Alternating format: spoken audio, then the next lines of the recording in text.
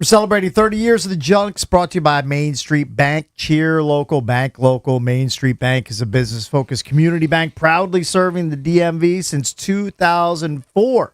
Visit mstreetbank.com to learn how to put their team in your office. Main Street Bank, member FDIC, equal housing opportunity lender. Don't forget, in just about 2 hours, Paul Taboni, president of baseball ops for the Washington Nationals, will join us. They're coming off a nice comeback win against the Reds last night, so he will be on at 9 o'clock. But right now, we wanted to get back into the Wizards, who, of course, landed the number one overall pick in the upcoming NBA draft, during the NBA draft lottery this past weekend, and specifically wanted to get into this article by Adam Finkelstein from CBSSports.com, where he is diving into the intel that he's getting from the NBA scouting combine, specifically about AJ Debonsa. Mm-hmm. Does he want to go to Utah? Is he going to try to force his hand with the Wizards and engineer some sort of trade with the Utah Jazz? So he said, first, as it relates to Washington, during his article on CBSSports.com, he asked a high-ranking scout on one of the other lottery teams if they considered Washington's selection of Debonsa a certainty, and if that would impact their own preparation. He said, I got a more direct response than I expected. Quote, absolutely not, the scout told CBS Sports. We were surprised the broadcast made it seem like such a foregone conclusion that the Wizards were just a lock to select Debonsa. Mm-hmm. At the top of the draft. I mean, Will Dawkins came on the show and basically said it's wide open. Right. I don't think it's wide open 10 guys, but it's wide open a couple of guys. I think those top two guys is probably where it's going to be, but I just think it's farcical at this point. I think AJ Debonsa yesterday flat out said it'd be great. DC's a great city when he was asked about playing for the Wizards. I don't think it's farcical. I reject it completely out of hand that he would make a stink about it. Would he prefer in a perfect world that's easier because his family's in Utah and he knows all those people? Sure. He's not going to make a stink about it. He'll be perfectly fine here. And I'm not so confident. Let me just say this. I'm 100% confident. And the rumors are ridiculous, by the way. It's just farcical. I mean, we don't know what agents do behind the scenes. Mm-hmm. He may not want to be here in Washington, may be saying all the right things. No, I agree. He may also have been won over. He's saying nice things. We don't know. My only worry would be, you already got one guy who doesn't want to be here, in my opinion. His name's Anthony Davis. Right. Do you want two guys that don't want to be here? Yeah, but Davis is easier to move. Here's the thing you can move him. About Debonsa. Well, you can also just move down to number 2. And take Darren Peterson. Not if you like Debonsa better than Peterson. That's the point. If you think Debonsa is the best player in the draft, I don't care what he says. You draft him. If I'm Will Dawkins, or if I'm you know what I mean? If I'm in a position of power to draft, and that's they won the right to choose number 1 overall. Mm-hmm. I don't care if the player wants to play for me or not. Like if I were the Hawks a couple years ago, and I heard that Alex Sarr didn't want to play in Atlanta, and I knew he was a better player than Reece Shea, of course. I'm going to be like, of course. I don't care about your feelings. It's and whether basically you want to play here or not. If you're a better player, I'm picking you. Same thing happened in Utah last year. Ace Bailey didn't want to play in Utah. Right. They drafted him. He played in Utah. Yeah. Like, it doesn't matter. The system is set up so these guys, they can agitate, but at the end of the day, if you pick them, they're going to play for you. I don't want to characterize him as agitating. It's fake news. He's not agitating. So you think Finkelstein's making up the report? No, I think that there might be some preference in a perfect world, but that he's perfectly fine for playing in D.C. I take him at his word. D.C. would be great. It's a fantastic city. Yeah, and he would love it. He would love it. He's been raised, by all accounts, great parents. We had a friend that I told you that met the mom. Fantastic, wonderful person. I don't see him being an agitator. Yeah, he just has a preference. Maybe, but that might have already been squashed by his visit here in D.C. Well, I think he's gotten money from BYU, and the owner of the Jazz of course. is the BYU guy who gave him that money. Personally, I don't care about his preference. Everybody has preferences. Doesn't mean you get what your preference is all the time. Do you think anybody wants to get drafted by the Sacramento Kings? You know what? I prefer not to drive 45 minutes to work every day, but I do it. It's a non. I do it anyway. I reject it 100% as a story that means anything. Yeah, I agree. I reject it 100%.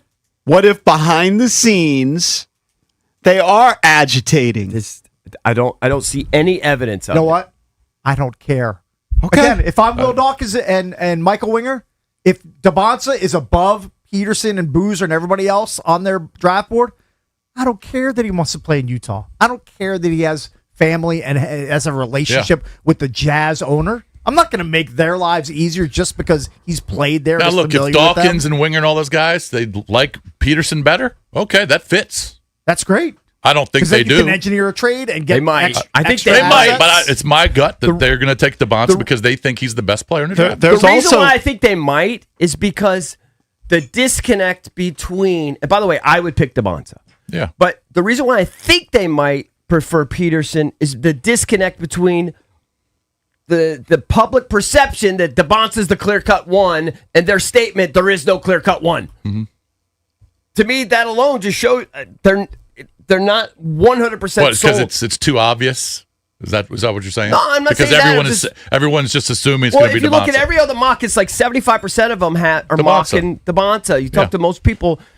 Now, the NBA heads and guys that saw Peterson in high school, they're the ones raising their finger and saying, no. Mm-hmm. Don't just let a couple months here in college where he wasn't healthy sway you. We've been watching this kid since he's 15. Right. The kid's a superstar.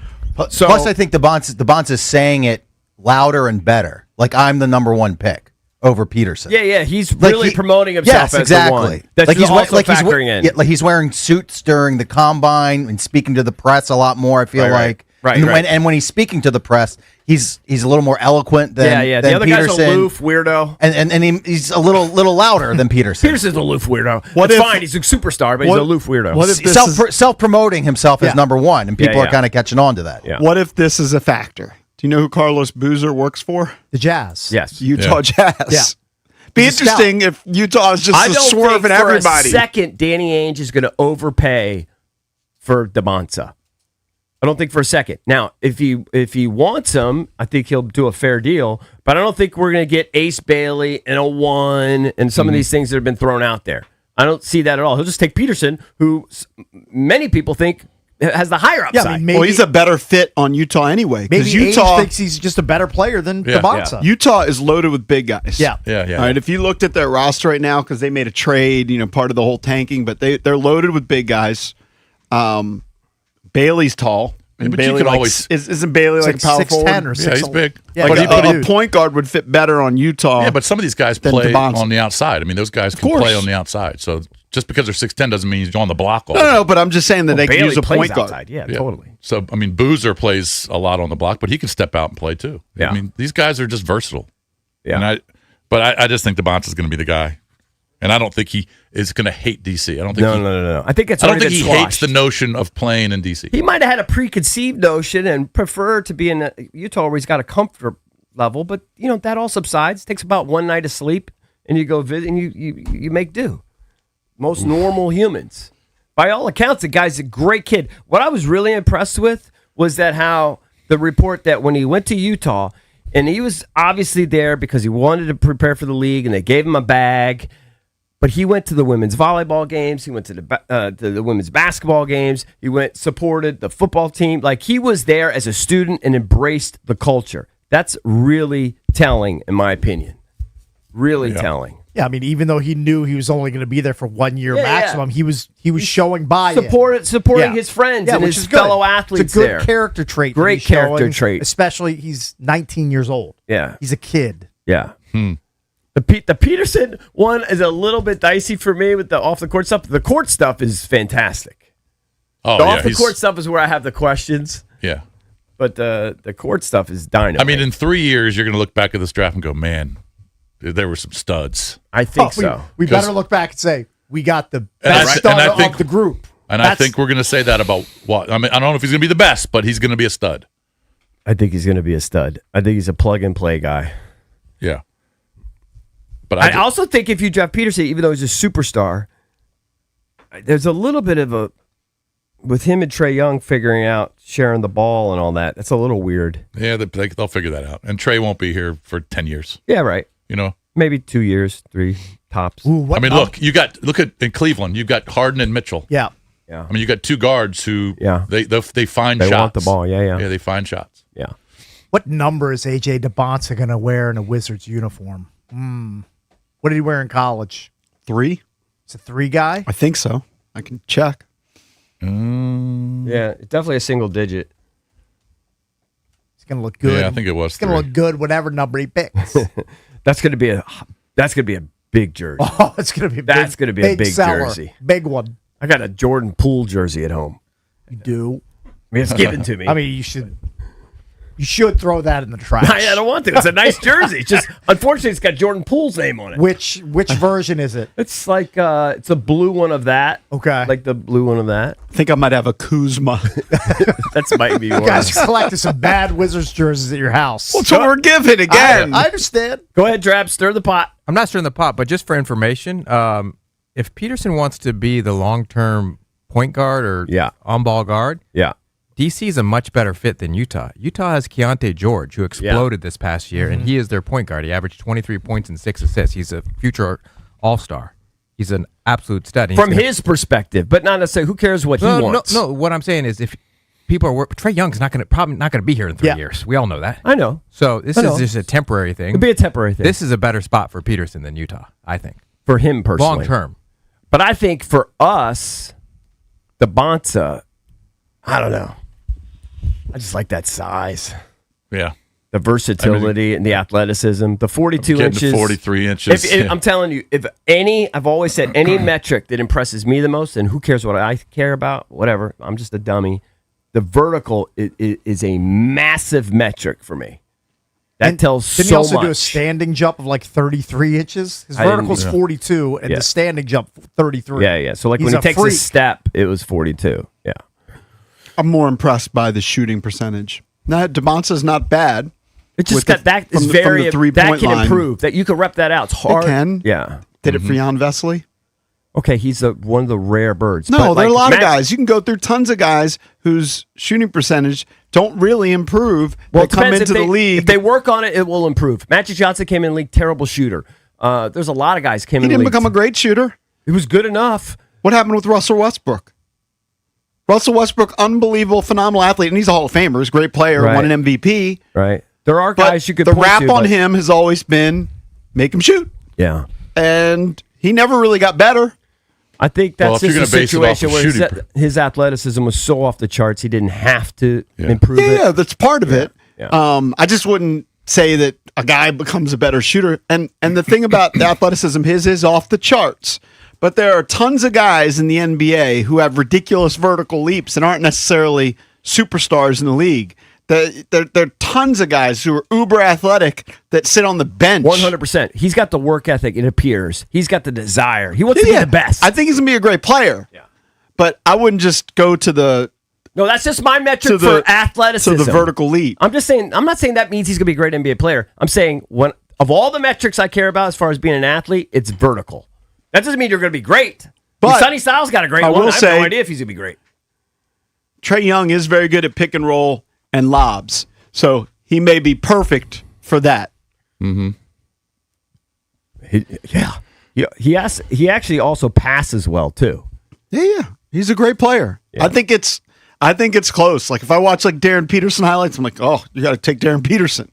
And Jonathan Givney's thing about seeing them 6 to 8 times or 8 to 10 times in person, always thinking that weighs a factor because I know that's somebody that's an insider who has said that those guys he's the better player. But he does seem aloof. There's no doubt he seems aloof. I think he's an aloof weirdo. But I do think he's better with the ball. Like at Kansas, he was off ball. The high school highlights, now you can say it's high school, but it gets all-stars. It's a really elite competition. When he has the ball in his hands, that's where he shines. Yeah. And I mean, if you're going to take it based on shooting percentage, you take Boozer. Mm-hmm. Yeah. I mean, Boozer's shooting percentage is better than both those guys. I just believe if the desire's there, I truly believe anyone can improve shooting. I think Peterson, see, to me, again, I've brought this up a few times. I'm watching the NBA playoffs. I'm watching the teams that are advancing and who are the key players. You know, Wemby's a freak, but it's Anthony Edwards. It's Donovan Mitchell. It's Jalen Brunson. It's Shea. These are all guards. Yeah, you need guards, of course. All right, coming up later. They're going to be fine. Later in the show, Paul Taboni, president of baseball ops for the Nationals. He will join us coming up at 9. When we come back, we'll get into Commanders schedule predictions. How many primetime games are the Commanders going to appear in 2026? We'll give our best guesses on that next.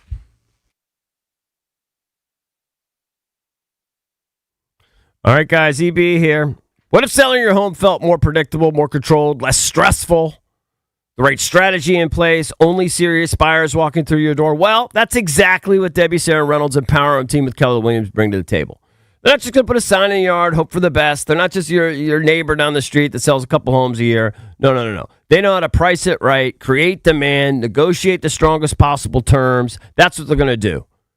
That's why homes sold with Reynolds and Power Owned Team sell 2 times faster than the average agent. Fewer days on the market, fewer disruptions in your life. It's also why their sellers net 4.2% more on average. For many homeowners, that could translate into as much as $30,000 more at closing. More money, more control, more assurance in your next move. So what are you waiting for? Call Debbie, Sarah Reynolds, and Power Team right now. Memorize this number. 844-654-SOLD. That's 844-654-SOLD. Or check them out at debbieasthebuyers.com.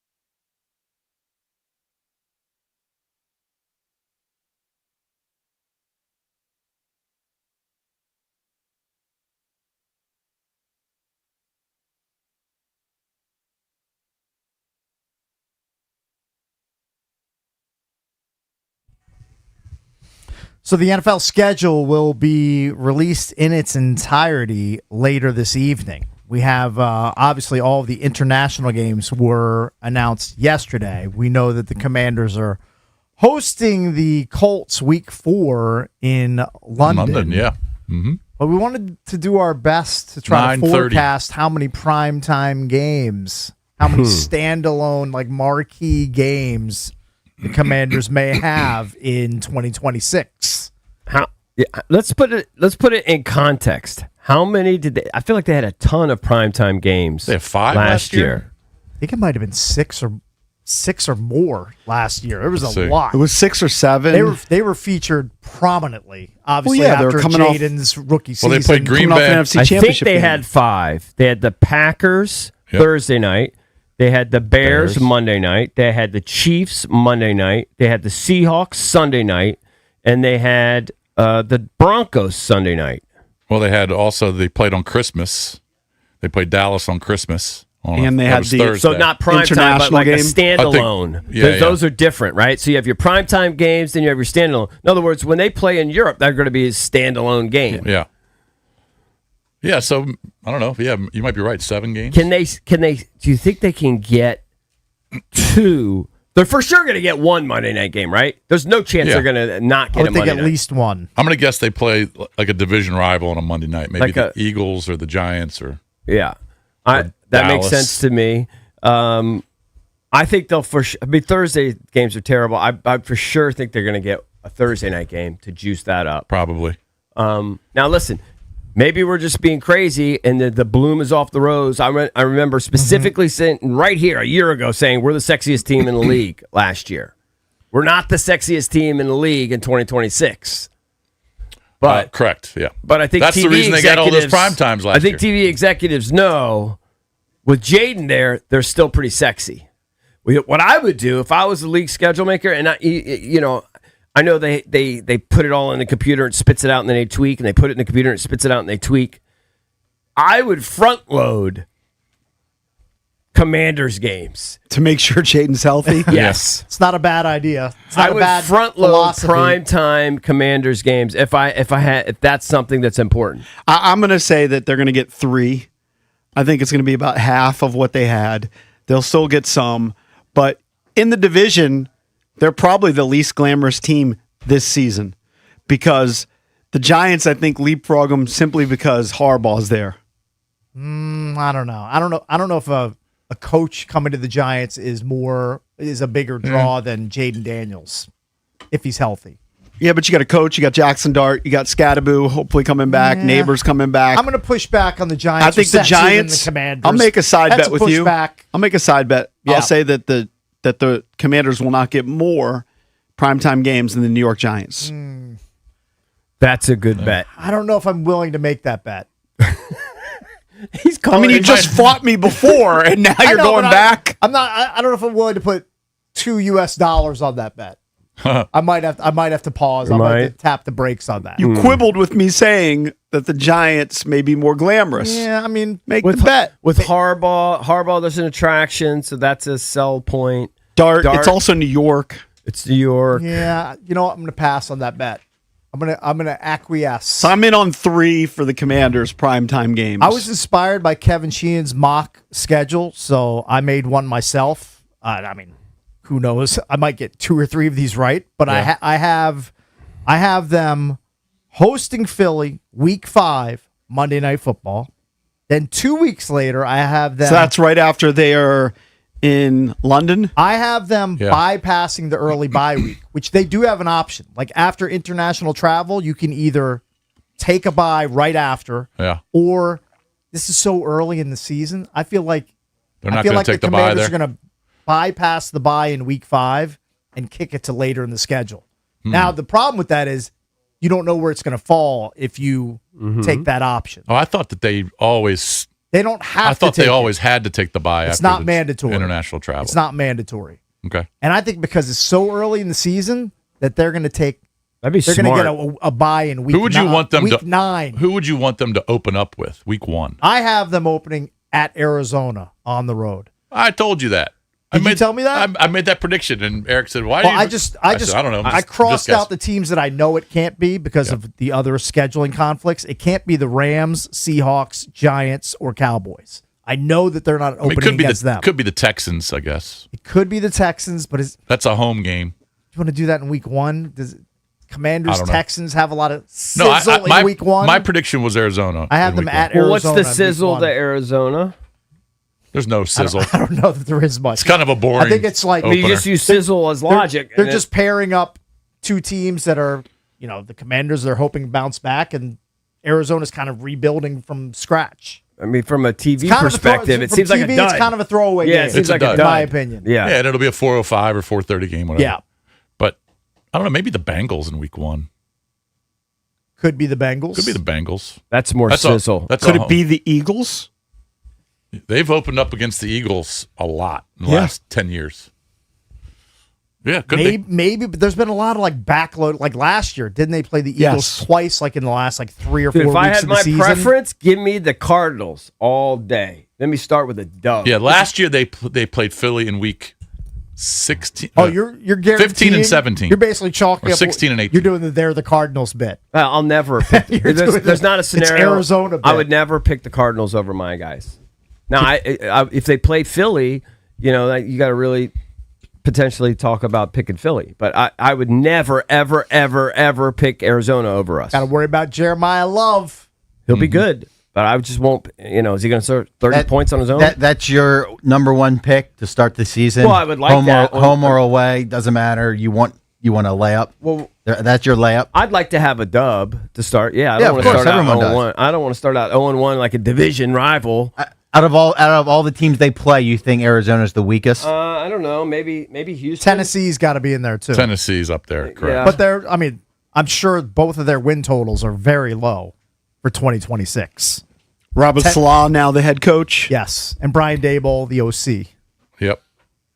I don't know. I would say either Tennessee or Arizona. Where do we know Arizona is that's a road game because it's at Arizona. That's a road game. At Arizona, and so is Tennessee.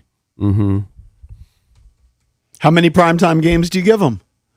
Well, I'm giving them 3. The Giants. So you get Monday Night Football, Sunday Night Football, and then I'll give a wild card in there somewhere. Are they obligated to give them anything? Is there a league rule? I think they try to give each team to one. Be at least one. I think Thursday Night Football they have to get. Yeah. So last year the Giants, if this is correct, were on Sunday, Thursday, and Monday. They got one of each. Mm-hmm. I think at a minimum, Washington will get 3. Prime time. I've got Washington's Thursday night game, Week 11, hosting the Texans. How many primetime games did you give them I have total? 3 total. 3 one total. Monday Okay, night, the same as me. 1 Sunday night game, 1 Thursday game. Yeah. I still think we're sexy. I'm going to give them just not the sexiest. I'm going to give them 4. Give them one more. Yeah. In terms of heading into the season, and have you guys seen what the Thanksgiving slate is? Oh, it's a banger. The Thanksgiving slate, banger after banger, starting on Wednesday night. It's so good Through Friday. It looks amazing. Maybe you can go through that. let me see if I can do it off the top of my head. Packers Rams is Wednesday night. That's your Thanksgiving Eve. Then you have Detroit Chicago is your first game. Yep. Okay. Detroit's always the first game, aren't they? Yes, they always lead off. Dallas is your sandwich game. They host Philly. So what time is that? That's like a 3:45. So that's when I'll be 4 o'clock. eating. That's when I'll be eating. And then because the first game I believe starts at 12 or 12:30. Doesn't it usually it's start 12:30. Yeah, I'll be in the hotel for that. And then one. your nightcap is Chiefs Bills. Yeah, there you go. Chiefs. So you got 4 Bills. big games. And there. then your Black Friday game is Steelers Broncos. My God, these guys want to play every day, don't they? So those, Yes, they want to play 20 games and play every day. all I'm saying is those 10 teams Got that a are life, playing, Gigs. those 10 teams that are playing on Thanksgiving this year, based on what happened last season and probably some doubt on health of the quarterback, they're more glamorous than the Washington Commanders. So I believe all those teams will get more primetime games than Washington. There's only going to be so many That's left. fine. I mean, it's not a competition. So I'll give them 3, B. Cakes is in on 3. So they can't.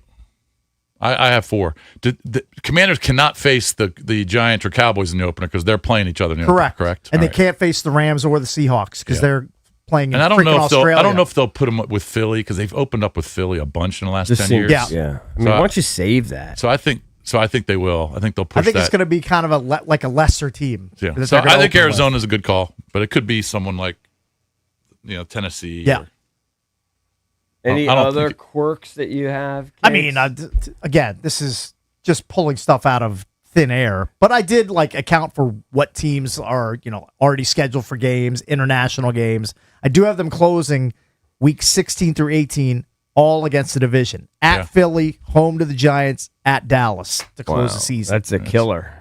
That's probably a And good call. last season was very similar. Last year they was four backloaded a lot four of the division consecutive games in the division last Do you year. think Right. they'd give? I have no idea because this is not something that I particularly care about. I just accept the schedule, however they do it. But do they give? If you have to travel to Europe or Australia or wherever Rio, wherever all these teams are going, do they give you the benefit then and say, okay, we're not going to give you a Thursday night game because while it's a prime time, it's just a pain in the ass. If they travel? In other words, if you go to London, They usually have a bye week that next week. yeah. Yeah. But I'm just saying in general, overall, will they say we forced you to go internationally? We know everyone hates it, and I'll be honest with you, I don't think these coaches love playing on Thursday night.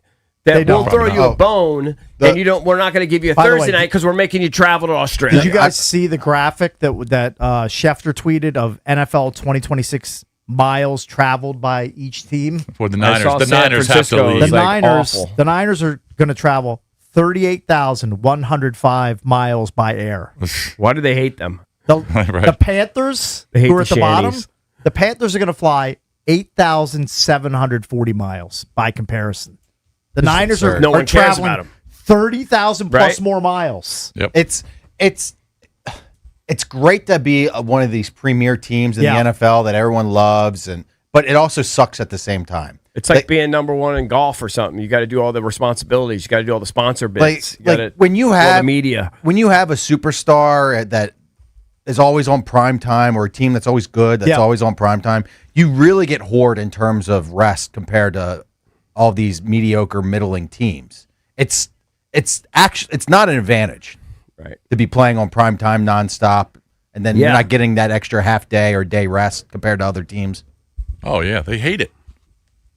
It's definitely not an advantage. I mean, Shanny talked about it. He said, we don't want to go to Australia. Well, heck, even playing on He said that. Well, Even even playing playing on on Thursday. even playing on Sunday night. Say the game's done at midnight compared to 1:00. That's basically almost an entire day's worth of rest for the guys.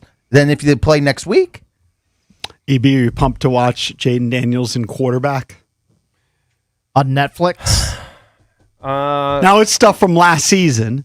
So quarterbacks featuring 4 guys this time. Oh, it's already stuff that's in the can? Yeah, it's from last season. Oh, so you not get as kind of much. an inside look as to what happened behind the scenes with Jaden Daniels, Joe Flacco. Well, that's going to be so depressing. Flacco's one of them. Mayfield, Injury after Baker injury. Mayfield, and Cam who's Ward. and Cam Ward. Cam there Ward. you go. By the You know way, breaking schedule news. Now, this is from a source from Ryan Fowler at _Ryan Fowler. Eagles at Commanders in Week 8, Sunday Night Football. Oh, that doesn't jive with my Week 8. I have them at the Niners Week 8.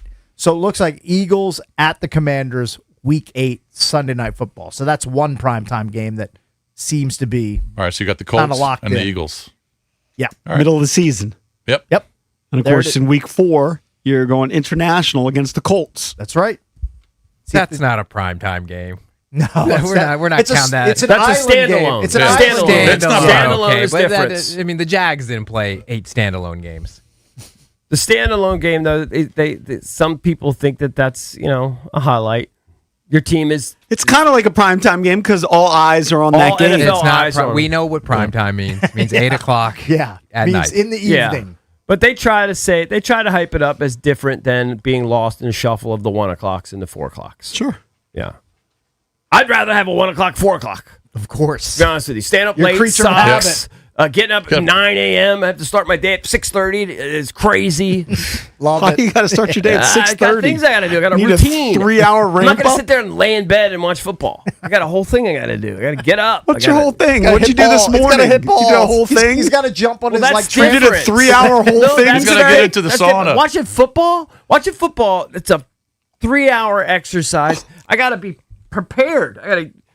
I just got to get up early. Yeah, but on the flip Got a whole side, ritual. don't you like ending the game at 12:30? Not really. Watching That's the whole ritual. You got the whole I day. enjoy. Well, What I is gotta, in the I gotta whole wait ritual? a certain amount of time before I can have my breakfast. I gotta wait. I gotta wait a certain amount of time before I can have my coffee. I want to be comfortable. I don't still want to watch game. When 9 o'clock games are on Sundays, typically I'm in bed. Like 8 o'clock, 8:30. I'm still in bed. Don't want to be in bed. Okay, So you 8:30. The get game's out of at bed 9:30. Get out of bed at 8:30. Go down, brew a pot of coffee. I gotta be mentally prepared. I gotta be ready. I don't get it. That's what prepared. We talk about Yeah. the game all week. Here's how you mentally prepare for 9:30 a.m. football. You get out of bed, you brew a pot of coffee, you pick up your remote, you point it at the TV, I'm a man and you of turn it on. I'm a man of routine, and I do not enjoy the 9 o'clock games. I know. I'm just trying to sorry. figure out the routine. My routine is I like to be outside to watch Well, the games. you only early got in the 1 year. week. You only I have like 1 to be week to down deal in with my cave. You know. How many times has he said, "I'm going to be watching the game on my phone while driving"? I mean, there's no Football, routine. that rarely happens. For the You said that, Redskins, you said the that 7 Redskins? times last. the Redskins rarely. Oh, come on. Rarely. That doesn't happen with the Redskins. Very rare. Now, if I have a child responsibility, then that's a priority, but that's rare that happens. All right, when we come back, we're going to give you a chance to win a pair of tickets to Satch Vibe Band and a pair of tickets to go see Journey when they come to Baltimore this fall. So keep listening for your chance to win. It's coming up next.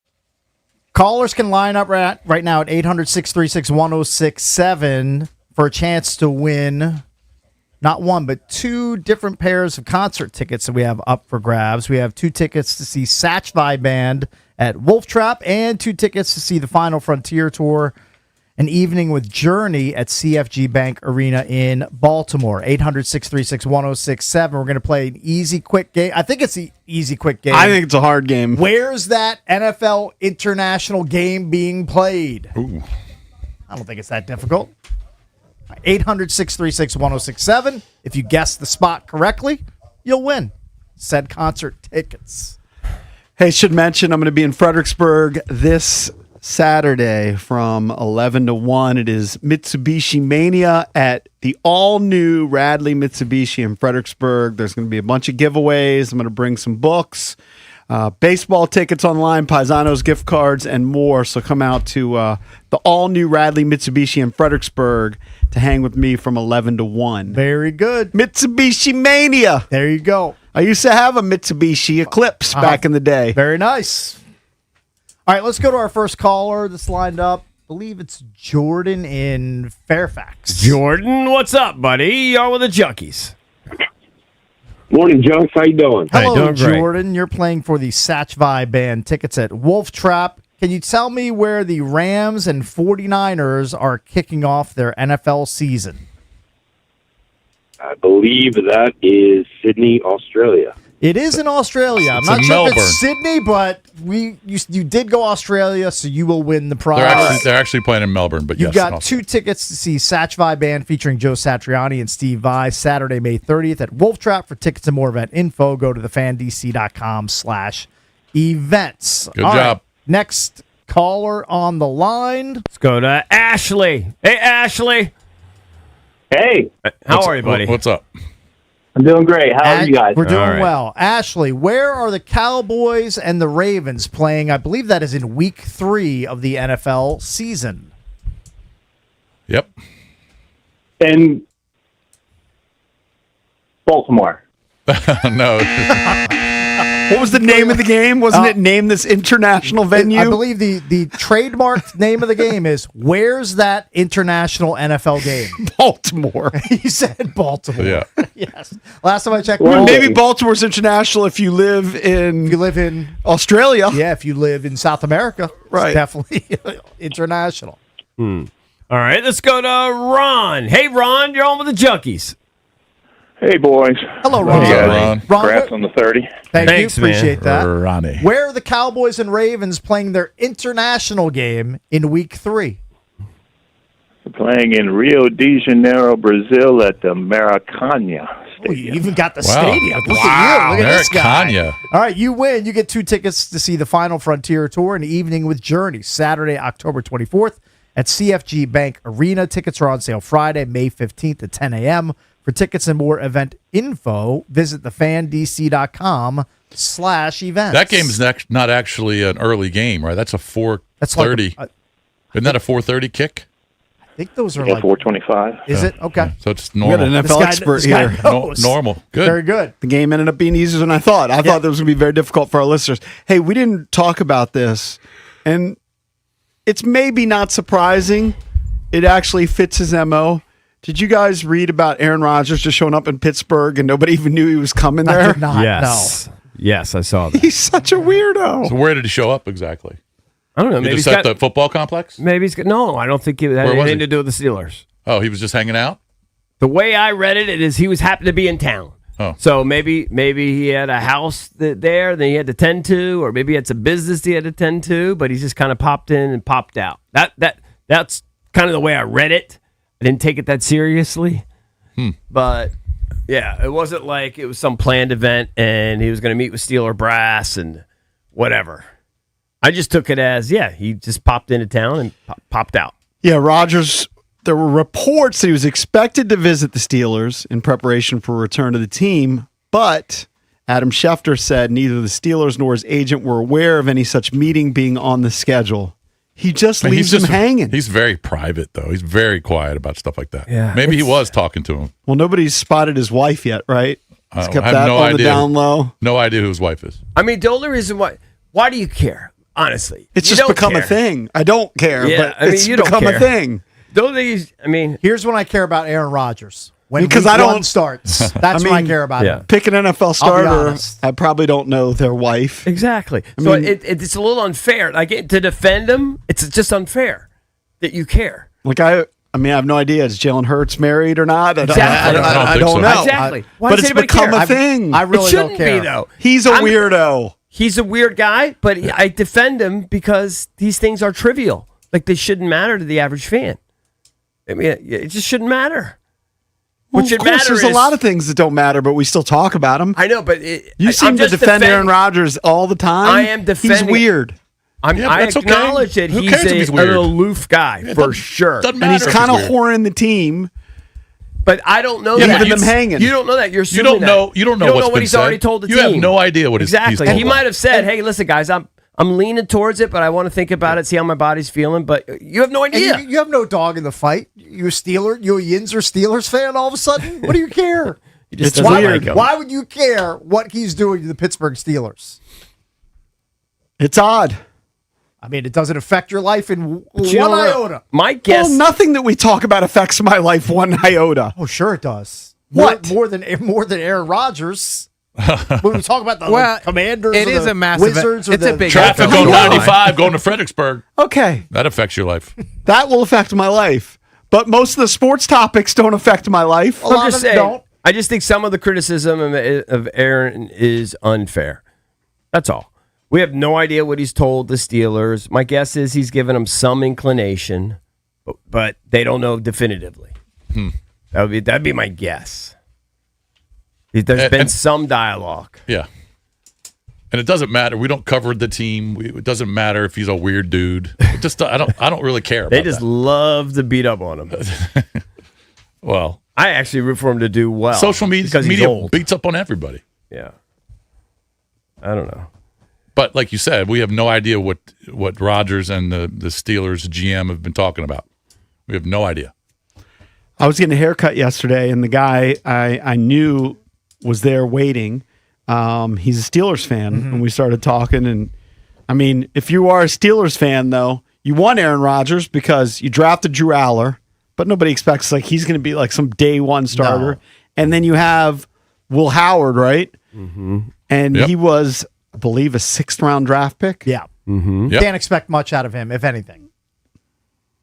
Although there are intrigued there are a to lot of see Will Howard. there are a lot of Steelers fans who do want to see him be the week I would one like to starter. see him and see what he can do. Maybe he only gets a couple weeks, but I wouldn't mind seeing him, see what he could do. Will Howard. Look, I'm Did interested in win the a national NFL, title. so a story like that interests me just like it doesn't affect my life whether Deshaun Watson is the starter in Cleveland or Shedeur Sanders, but that's an interesting story. I think that's interesting. I think that's relevant. It's relevant to playing. Yeah, But the fact that Aaron Rodgers went in there and didn't tell Pittsburgh he was going there, I don't know how that's that relevant. But we talk about 90% of the stuff on the show, we talk about things that don't affect our lives. That's not like a good counter to me. Well, here I didn't make is- that counter, Here's but- something that could potentially affect our lives. Cardi B yelling at Stephon Diggs outside of a coffee shop in Burtonsville. I need to know where that coffee shop is. Is Stephon Diggs going to bring Burtonsville? his No talent and also his off-the-field baggage here to You know DC? what I feel Will like? he be a commander? There's been very little buzz. I feel like the buzz is growing a smidge. because it's ramping up a More little people bit. are talking about it. just because Starting he's to in talk there, about- just because he's hanging out in Burtonsville. No, they're just starting to. More people are starting to discuss the possibility. That's all. When we come back, we will discuss the possibility of Stephon Diggs becoming a Washington Commander. We'll do that next.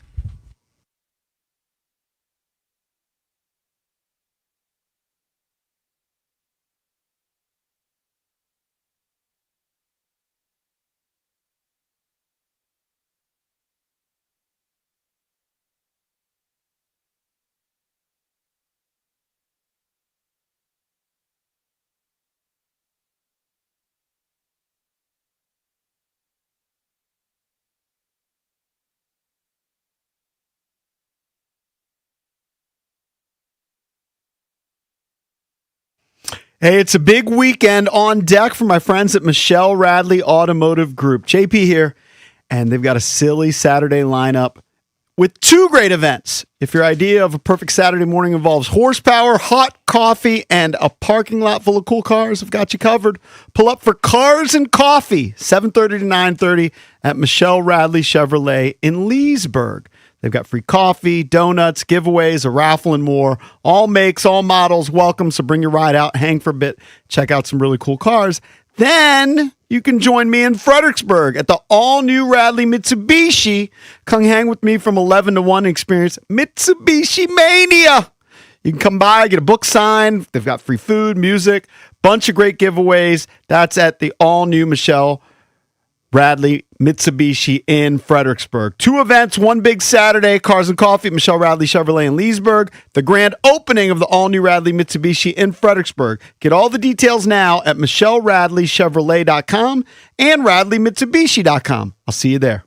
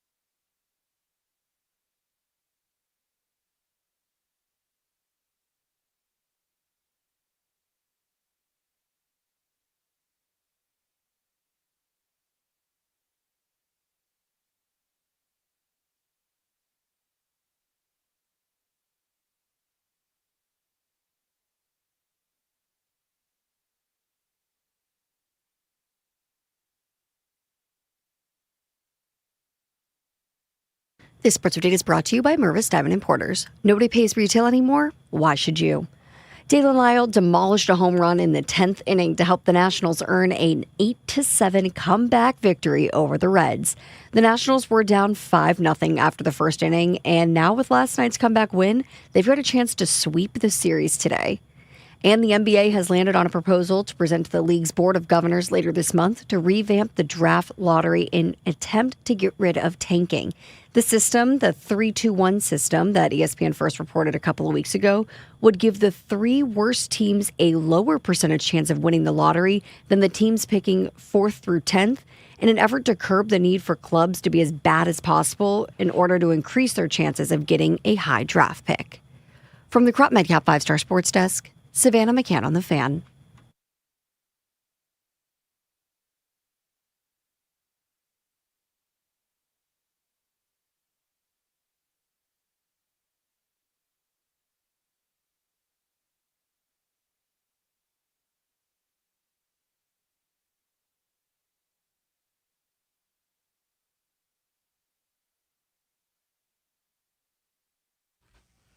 Celebrating 30 years of the Junks, brought to you by Main Street Bank. Cheer local, bank local. Main Street Bank is a business-focused community bank proudly serving the DMV since 2004. Visit mstreetbank.com to learn how to put their team right in your office. Main Street Bank, member FDIC, equal housing opportunity lender. In about an hour, Paul Taboni, president of baseball ops for the Washington Nationals, will join us, so you definitely want to stick around for that. So we wanted to get into the latest on Stephon Diggs possibly joining the Commanders, and why are the New England Patriots not interested in retaining his services after giving him, I believe it was $22 million in guaranteed money upon signing with them last offseason. Well, my understanding, we had Ben Valin on, and he said it here. He thinks it's, in his opinion, it's maybe a mistake by the Patriots, and that it was a financial decision. They just didn't want to pay him another $22, $24 million, whatever the hell it would be, to have him come back. I mean, look, he's not as explosive as he was, but he's still, in 7 of the last 8 years, he's gone for 1,000 yards and would have gone over 1,000 probably in the year he tore his ACL. He's still very productive. His touchdowns have gone down a lot. Well, that might be part and parcel with the yards per catch going down, but he does catch the ball when thrown to him. And he seems to still be a big play receiver. They also might have wanted to get younger at the position. True. Of course. He would make the Commanders older. And if they still here. might make a trade for AJ Brown. That is true. That's the big rumor. Right. That's a given, I think. That's where AJ will go. So I think it's a combo of that. They figure they're going to upgrade, bring in Brown. They don't necessarily need him. If they have Dobbs, Booty, and they make a deal for Brown, I mean, those are 3 good receivers. Right. They don't need him. But do you think they're tired of his background noise? No. Even if he's a good teammate. Not New England. They're going to deal with a lot of noise. They do. I'm saying before the Vrabel-Rossini thing broke, just the thought is he's kind of a dramatic wide receiver. And maybe you get sick of it. And I don't think there was any indication of that. That's pure speculation. Him, at least off the field. Like we saw the latest iteration of it yesterday in Burtonsville. Let me pull this up. Outside of the Isaac's Poultry Market in Burtonsville, like in a strip plaza. You know where that is? It's a strip plaza off of 29. Yeah. Apparently. And there's no audio of the clip, but it's only like 6 or 7 seconds long. But it's Cardi B. There is video? There's video of Cardi B like yelling like at Stephon Diggs. She addressed it. She said on her Twitter, she said, "Sometimes I forget I'm a celebrity. Damn, y'all ain't never cuss your baby daddy out when you hungry." That was her tweet. So she was hangry? So it wasn't even a big deal. She's basically saying it's not even a big deal. This is just how I am. Yeah, it's just, I guess that's just her they personality. Maybe they have a wild, volatile relationship. I think it's fair I'm going to guess it's that. very wild and volatile. Yeah. Like now he was vindicated all the time in the lawsuit against the chef. You're saying there seems to be 10 seconds. Seems to be a lot of stuff that surrounds Stephon Diggs. Absolutely. I think that's fair to say. But my understanding is even in high school he was known for being wild. Some schools weren't even super interested maybe in recruiting him. Right. But he's also a very productive wideout. And look, if you can get him on a team-friendly deal, like I don't know what that would look like exactly for Adam Peters and the Commanders, I think you at least have to consider it. You think juice worth the squeeze? I think he's more of a guarantee as a 1 year like prove it type of deal. Yeah. Yes. You'd rather have him than Keenan Allen, who you've brought up a bunch. I'd have Diggs. Yes. Yeah, I think he's still more explosive and than Ayuk? Keenan Allen. So Diggs top of the pile. What's the farthest point on the planet I could get away from Brandon Ayuk, like Antarctica. Sure. Well, Yeah. The North or South Pole, 'Cause you were- wherever that is, that's where I want to be on Brandon. You Ayuk. were a Jennings guy. He's off the board. Jennings signed with the Vikings. So on a one-year Stephon deal. Diggs is the new apple of your eye. He's the new. But I've always had a soft spot for Diggs. He's a local guy. He a Terp. He spurned. Is he the every only big- guy? He's a Gaithersburg guy. Gaithersburg. That's the only strike against him. He's a Gaithersburg guy. I But he think did go to good technically. counsel. Yeah, but he's a local guy. I'm always going to root for him. Yeah. Even though, like, I think he can do better than Cardi B personally. But that's just me. That's I'm with just you. That's I'm with my you. personal thought. I'd love to see him in burgundy and gold. I just think he's a kind of a sure thing. Receivers are oftentimes divas. I mean, It's just part of the deal. Isn't the receiving room better if McLaurin is your 1, Diggs slots in as your 2, Antonio Williams plays the Yeah, slot, pretty good. and then you have other guys like McCaffrey and De'Ami Brown as depth pieces? The only thing I could figure is that they've just decided they're going to wait out, and they want Ayuk. They've just decided they're going to wait it out, and they're Okay. going to sign Ayuk. I mean, That's the only thing I could think. You're sleeping figure. on Debo's return. Yeah. We didn't really talk about Debo. I mean, Debo's still floating out there. I like Debo. I think Anybody to sign. I might rather have Debo back than Diggs. That's a good I question. could live with either of those guys back. I just feel like they need another piece. I feel like it's an incomplete puzzle No, at I this agree. point. I agree with that. If you have Terry, Debo, and Antonio Williams, it's pretty good. And De'Ami kinda coming like off it. And as De'Ami your and all those 4. guys. Yeah, that's pretty good. I still need to make a wildly optimistic Antonio Williams rookie catch bet with somebody. I'm vulnerable, just to let you guys know. I just don't know why. I'm ready to be taken Well, you got to advantage wait to of. see if they sign another guy. You know how there's sign a true number certainly. There's 2. no buzz about Diggs, really. I Yeah. feel like there's a little momentum in the last few weeks, like with guys talking about it and bringing it up and asking questions. There's no buzz on Debo coming back. Zero, It- less than it's just- zero. It's No, it's bizarre probably not gonna because happen. my understanding is the team loved him.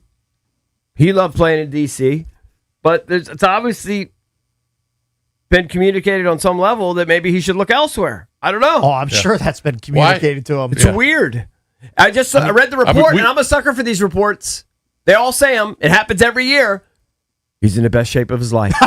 He's in the best shape of his life. He's working out. Trainer, Well, we were wondering it why literally came out yesterday. guys like Jawan Jennings took so long to sign, and he finally signed. But it's just, and we kind of know why Diggs didn't sign anywhere. He had that court issue with the girl that sued him. But why isn't Debo signed with anybody? I just think I these see guys, rumors on Debo. I think they get these visions that are going to make $20 million in their head, yeah. and when those offers don't come in, they just can't believe. Well, they know the that situation that Yeah, they're they in. know that. So Yeah. he ended up playing in 16 games, 72 catches, 727 receiving yards, 5 touchdowns. Rumors have him linked with The rumor I saw, I'm going to guess the Chargers. Chargers are I- one, okay. and the Bears are the second team. the Bears. Ben Johnson likes a versatile guy, and they lost DJ Moore, right? DJ Yes, Moore he's gone. leaves. Okay, I can maybe see that. I mean, I know they So want now to they get more got a balls to Dunze and they got Burden. Luther and- Burden in year 2. They have Loveland. Colson Loveland had a pretty good rookie campaign too. I have to admit that I occasionally bring up Debo. What about Debo? I love Debo. You know, I as much as I bring it up, I forget about him just as much. If they announced today that they signed Debo Samuel, I think I would be I'd feel a lot better. Yeah, you feel more at ease about the offense. You feel more like, okay, there's another weapon for Jaden to throw. Another, I feel better. like a proven weapon. And I really believe, I don't know at what point, but maybe like week 4, week 5, whatever, he got hurt. And I just don't think we saw the explosiveness that he still might have. But he was still out there. But he's still out there playing for the most part. I think maybe he missed 1 or 2 games. Yeah. But if you want to weigh in on Diggs possibly coming to the Commanders, you're welcome to do so on an Open Line Thursday, 800-636-1067. Open Line Thursday brought to you by Window Nation. Searching for new windows and doors, search windownation.com. Their windows, they're measured to fit the first time and installed by experts to last.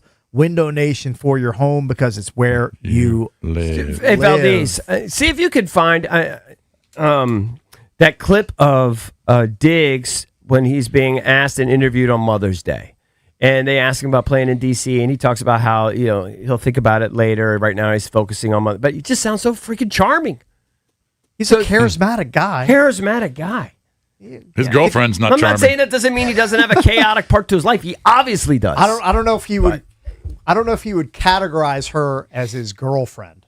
Like I think it's just one of the multiple women's had one of his babies. Another woman he's got to tolerate. I don't know. Like I don't know. know. Like if you went up to Stephon Diggs right now and said, "Who's your girlfriend?" He'd be like, "I don't know. I don't JP? know which one to name." Have you done a poll yet? No. All right, here's your poll. I know we've done Diggs. We've done a bunch of Diggs polls. And Ayuk. Now you got to do Diggs, Ayuk, Debo. Pick one. Who do you want? Throw Keenan Allen in there if you have 4 options. Pick Throw one of Keenan 4. Allen. I feel like that's not a serious option for Washington, but maybe it is. It's just because of his age. Out of those 4. I know, just because of his age. Yeah, he's old. All right, Junkies poll of the it's not day brought to you by Surfside Iced Tea and Lemonade. They're trying to get younger. Light, refreshing, 100 calories, 0 bubbles, pairs perfectly with the day on the golf course. Must be 21. Please drink responsibly. You can vote at Junks Radio. I'll have it up momentarily. How old is Keenan Allen? He's definitely 34, years older maybe? than. I feel like he's a year or 30s. 2 older, but maybe he 34, might not be that 35? much older than I mean, if they sign Diggs. any of those guys, they're not getting younger. Those guys are all like 30 plus, except for maybe Debo, 29 or 30. Yeah, like he's it's the youngest of Keenan is of the group. 34. He'll be 35. He just turned 34, actually. I might, you know what? I might lean now towards Debo. Just boomerang back to Debo? Boomerang back to Debo. Everyone loved him apparently. Like he was really well liked. We've all seen what he can do to a football team to energize the sideline. Like the plays that he makes, you know, you get jacked up when Debo makes a play. I might be pro Debo. All right, you have the. All right, this is Debo. I guess he's being interviewed by who? By Wes? No, by Wes. This is Debo or Diggs? Or Diggs, I'm sorry. Diggs being interviewed by our guy Wes that works time to time with the Junks. As a DMV guy, you're coming into free agency. Have you talked to some of the Commander players? Yeah, a little bit. I'm familiar with the city and I'm familiar with the people. So we're going to see down the pipe over these next couple months what looks good, what makes sense. I definitely want to shed some light on them and might go check them out for a little bit. Just it's love, it's hometown, so it makes sense. But right now, I kind of like take a breath. I've been training, I've been doing everything I'm supposed to, but I'm more targeting on the charitable stuff right now, and then everything else will fall into place. Somebody tweeted us, Diggs is a clown and a problem. Stay away. I think there's going to be that opinion again. You can vote at Chunks Radio. I don't know that he is on the field. Yeah, I was going to say, off the field, I could see why off people the would say field, that. I think he's got a chaotic life. I think that's fair to say. But on the field, he's out there for every play, every game, and he does make catches. All right, let's go to Dwayne in Bowie. Dwayne, what's up, buddy? Hey, Eric. Good morning. How are you guys? Hey, doing great. How are you? I'm well, thank you. So, real quick before I get to Stephon, real quick, Jason. 2 days ago, you were asking who AJ Wilson was, and then, ironically, this morning you talk about how Aces blew out the Connecticut. Right? Did you check the box score of that game? I did not. You didn't? Okay, I know so they won by 30, but I didn't look at the box score. No. Okay. First of all, AJ Wilson is top 3. Maybe top 2 WNBA best player after Caitlin. And Evie, you mentioned it yesterday. So I'm shocked you guys didn't know who AJ Wilson who's also. No, I knew who she was. No, I knew who I'll be honest, I don't pay attention and she's to it. better than Caitlin Clark right now. It's not on my radar. Oh, yeah. Absolutely, JP. And not only that, she's fiance to, guess who? Bam Adebayo, your 83-point man. Oh, there you go. I didn't know that. Those 83 points shouldn't have counted. Counterfeit. A slur to Kobe Bryant. Now, let me get back to Diggs real quick. Evie, right now on the Commanders, who gets off the field news? None, right? Nobody. What's the question? Slow down. He's basically who gets off the field news, like who's a problem. Oh, we're pretty good with who's that. the problem in Commanders right now? We're pretty good with that. Problem? We're pretty good with that. Okay, good. So now, do you really want Diggs? Like deep in your heart, do you really want that problem? Is that a problem? Do you want that every other day news, like yesterday or 2 days ago, he was a Burtonville arguing with Cardi B? Do you really want that? Yeah, I don't know. I just want to win, bud. You know what? He doesn't care about what he's doing off the field. 75 catches. I just want to win. That's kind of what he does. And I need one of these guys. I'm kind of panicking a little bit because I just feel like we need to add one more piece, and I just want to grab one of them. You know what's going to happen? You know what's going to happen? He's going to have him off the field, and then maybe on a Sunday or Thursday he has a bad game. You're going to be out on him. You're going to be out on him so quick, EB. I know you're going to be out on him. I don't think that happened in New England. I think they were very happy with him. He was kind of underwhelming, I think. Well, yeah, New England and Washington, D.C. area is not the same. There's a lot going on out here, man. There's a lot going on. And he's home. He's going to be home. Think about it. Yeah. Okay, thank you, Dwayne. Appreciate it. Thank you. Let's go to Gus in Arlington. Gus, what's up, man? You're on with the Junks. I definitely take a shot at Diggs. He's always been productive. And I think it's, we have Quinn and Peters. They should have established a culture already. We have a bunch of culture guys. We can't be 100% choir boys. We need to win with talent. And sometimes that talent comes with, some things on the side. As long as it's not disruptive on the field, I say go for Diggs. And anything you give him a tier deal, you give him a tier deal, it gives you some leverage with the Terry renegotiation after next year. Protect yourself with that. I'm going to sound like an old guy. I hate doing this because this is really aging me. But when Gary Clark was here, Gary was he wasn't my favorite receiver. He was my favorite. Of all the guys, he was my favorite. Mm-hmm. He was a volatile guy. Yeah. He wanted the ball. Very outspoken. He had a lot of injury issues, but he wanted to play all the time. You could see him kind of ranting on the sideline. Now, that's a long time ago. I know. It doesn't seem relevant to people today. But I think you can handle and win with a few volatile guys like that. Yeah. I think that's okay. This is not, you're not going to church. Diggs, in what was considered a down year for him, had 85 catches. You know how many times Terry McLaurin has done that in his career? Once. Yeah. One time. How many times has Stephon done it? One. How many times has Stephon done it? Had 85 catches or more? Yeah. By 4 or 5 at least. Yeah. Maybe more. Yeah. So, he's a proven commodity. Call him unproductive. That's the thing. On a down year, he had 85 grabs. 85. Could you imagine dealing with 5 different babies' mamas? I No. think he had 5. Maybe it might even be 6. There's an article. He's got 6 kids, according to this New York Post article, and I think I tallied 5 different moms. Mm-hmm.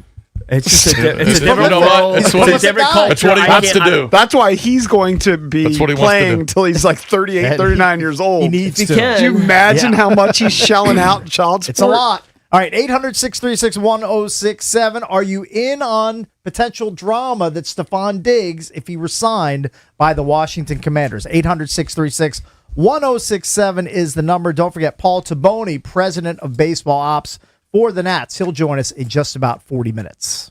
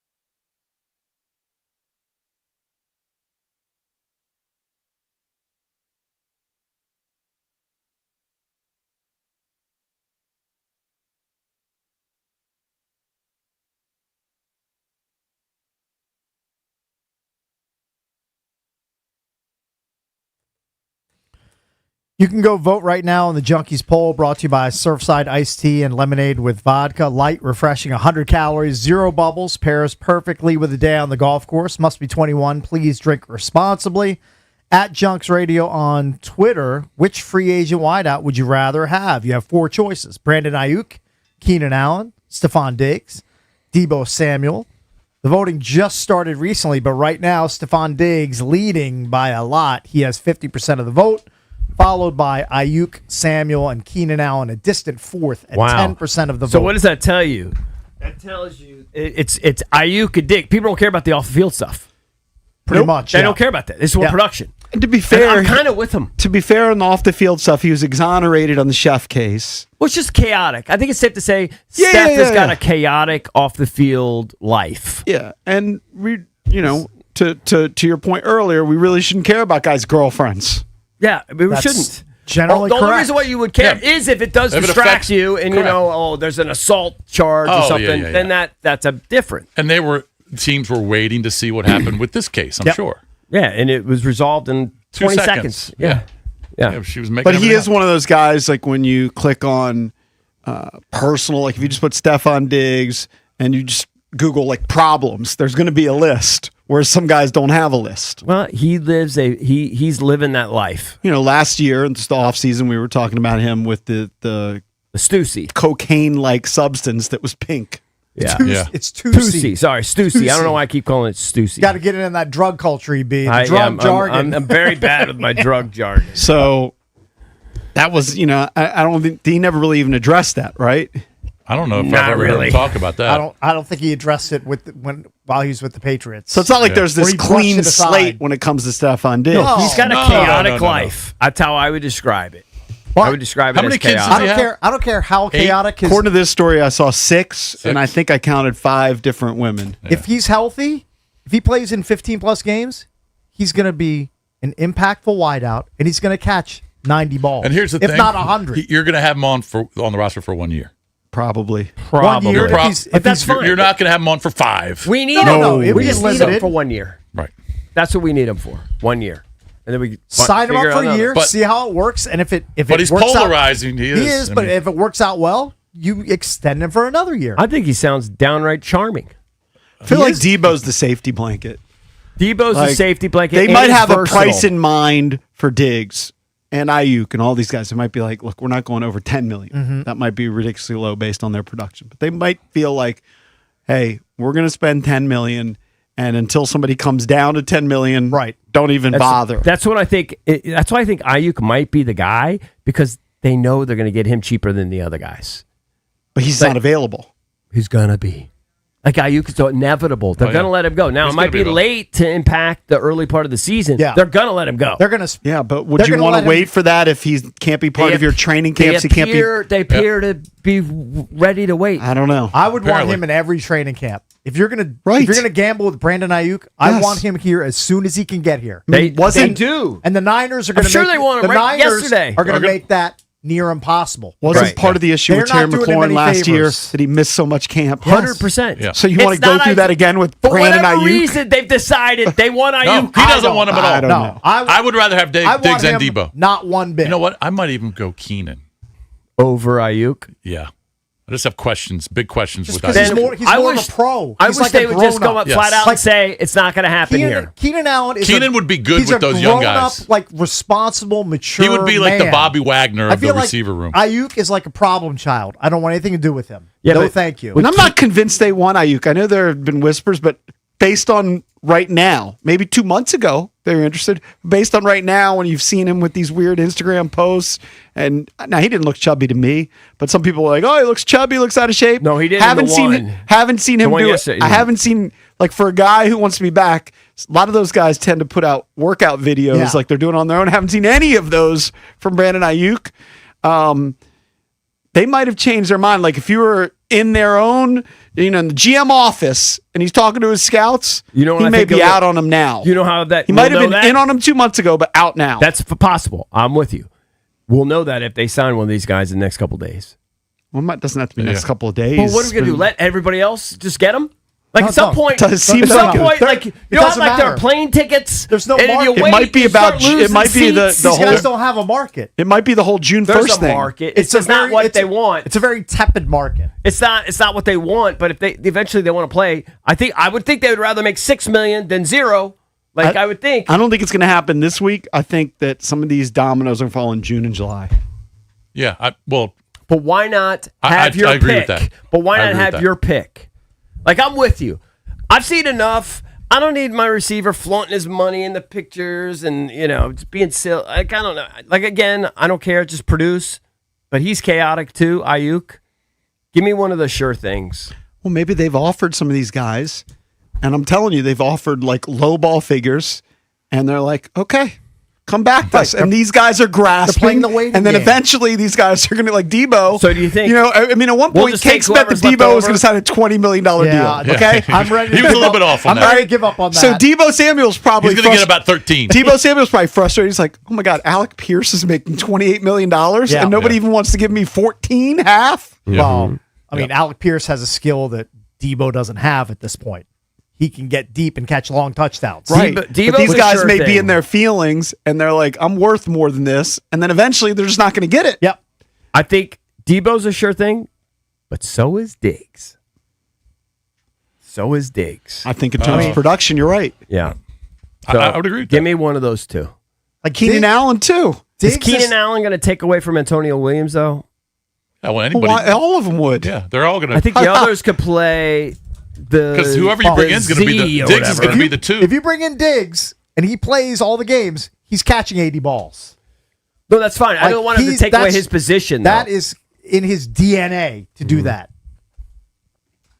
But so I mean, there's gonna be less balls to go around if All right, let's Diggs go to. or I just another don't guy want comes to. in. I just don't want to take away playing time. You can take away balls, but I want my guy Williams. But getting doesn't reps. Keenan Allen pretty much do that? He had 81 catches last year. Yeah. He's going to 70 catch the year balls. before, 108 the year before. I mean, Keenan Allen's been over 100 5 times in his career. Yes. Well, he's a borderline Hall of Famer. 5 times.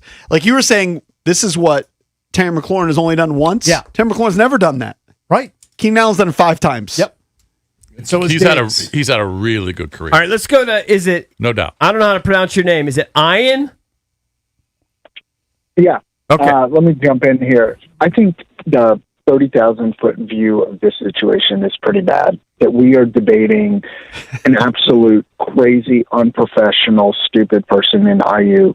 A guy like Diggs, who would be on his 4th team in 4 years, a 35-year-old Keenan Allen, and a completely worn, injury-prone, physically beat-up Debo Samuel at this point. There is so much cap space, and I don't understand Give us why better options. Harris, Who are the better options? there were better. Why didn't we sign Jawan Jennings just a week ago? They could have. They didn't want him. They had ample opportunity to sign Jawan Jennings. For if they whatever wanted reason, him. they didn't want him. I don't know why. Maybe they didn't want to give him $13 million. I don't know. I'm sure Right. there's a football reason. Why? I don't think we have to just assume that they are good at this. I don't get why Harris and Peters are acting like the learners and being so cash-strapped. You don't win a prize for having the best cap management. You don't win a prize for having the most cap space. We have cap space. There was a chance to get Pierce or Linderbaum or these higher-priced elite players. And instead, we add guys where it's like, okay, Owe maybe, but Owe is on his 3rd team in 3 seasons for a reason. Yeah. Like, what I don't understand is you have a quarterback, you have a team that you think can win now, right? So you would want to do everything you can to win now. And instead, we're debating Stephon Diggs. And when people are like, oh, he produces on the field, then he wouldn't be on his 4th team in 4 years. Well, I don't think that that's true. I think that money, financial factors do play in some of those other situations. Okay. If Diggs thinks he's so highly valued every single year, but then goes to a new team every year, at some point you would say the teams don't value him anywhere near what he values himself. That's probably true for a lot of guys. Right. So, again, in a league where there's not a lot of movement of elite players, we are now debating guys like Ayuk and Diggs and Allen. All right, let me say this. I hear you, Ian. I hear you. Let me just give you the counter, and then we'll let you go. The counter is, and okay, you could say Oweh is a question mark, and I think we would agree to some extent, although he was one of the higher-rated guys defensively. You can't improve every position 100% in the offseason, especially when you had as many holes as they did. They made a concerted effort to get younger and faster, to get a pass rush. They did that defensively. There is seemingly a hole at receiver that they haven't been able to address, and I'm with you. This front office staff is hit or miss. They don't walk on water. But I think so far they've done a pretty good job. I think you've been a little unfair. They've done a pretty good job in the offseason addressing needs. No, but Ian brings up a good point. They've got $49 million they can spend. Yeah. Okay. Thanks, Ian. Okay. What are you holding it for? But I think spend some other money. teams still have a lot of cap space too. The Niners have nearly $70 million in cap space. And I question that too. The Titans, who are terrible, have $55 million in cap space. So like these teams, just because they have cap space doesn't mean they're not trying to improve their teams. They just want to have financial flexibility. I know. Going forward. But for this year, for a team that could be on the cusp of doing something good again, if Jaden is healthy, spend some more money around him. I think they will. It's just they're waiting for the perfect time to pull the trigger on some of these guys. We're still waiting. All right, let's go to Javon. Javon, what's up? You're on with the Junkies. I hope I'm saying your name right. Yeah, it's Devon from Rock. Bad phone. Yeah, bad phone. Simple, man.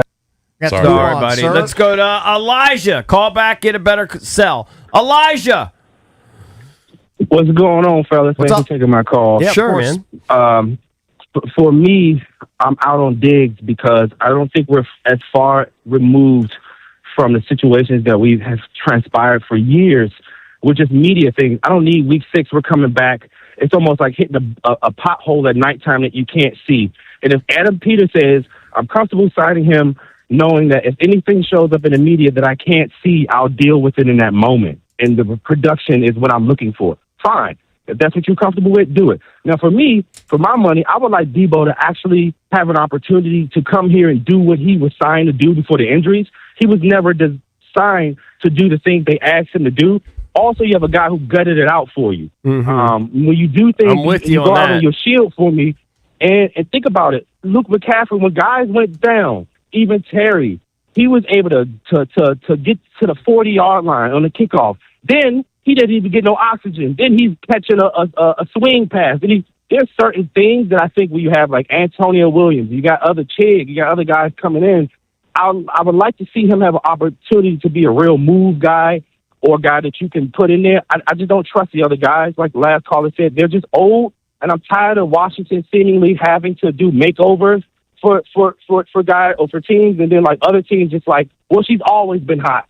And I would like Washington to arrive to a point where we aren't trying to like make people skinny and make. I'm sorry, I'm not trying to go, but I'm not. I just think it's a situation where we're trying to see something and get value. And okay, maybe if we do here and edit like this versus certain teams are like, no, we need pedigree from day one. We aren't going and trying to figure out and crossing our fingers and staying up late at night. It's certain things that should be done. And when you show up at camp, they roll and they work. Thank you, Elijah. Hasn't always had that. Thanks, Thank Elijah. you. Appreciate Thank you, the buddy. call. 800-636-1067 is the number on an open line Thursday. When we come back, we'll give you a quick PGA Championship leaderboard update. And don't forget, Paul Taboni, president of baseball ops for the Nats, will join us coming up at 9 a.m.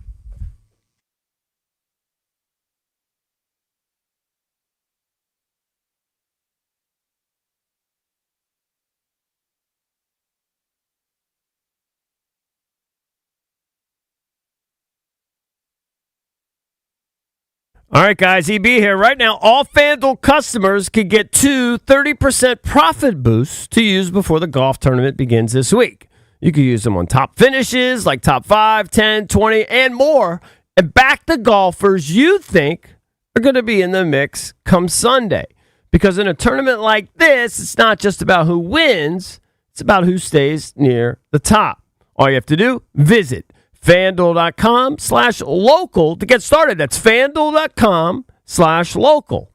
FanDuel Sportsbook is the official sportsbook of 106.7 The Fan. You must be 18 and over, present in D.C., opt-in required, bonus issued as non-withdrawable profit boost tokens. Restrictions apply, including any token expiration and max wager amount. Gambling problem? Call, text 1-800-GAMBLER.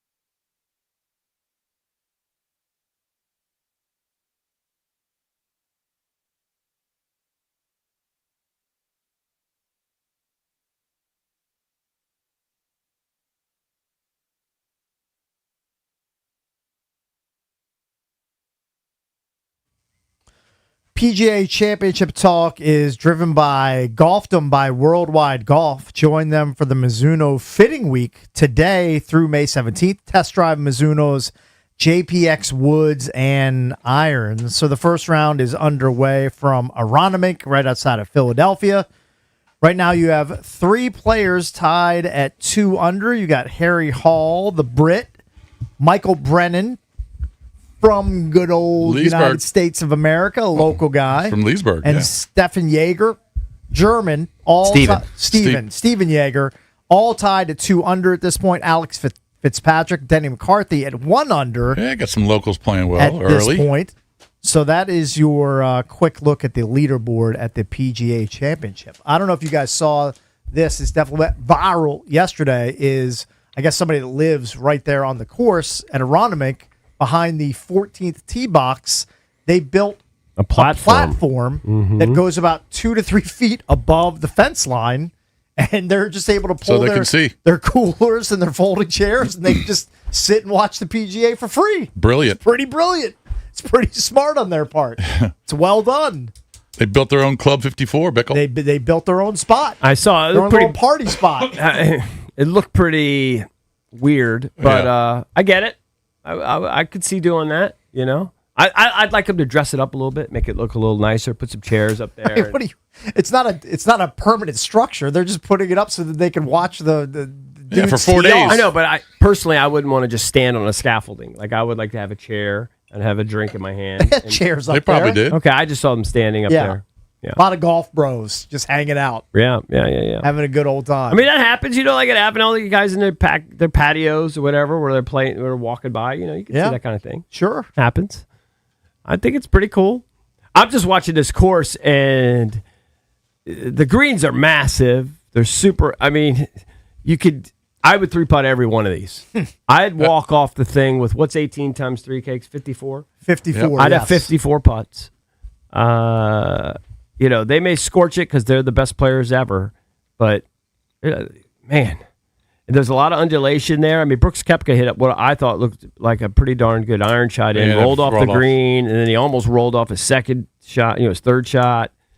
There's some challenges there. There's some guys struggling. I mean, Ben Griffin's 4 over through 8. Yeah. Oberg is he bogeyed. For you to hit your So he's number, one you over. need what? How many under do you need? Like, what's the total? 13 Winner under. needs to 13? finish 13 under. So or you better. just it'd be nice if you could have a couple leaders in the 4 or 5 under group today by the end of the day, which I think is very reasonable. not sweating it as much as you are. I'm not sweating it. I'm relatively comfortable at this point. I'm just watching it, but I'm just saying. I think if the leader is like 3 under or 2 under or something, you're not going to feel great. It's going to be a bit of a struggle. I think if you get some 5s and 6s, you'll be really comfortable. The rough is a little brutal, but It looks luscious. But the fairways are just Like, so look at that. wide. I mean, Rory just got boned. Yeah. But go Mikey B, Mikey Brennan, of course, Denny McCarthy. Oh, geez. That's because Rory from the rough. Yeah.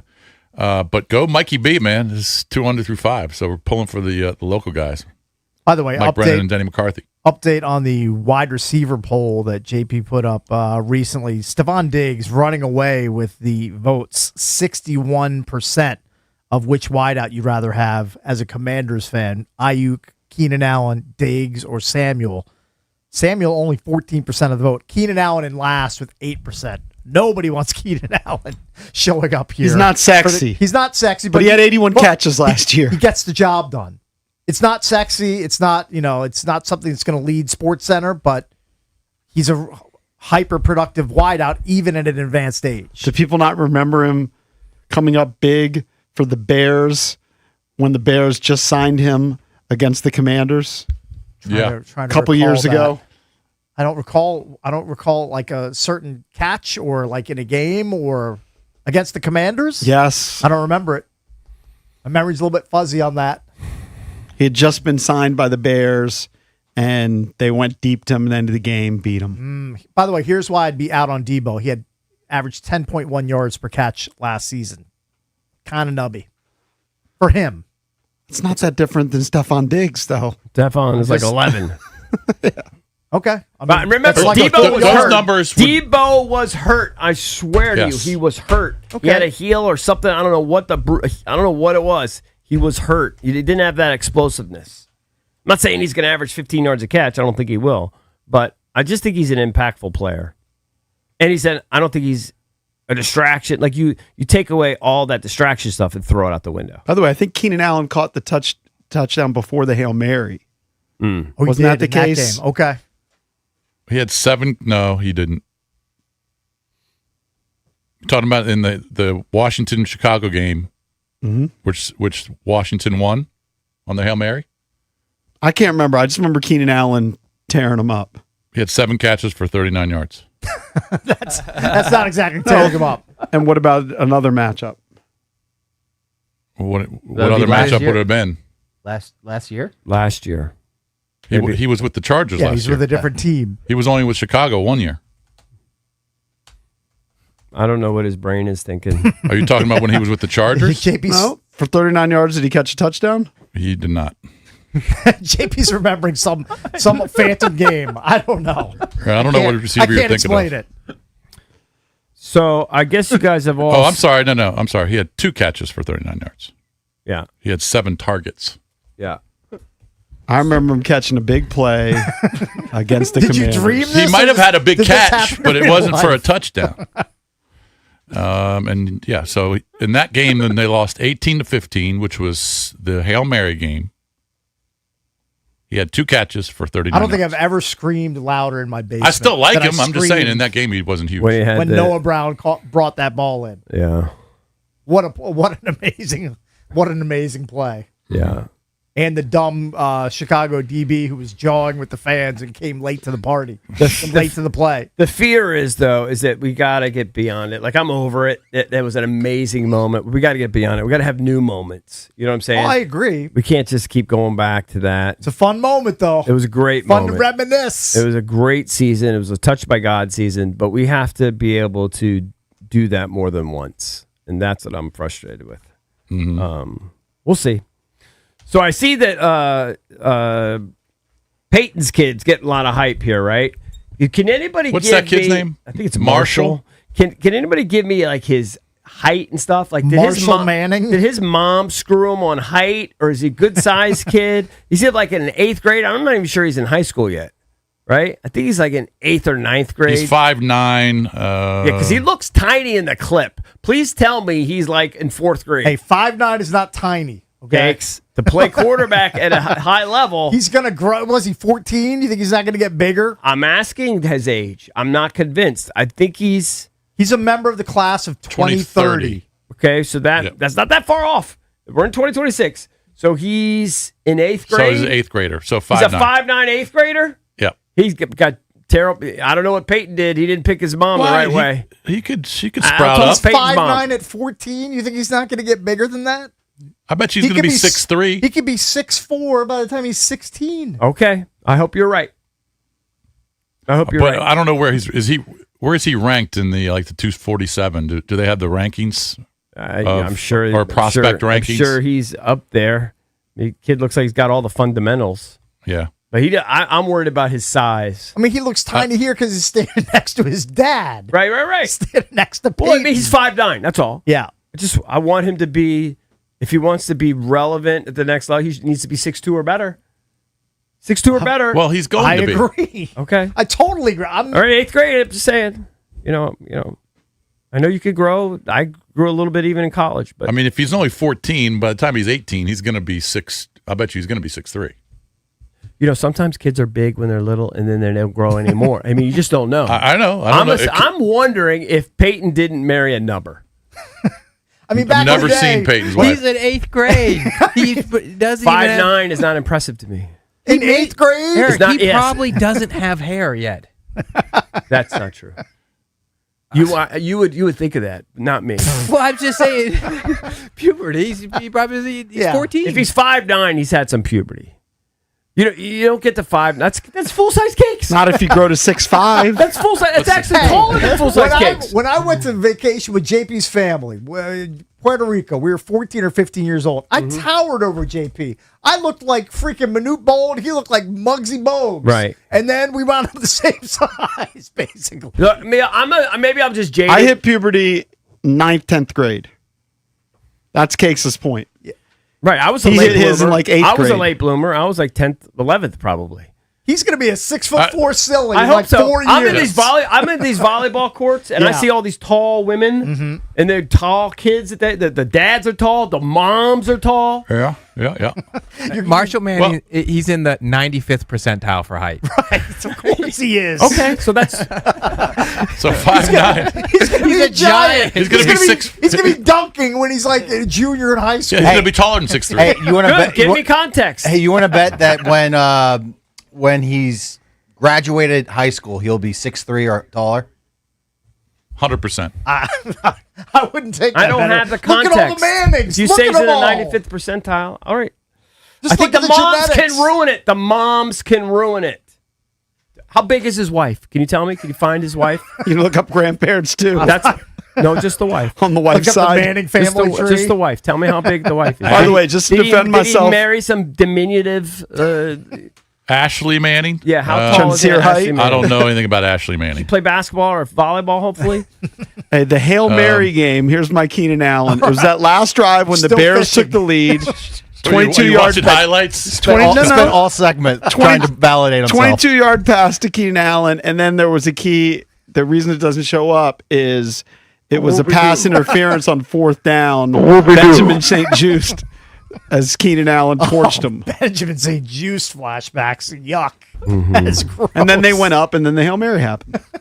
We're crowing about drawing a PI. All right, coming up next, we will talk Washington Nationals with Paul Taboni, After a win, Cakes. the president of baseball ops for the Nats. He will join us next.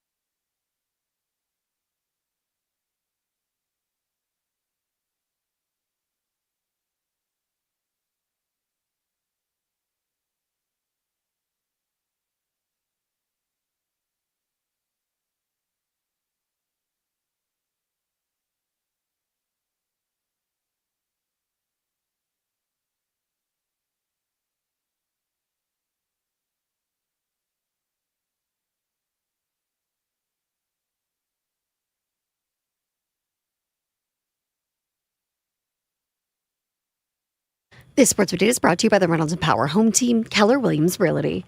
The NFL schedule won't be out for another 12 hours, but it looks like we've already got the full slate of games that we played on Thanksgiving. So here is what that full Thanksgiving schedule now looks like.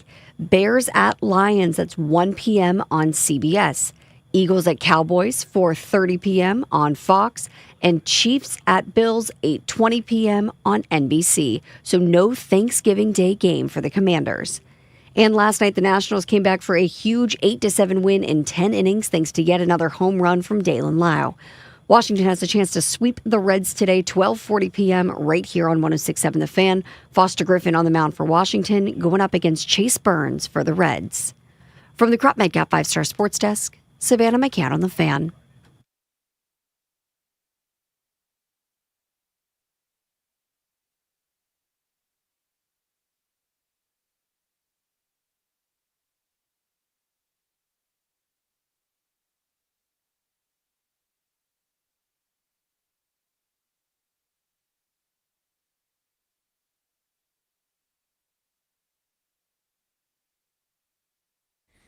Celebrating 30 years of the Junks, brought to you by Main Street Bank. Cheer local, bank local. Main Street Bank is a business-focused community bank proudly serving the DMV since 2004. Visit mstreetbank.com to learn how to put their team in your office. Main Street Bank, member FDIC, equal housing opportunity lender. Let's head to the Rude guest hotline. Rude, the most reliable heating and air conditioning products in the DMV. We welcome in Paul Taboni, president of baseball operations for your Washington Nationals. Paul, good morning. How are you? What's up, guys? Doing great. How are you guys? Good. We're doing well. I'm going to ask you a non-baseball question. I'm going to ask you a food question right off the top. See where you stand on the Nats' opponent is the Cincinnati Reds. Yep. Where do you stand on Skyline Chili, Cincinnati's premier cuisine offering? Are you in Cincy, by the way?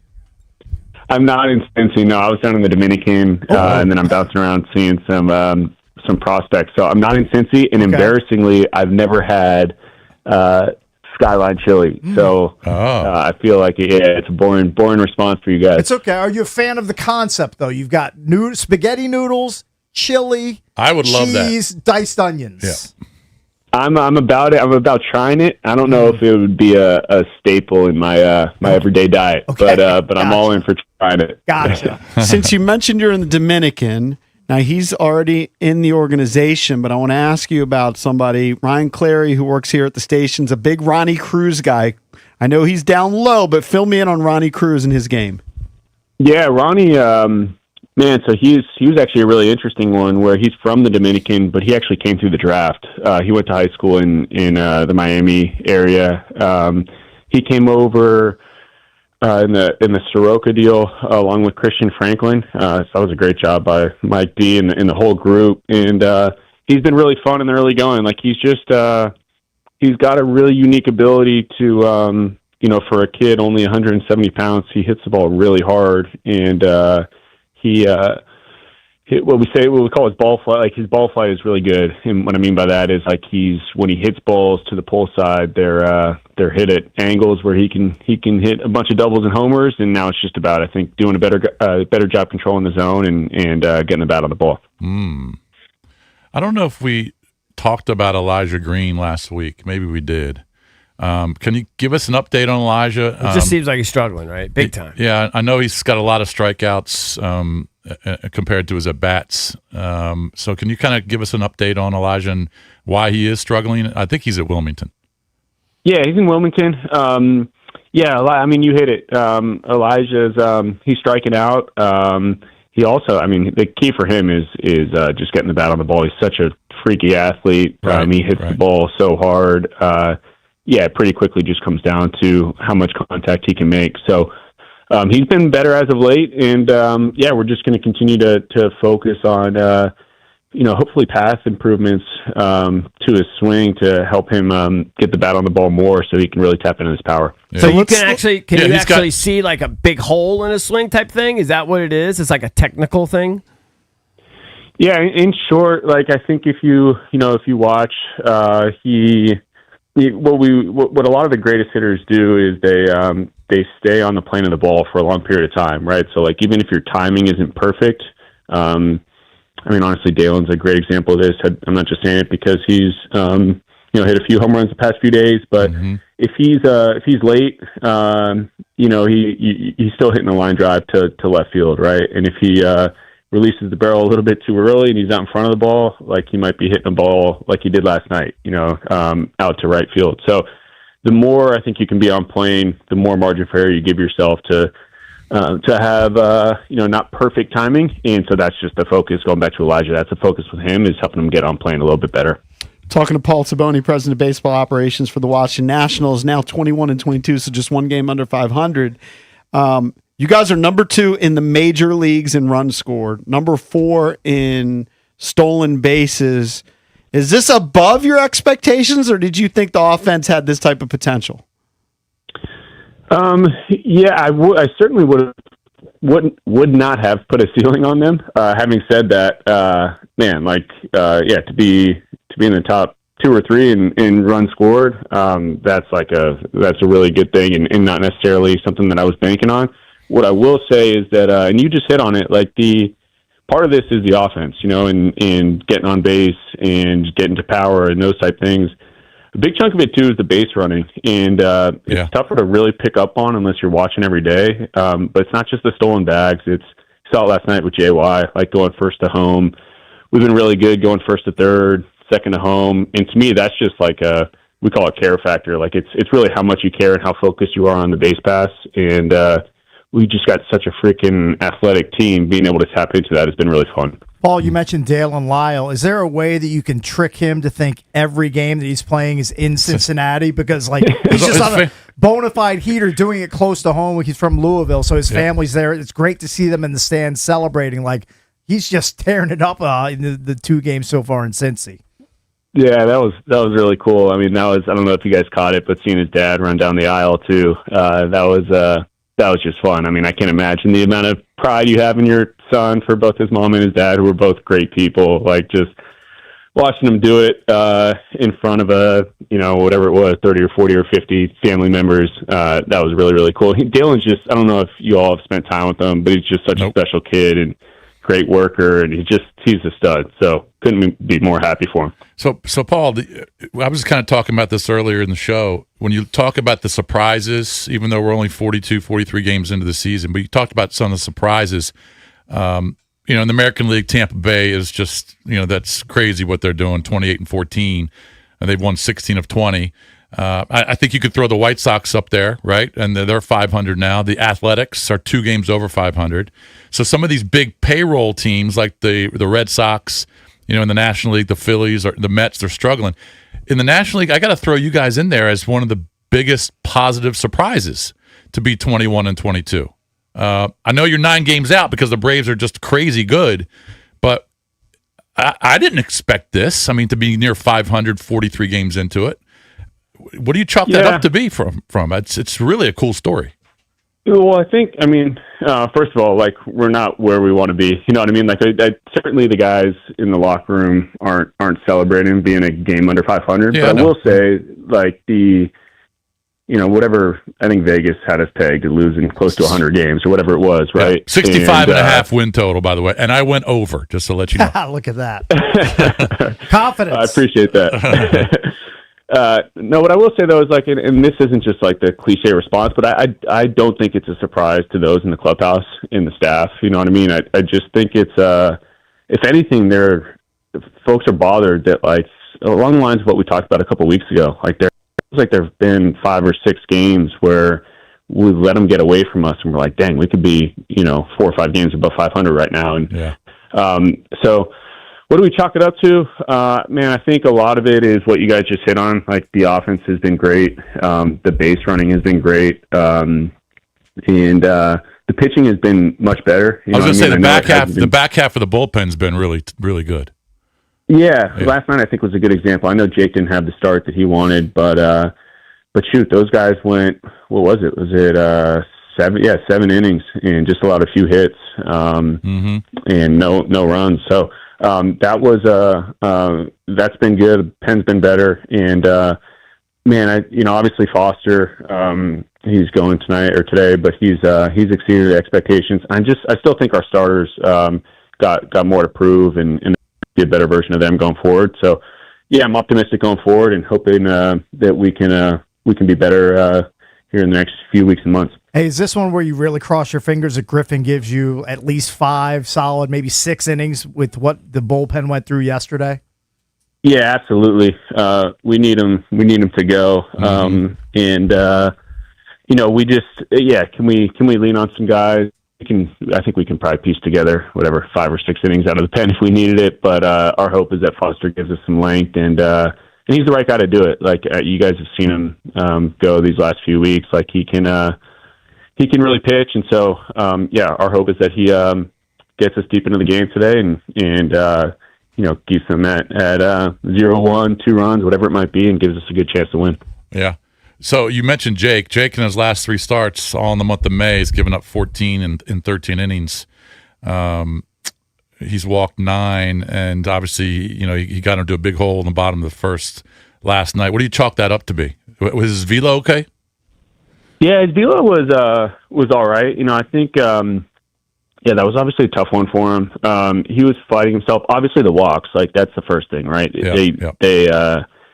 He walked a few in the first before that big hit by Stevenson, and to me, like while he didn't have perfect command of his fastball, he was still filling it up early in counts. But then what ended up happening, and this has plagued him, I think, the last couple of starts, is he had a lot of non-competitive off-speed pitches, right? So, these hitters aren't even forced to make a decision when you're missing by whatever it is, 18 inches or, whatever it is. And so you find yourself, in 0-2 counts getting to 3-2 counts pretty quick, and then you got to fight to throw a strike and might end up walking a guy or two. So if you think back to that White Sox start where he was really good, he was getting into leverage counts, and then remember he was throwing that curveball and landing it below the zone, but they were really competitive offerings, and he was getting guys to whiff over and over again. So that's the best version of him that we've seen to date, and now it's just about pulling that out of him more consistently. Yeah. All right, so today, 12:40, you mentioned it's going to be Foster against Chase Burns. Chase Burns, in his last 13 innings, has allowed 1 run, so he's been pitching really well. His ERA for the year is 2.11. He's 4-1. What are we expecting today? Yeah, if you guys haven't seen him pitch, you should tune in today. He's one of the top young pitchers in the league, and couldn't be more different than Foster. I mean, he's like he sits 98, 99, and he's pretty much exclusively a 2-pitch guy. Like he's fastball, slider. They're just 2 really high quality offerings. So, and his fastball too. It's not just that he's sitting 98, 99. It's got real quality in terms of like the ride he generates on it. He can miss a lot of bats with it. So, good thing is we got a darn good lineup. So we're hoping to get to him, and hoping Foster can give us a good outing and we can get a W. Paul, thanks for the time as always. We'll talk to you again next week. Thank you, buddy. Thank you, man. Good luck. Appreciate it, guys. Yep, that's Paul Taboni, president of baseball operations for your Washington Nationals, on the Rude Guest Hotline. When we come back, we'll get into EB's entertainment page. We'll do that next here on The Fan. It's your boy Bish for Golfdom by Worldwide Golf. You can join them for the Mizuno Fitting Week, which starts today and goes through the 17th. You can test drive Mizuno's JPX woods and irons. The new 1 Series woods have been engineered for higher ball speeds, higher launch, and lower spin. The JPX irons combine power and speed for more consistent distance. Book your Mizuno fitting in-store or online at worldwidegolf.com. Trusted by golfers since 1982. Home of the legendary 90-day, 100% satisfaction guarantee. Golfdom. Get there.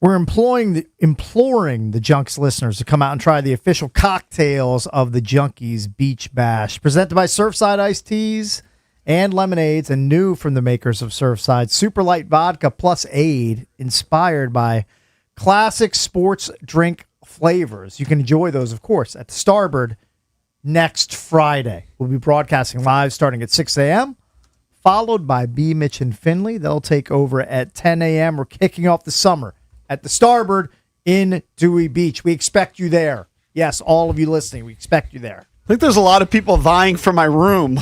Your room is a hot commodity. I should have done an auction. Yeah. Your room is... Well, I told Mike Mara I'm not going to be there Friday night because I Yeah. got to get back for this soccer tournament. I think our Saturday game's super early, too. It's in Columbia.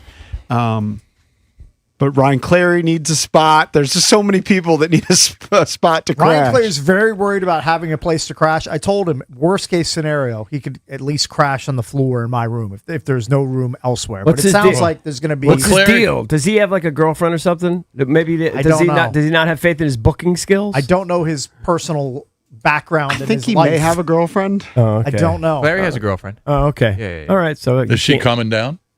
Doesn't sound like it. Sound like he just needs a spot to crash. Yeah. Yeah. Well, he and Mike Moore can shack up together in the Yeah, bed. they can figure it There's out. going to be plenty of Junkies listeners, I'm sure. You've never yes. been in that position, though, in life where you had to book to find a place to stay, EP. I would never go somewhere without having my night secured. I went on a spring I'm break a responsible human. I think about consequences. I don't just arrive and look around. You're not a couch surfer. No. Now that's like that is a I college always make sure I thing, have a though. bed. Like Marr, I know is clear of college by a few years, as is Clary. But like when you're a college age person, like you can do some couch surfing and wind up in spots where you aren't really planning My on being. son will or- do that. He will go with the boys. That's like a 20-something and they just thing. figure out where they're going to sleep. They don't really care. It's not a 50-something thing. Yeah, but It's when a I was in 20-something college, thing. I always knew where I was going to sleep before the night started. Well, I think it was literally always. I think it was junior year of college, or maybe it was sophomore year, where me and Nate went last second. We weren't going to go on a spring break, and last second we went on a spring break, and You had we went no to Miami. accommodations. Well, we went to Miami. We stayed with like a cousin of his for 2 days. Oh my god! Then we went to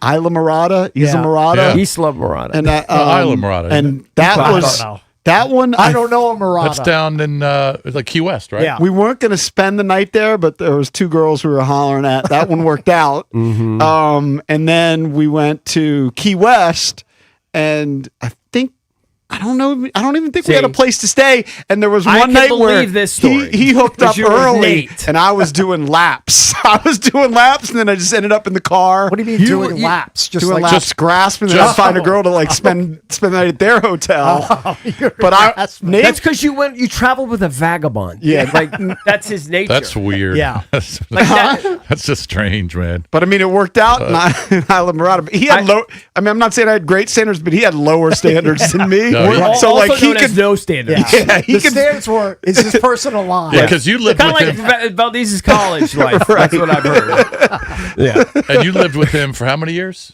2 or years 3 at in least. College Park, right? Yeah, no, he was a good guy. He was a good friend of ours, but he just was a vagabond. like he could, yeah. And he would bang twos.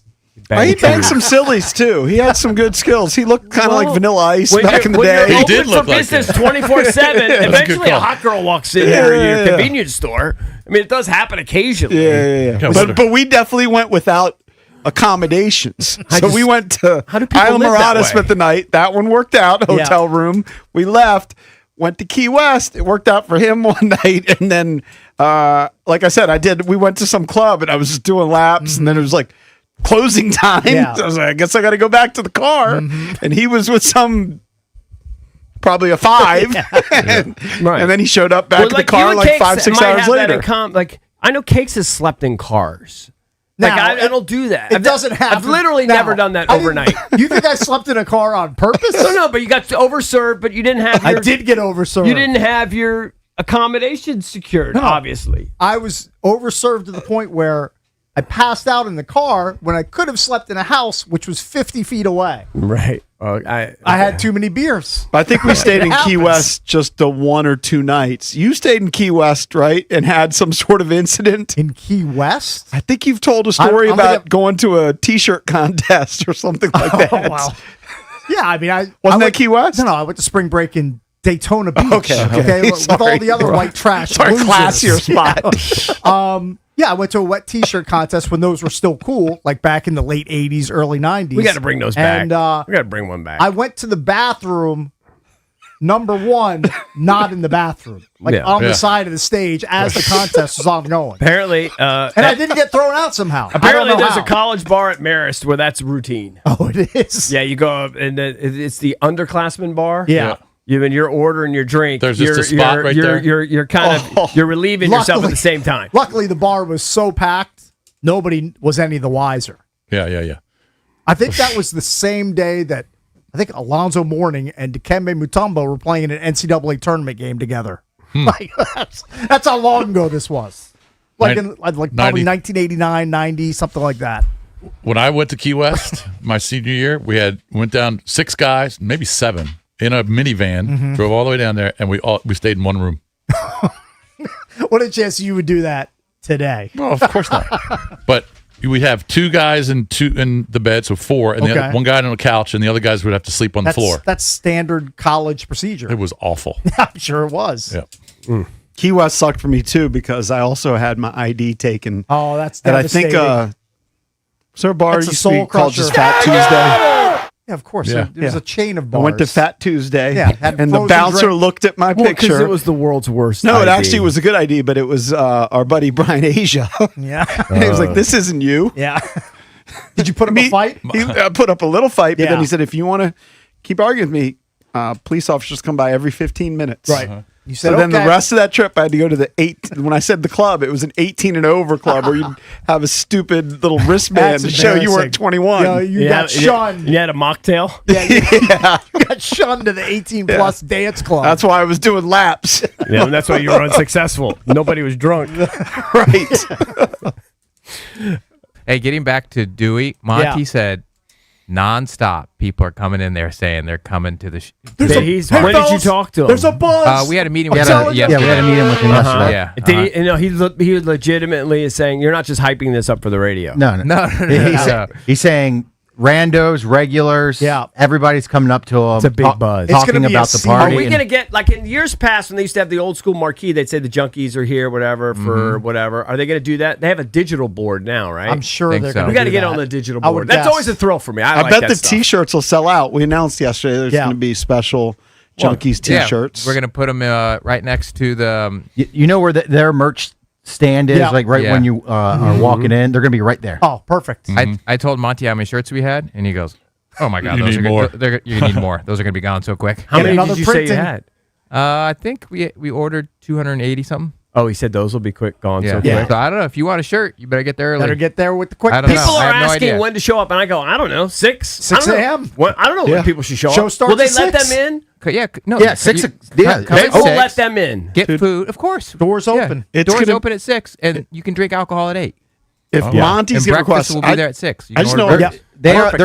They're staffing the Starboard full on at 6 o'clock. Yeah. Beautiful. I know. Just on That might be a disappointment at 6. I mean, I don't think so. I don't think so. I think on social media, like people that you wouldn't expect say that they're going to be there.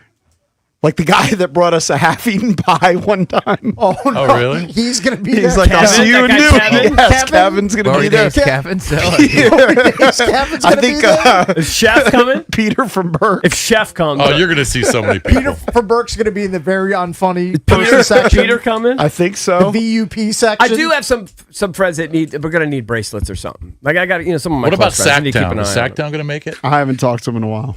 also, I'll tell you guys during the break, but I would never bet on him to show up Yeah. anywhere. you guys will probably get sized for this, and maybe you already know. And I can't tell you the name on the air because it's political. I'm intrigued. But one of the most famous people in the country listens to the Junkies every single day. Do we already know this? You might. You might. Don't say it on the air because they're on one side. Yeah. All right. So He might. it's kind of wild. You might have heard it He from listens every Monty day? or in passing. Apparently, And- apparently he's a Da- big daily. fan of the Junkies. Huge fan. Really? And you're This saying, is a and you're powerful saying, person. hold on, Very are you powerful. saying that he's going to be there? No, I don't. Well, Monty was trying to get him to be there, but he's so powerful. He's not going to be there. Is he a left fielder or right fielder? I don't wanna say- I don't wanna say. Believe me, I don't care. I'll tell you during the break. Can I tell you my opinion? They're all trash, so it doesn't matter. Okay, I'll tell you during the break. Yeah. It's nice for Joe Biden to do our show. He's a political power player. We're going to get him there. We're going to get him to the star. Delaware guy. How does he listen? It listens in Delaware? No, I didn't say it was from Delaware. Okay. I'm going to guess he lives here in So D.C. hold on, proper. He does work here. How famous is this person? Yeah. Household name. Household name. What if you don't follow politics very Household closely? name. Household name. Still household name? Yeah. Like Mike Marr knows who this person is. And he went to Radford. Yeah, he's streaming. He's streaming the show in China right now. No, I'm teasing. JD Vance is joining us. No. right, Again, big this name. person won't be at Dewey. You're not going to see him. This just person's funny. not coming to Dewey. Monty just brought it up yesterday during our meeting this that this person person strike- loves he can't believe that this person is listening to this dumb show every day. Does this person strike you as a person who would have a good time at the Starboard? Or is he like just a wet Yes. blanket? Yes. Oh, he's a party. Because you're not going to say the person publicly. I'm Give not the gonna hint. say- Give I'm the not- hint because you're not going to name the person. So give the hint. Well, I mean, There's a lot of people that like to party. yeah, that's like guy has had a good time. Life of the party Yeah. type. Okay. All right. Still don't know who it is. but Cash we can- Patel's we can joining work- us. We can work with that. No, it's not Cash Patel. Hunter. Hey, I hung out with Cash Patel in the Cap Suite last year. Oh, you did? Yeah. Well, hang out is a stretch. I was in the same suite with him. With the 4 Secret Service people. How was his bourbon? I didn't sample it. You guys might already know, and when I tell you, you'll be let down. I don't really know. I don't know. I literally don't know. I don't know. But a lot of times people always say, who Yeah. knows? Whatever. Listen, the point is there is a legitimate buzz. Yes. It's going to be. It's building. I'm not promising. I want to keep expectations realistic, though, too. I'm not promising it's going to be jammed door to door. I've done this enough. We've all done this for 30 years. It's 6 a.m. It's not going to be jammed door to door. Not at But 6. I'm going to suggest to you. I bet you at 9, by 8, 10, 9 it will 11 be. o'clock, when BMitch and Finlay are doing their it's show, gonna be a poop show. It's going to be a complete disaster. Are they going to be on Monumental too? Yes. Monumental's going to be there. TV's going to be there all day. Oh, perfect. It's going to be wild. They have they have the set all ready to go. They're bringing all the gonna look crew stellar. and everything, or is it going to be like remote cameras? Like they're bringing their crew. Your crew. Crew's Mitch Tischler's crew's gonna be coming. there. Tischler's going to be You think I'm not ordering a Krabby Mary at 8 a.m.? I am. How many guys are going to be wearing? I'm legitimately worried How many about guys are this. going to be wearing terrible Hawaiian shirts? I have no idea. I'm telling you right now, I'm calling my shot. I'm telling you right now, I'm wearing my Lenny Bias jersey. Good. And I have a golfer's tan. It's okay. It's not attractive, but I'm wearing it because it's the beach. You might be a little chilly. Yeah. Oh, you looked at the 10-day? It's supposed to be in the 60s. Well, when the sun comes out, the guns will come out. Sun's out, guns sun's out. Let's go. I would wear that underneath something to start your got day. It's going to be that cold? Okay. Think about All when right. we started doing our Nats broadcast down in Believe West me, Palm. the one thing I'm not going to be as cold. Plus The you're one right thing next. I will not be as cold. You're right next to the water too. So Yeah, I am not it's going to. as I do not warm. tolerate cold. I'll wear 100 layers. Will if I it's make cold. it? Will I see the ocean when I go to Dewey Beach? I don't know if I I'm going will. to tell you right now. Yeah, of I'm course. going to sneak off and see the ocean I think I'm because gonna have otherwise to. I'll be dead. Yeah. So I'm going to disappear at times. You're going to do a polar plunge. I think that's a good idea. I'm gonna disappear at times. right after the show, you glad hand for like an hour. Yeah. Say Then I'm what's gonna pull up. Jason, be gone. Just go to the hotel, freshen up, take a shower, and then then rally. nap. Electrolytes. I probably need to have a nurse with a IV. I need. Could you? Hey, could we do that? Could you? I'm not kidding. the mobile IVs. Could we talk to Monty about getting a whole nutrient system? Oh, like, an ambulance set up, there on site, EB. where we get I got we you get covered. we get all our vitamins and we get it. We IVs. I'm not kidding. That's a good on-air bit. Just do IVs. Just hook us up to like an 8 I'm o'clock. literally not kidding. A mobile. I'll take an IV maybe like thing. at 7 a.m. Yeah, you yeah, just start during to the start show, the. like pre-hydrate us, all the I electrolytes, prefer all it in the my- vitamins. I prefer it in my hand instead of my elbow. If we can make that happen. Hey, but it's. I don't want to We'll die. get it done. I'm Are you nervous calling about Look how dying. nervous he is. I'm not kidding. He's worried. I don't- JP. I rarely drink anymore. We're gonna be there. I'm gonna be there for like All right. 3 days. But gonna go off JP the doesn't drink, rails. and he's not worried. I know, but he does. He's not as fun as me. But actually, he can't drink. No, I'll have I'm in my head. No, I can drive back late at night. Oh, So I can JP get might- hammered he's during the driving day. that night. he might be low key like JP going for $500 during the drinking show, JP. No, he's going to drive home. Well, if that's the case, he's going No, to but drive I'm home. not going to drive home early. I'm going to call his shot right now. Yeah. If he starts getting carried away, he's going to do that. I'm going to get up at 4 bit. Yeah, he's going to Saturday morning. He's reserving that. That's my prediction. Then Mike Barr, Ryan Clary, put it this way: if there's a lot of people out there and they're like, "JP signed my book and all this," Yeah. he's going to get caught up in the emotion. He's going to be pounding surf sides, and he's going to do the 4 a.m. bit. I'm calling that right now. Not happening. I'm calling. But I'll have like 4 or 5 crushes, then like 5, 6 p.m. after dinner. After dinner drive. That stays in your system a while, 4 or bud. 5, you're going to be you're old and hammered. Yeah, you're going to be sleeping all night. You have you're going 5 to be like, crushes. I'm going to get up at 4. You're going to be like, EB, you were right. I'm getting up at 4. JP, Hey, you're gonna have 4 or 5. you worry about yourself. You're gonna have 4 or 5 Surfside lights and Yes. stay nice and hydrated. I will have those too. That's what you're gonna want to do. I'm legitimately worried. You are worried. I can tell. You're definitely concerned. You're in a panic. Shouldn't be worried. It's gonna be a fun show. Be happy. The Less worried. last thing Have I'm fun. worried about He is just the don't- show. He just wants to, he doesn't want to feel like butt. The last thing I'm worried about is the show. It concerns me zero. It's gonna take care of itself. I'm worried about surviving. I'm worried about Do you not have a breathing. governor? Sometimes I don't. He doesn't have a Westmore. At the beach. I do remember when we did a Dewey show years and years ago. So this is when we were HFS. Yeah. And Kelsey was maybe 4 or 5 years old. Yeah. EB stumbled back to the hotel at the time. Yeah. And he was scary.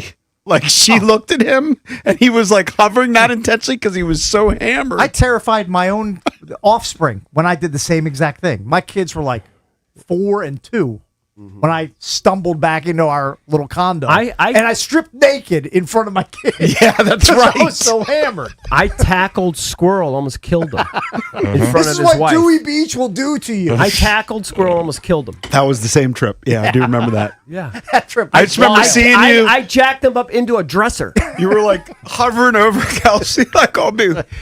Hi, Kelsey. How you doing? He's going to be the same way next week. No, I'm gonna be better, but it's He's going to pummel Vinny. it's gonna be Hey, don't turn tough. e-zombie like you did in West Palm when you literally almost died. No, that was in the hotel. that was a virus. That was different. Well, don't get the that was from the Surfside lobster virus. bisque at the woods. Yeah, that was different. Yeah, that was like that was some sort of food thing. All right, don't forget you want to join us at the Starboard, Dewey Beach, Friday, May 22nd. That is a week from tomorrow. We're kicking off Memorial Day weekend. The buzz is growing. It's going to be a great time. We want you to join us. The show starts at 6 a.m. on Friday, continues with BMitch and Finlay. It's presented by our friends at Main Street Bank.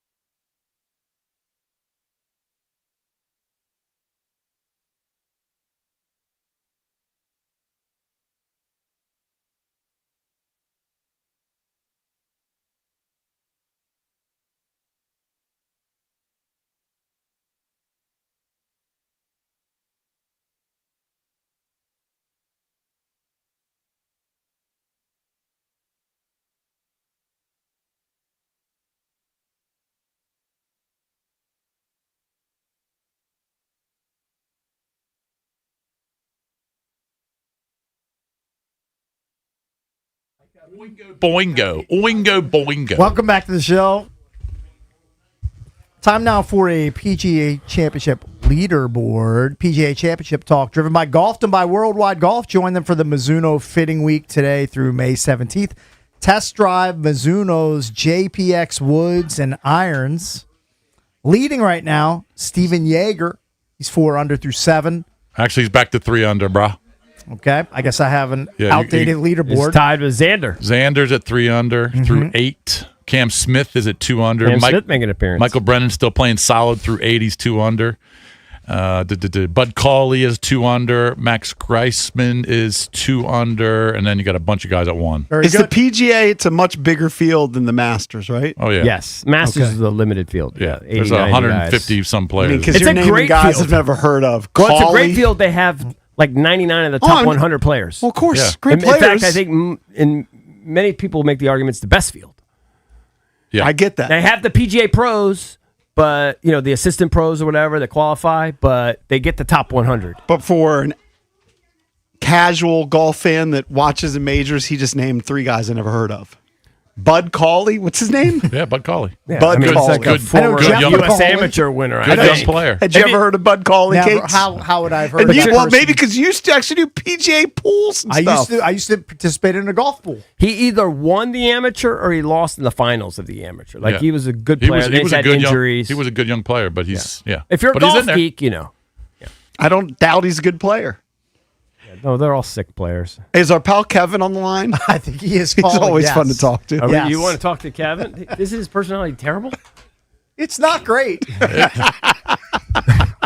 It'll be worse in He's person. got I believe he has a twin. Yes, he So, does. 2 guys with mediocre personalities. Well, I've never met the twin. How would you think know? You think he's more dynamic than Kevin? Kevin. Kevin, is your twin? Does he got more riz than you? Slightly. Yeah, no, they share the exact same DNA. Slightly. They have the same amount of risk. I remember Kevin was kind of going. It was kind of hard on his luck there for a little while. He was. He settled down, right? You got a good gig. Yeah, I'm good. I just have 2 things. Can't say What that. are you doing? Jeez, you got to dump you. Ruining all the fun. He's a Steelers guy, so he's not like the Aaron Rodgers stuff. Go ahead. And what time could P1s enter the Starboard next week? 6 a.m. Except Kevin. Kevin, 9:59. Well, really, probably like Thursday night. You can imagine 6 if o'clock. imagine if we had people crashed out, just hammered, just sleeping there outside. They do have to get the drunks out from the night before. I think generally that's the way it works. I'm going down. We're all going down there Thursday after the show because Yeah. obviously, We don't. Going to you be got to be traffic, there. yeah. You're going to be traffic, but it's dangerous too. Why? It's Just being there so early. Yeah. There's not much.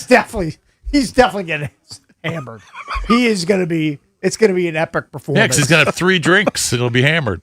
So this could be like Borgata when he showed up late to the show and his sweatpants. There's some dribbling. Yes. I mean, it could You act be like the you case. never Well, dribbled plus like all a his kid. boys You are know gonna be your there. pants But- before. All his boys. Not when are I'm gonna be- about to start a show live. You will. all the. Dude, some of those Borgata shows we would come right from the game. Some of those shows, I I mean, can't I believe was I getting did that. 40 I went minutes right of- from the blackjack table to Yeah, the Borgata. I wasn't as bad as that, but I was getting like 40 minutes. What of was the name sleep. of that bar we would do? B bar. The B bar. Circle bar. Circle bar. Yeah, I would do blackjack all night, and then at 5:58. Personally, I I'd would show like up to at the go B back bar. to the And then, Borgata. then I would do Irish car bombs to cut down on my buy-in. We used to have to pay for our own buy-in at our own tournament. You know how idiotic that is? No, that's because we're stupid. Because we decided we wanted to be like a ethically clean thing. Like, you know what I mean? To Whatever. show. Give That me a was free stupid. buy-in. That was stupid. Well, Give me the free buy-ins, please. that didn't last for a long time. No, but maybe the first 10. No, Well, we see- I lost a lot of Well, money. there's a lot. There was, sometimes I just didn't have a tournament. I'm well aware. Shocker. Yeah. I just went back upstairs. Well, we see EB donkey kicking like we used to at the Gypsy Bar. I doubt it. I mean, because I'm. There probably isn't going to be ample room for donkey kicks at the Starboard. It's going to be too packed. Yeah, there'll be Donkey I Kong. have to drink. I didn't know that was a new thing that like Surfside has these things with the hydrating drink Hey, inside. That do you- seems- Super light vodka plus that seems aid. Genius. Hey, are you serious? Are you interested in IVs? Yes, 100%. Like all of a sudden at 8 o'clock, Yeah, Bars anytime during open the show. 7:30. Anytime during the show. We're hooking you up to IVs or on maybe air. halfway, maybe at 9 o'clock after an Not hour. like a I mean, liquid whatever. IV either. I don't Like know if you're you, I don't know if you putting a can needle in put it in your system in our vein. when you're drinking that. I'm down with the liquid IV. Okay, ask Throw the nurse. some steroids in there too. Ask the nurse whatever is appropriate. No, this isn't. Yeah, this is like in your vein IV. That's Yeah, fine. yeah. No, I want all the nutrients to I'll help. turn away when they put it in. So to help prevent hangover and keep us hydrated and Yeah. all the, I want all the We whole need that. cocktail. I want the alcoholic cocktail. Yep, you're in. We'll take care of you. Yeah, you know what I'm saying? Someone give Cakes weed gummies too or something on air. Yeah. Never had a weed gummy. I'm intrigued, but I haven't had one. Count me out. Yet. I'll just put yet on the end. No, Leave it open ended. I just want booze, regular booze. It's fine. By the way, we found Oh, out we maybe found out the big name that's Yeah. We did find can't- out the we're big not going to name. say it, but It's a pretty big very name. pretty big name. Pretty big name. kind of I was a- kind of shocked by it, actually. Kind of. It's one of those that'll stop you in your Is it a tracks. top top 15 name? Probably Sure. in politics. But I'll say this: it's a powerful It's a big name because What a- I instantly recognize the name. What It's about a the guy? powerful What name. about the guy I gave you? He's a pretty big name, I Oh, didn't you hear. did? Yeah. and I he didn't- loves the show too. I have no idea who you're talking about. I wasn't listening. I'll tell you after. Here, write it I down. think this is his last name. That's Jason's name. That's Yeah, not yeah. the name I gave you. Okay, yeah. I don't know. TV You don't guy. know what that animal Yeah, is? I actually played tennis with that guy. You did, yeah. Yeah, that's right. I played tennis Oh, with yeah. that guy. Oh yeah, I don't doubt that. Yeah, Yeah. that guy loves golf. He loves golf. Yeah, I know. Yeah, he plays at the Pebble Beach Pro-Am a lot. He loves golf, poker. He loves poker. He's a man's man. Look at that. He's a guy's guy. Love that guy. That dude's a guy's guy. Tennis, poker, Yeah. golf. He's all in. Yeah, and he's super. Next thing you can tell me he's a pickleball guy. Yeah, Love it. Well, he's a rich guy. He's definitely a rich guy. I know he's a rich guy. rich guy. Well aware. Yep, definitely. I used to be kind of rich. Now I'm broke. You got nothing. I'm like all those athletes that wasted their fortunes. Yeah, Yeah. big Yeah, you got no posse, money. big Yeah. entourage you gave the money to. No, I gave it all to college, Right. and private Yeah, school. Ivy Yeah. League, Yeah, it's gone. 800 grand. These things happen. Yeah, yeah. Kids go to Ivy League schools, big checks. Well, you got a stroke. You sleep on private Yes, high schools. private high too. schools Well, by that half too. the cost. They're pretty Probably more than dicey, his too. college That's costs. expensive too. Definitely. Oh, way more. 1 year Not was even more. close. 1 year was more than my college cost. I'm I saying know his mine. like The one- his my- kids' Oh, colleges. yeah, yeah. All right, we have to get out of here. We are done for the day. We'll see you again tomorrow. Our friends BMitch and Finlay, they're coming up next here on The Fan.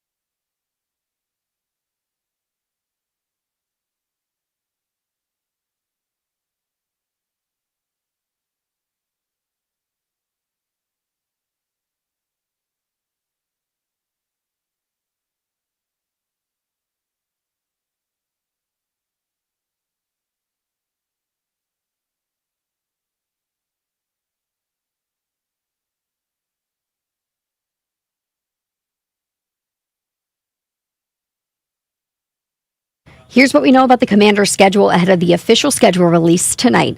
They will not play on Thanksgiving. Those games are at 1 p.m. You've got Bears at Lions, 4:30 p.m. Eagles at Cowboys, and the night game 8:20 p.m. Chiefs at Bills. The Commanders will spend week 4 in London facing the Colts. That'll be on October 4th. And the rumors for their schedule right now, week 8, the Commanders will host the Eagles for Sunday Night Football. And week 10, Washington goes on the road to play the Giants for Thursday Night Football. From the Crop Medcap 5-Star Sports Desk, Savannah McCann on The Fan.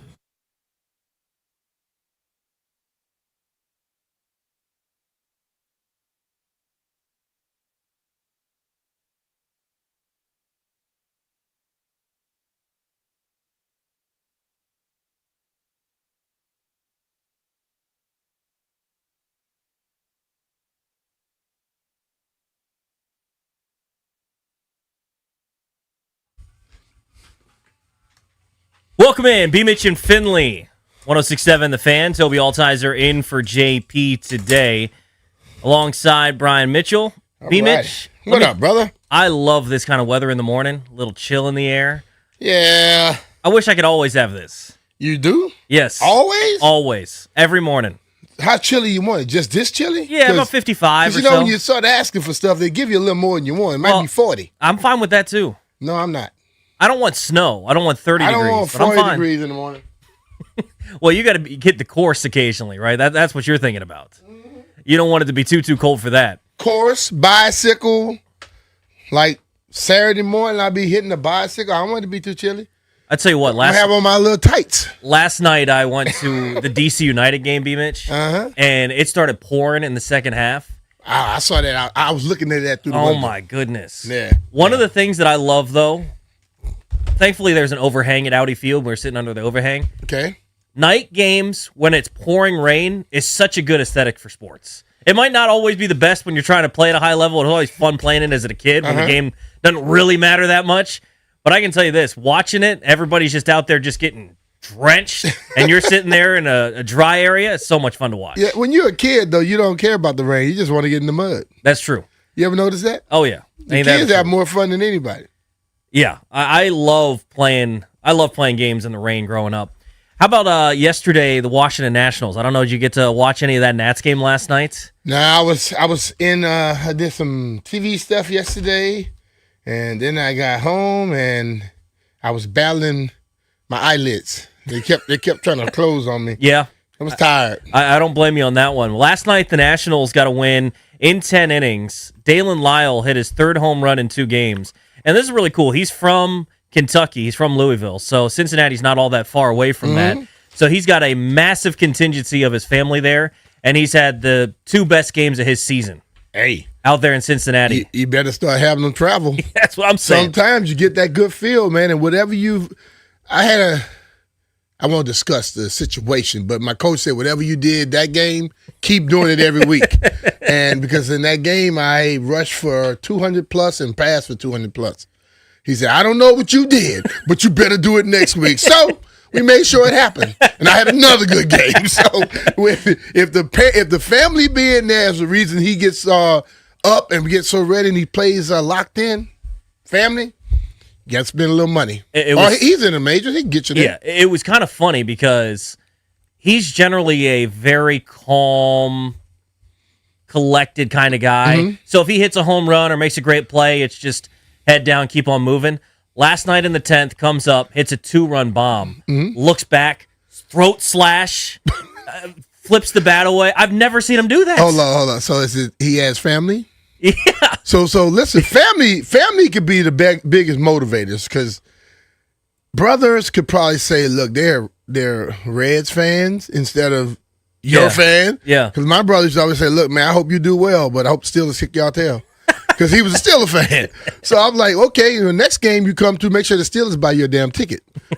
So if I did anything good, I would have to make sure I do something to him. So it could be that. You know, family is a trip, bro. It was funny. His dad, they showed a video of him after he hit the home run. He just couldn't contain himself. He started running down the aisle and hands in the air.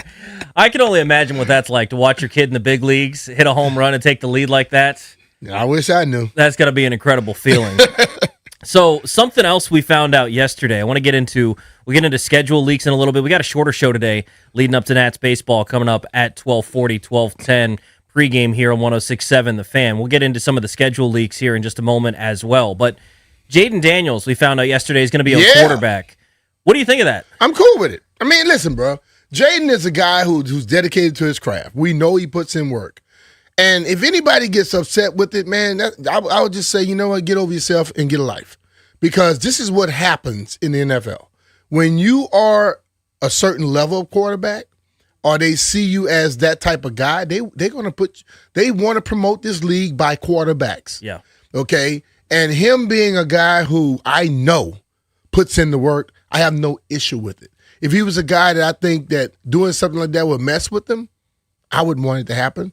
But it's not. He's not. And I think what happens is it's not that they really do anything different. They just go through what they do normally. So it gives you a look into how much he does this thing. Maybe we get to see him doing the virtual reality stuff. We hear about it. We don't see it. So maybe you get a chance to see those things. So I'm cool with it. Well, and the beauty of it, BMitch, is even if you had a problem with it, it's already over. They filmed them last year. They've done it. Yeah, that's what I'm saying. So it's like even if you had an issue with it, it's done. Somebody, I guarantee you, there's somebody out there. I'm gonna add an idiot out there. Man, I can't believe he's doing that. He's not getting ready for the season. Or that's why he got injured last year. He was doing no. It's no different, dude. It's no difference at all. You just go out there and they're going to film stuff and they say, "This is what we're gonna show." Yeah, cool or not. Yeah, and I mean, honestly, if you're going about your business, I'm sure even if someone brought a camera, it's not going to change your routine. No. Maybe if they ask you a few questions, you have to go answer for, a few minutes. That's the only difference. And listen, the thing of it is, this is what, if you're at the level that Jaden is, Joe Flacco is, who else? Baker Mayfield and the kid from Cam Ward. Cam Ward. If you're at their level, you know what has happened your whole life? A camera's been in your face. People are asking you extra questions. This is nothing new. When you see a guy get to a certain level, we go, "Oh man, I don't want him to have to be dealing with all these media people." He probably been dealing with the media all his life. Because if he was the best of the players, they always talk to him, so he's used to it. Yeah, I thought it was interesting. I mean, I saw Mitch Tischler was saying, did they not notice that there are people out there? Because no beat reporters or anything picked up on that it was Netflix. I think because it was Hard Knocks, Mitch said that there were extra people out there, but they just assumed it was Hard Knocks. So you didn't even know. But see, that's the thing about it. Like, the thing of it is people always want to know. It ain't your duty to know. Yeah. So the people and think about Jaden doesn't have a lot of stuff that's presented out there. Well, and I think that's going to be the fun part about it, Mitch, is, to be honest with you, I know it opens it up to more of who he is. Yes. Because, I don't think the team puts a lot of stuff out with him unless it's just a still photo. Yeah. No, I know Jaden, the football player. Yeah. I know a little bit about his personality off the field and just barely any. Just skimming the surface. I think it'll be cool to see it peeled back a little bit, just to see his everyday life, just to see some of the routine and stuff that he does. I know the man puts in work physically and mentally. And that's what you want a quarterback to do. I know he cares about the game more than he cares about all this other stuff that most people care about. So just to see a little bit of how he does it is cool with me.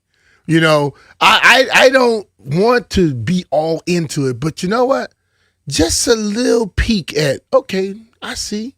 Because when you see him do certain things on the field, for me, I go like, oh, I wonder where he figured that out at. Yeah. Well, maybe it may give me a little opening up the curtains to that fact of how he did that.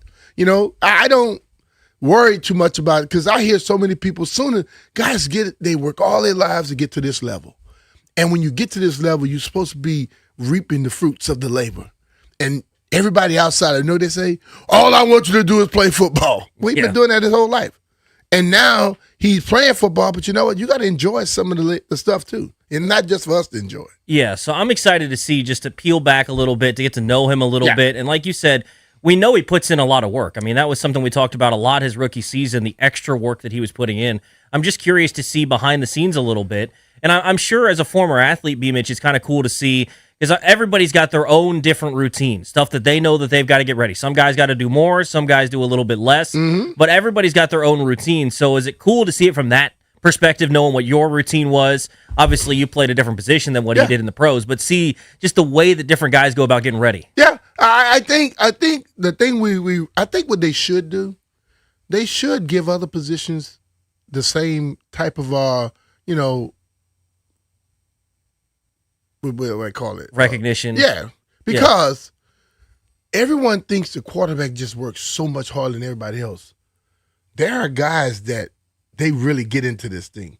They're like I talk with Fred a lot, and I know Fred, when the season would come up, he'll tell you how when the year came up, he already has marked down every receiver he's playing against. And now he has to go and watch film on these guys. And then you put all this stuff into a folder. And then as the year comes up, you look. So now you got to work on this stuff this week because I got this guy. And then next week, you got to forget about that and work on something else. As a punt returner, for me, every week I had to change up the way I lined up, how deep I was, where I was going to set up. Am I going to be on the right hash, left hash? Because now I may have a left-footed punter, a right-footed punter. I may have a left-footed punter that the ball turns over. I may have one where the ball never turns over and it falls away from you. It may be a right punter like that. Maybe a guy that sometimes kick the end over end. You have to be prepared for all that stuff, and you prepare that way. So I just would love to see other positions too, so the public can see it's not just the quarterback that put in all that work. Yeah, and I would love for them to do it with the non-glamour positions because I think if you saw the amount of work that goes into playing on the O-line and D-line and the stuff that they play through week in, week out, I think people would respect them even more. Because watching the first season of quarterback when Kirk was dealing with some injuries and playing through it, I think a lot of people gain respect for what an NFL quarterback has to go through throughout a season and dealing with injuries and playing through. Imagine what you look at a left tackle playing through an injury, or like Trent Williams when he was here. Could you imagine cameras following him? Trying to get ready to play every Sunday? How about a show, ESPN, Netflix, you do this, give me my prop. The rehab. Yeah. We always talk about just get on the field and play. Watch a guy go through rehab. And then imagine what the hell you would do. That's all. I listen, I've seen guys go through it.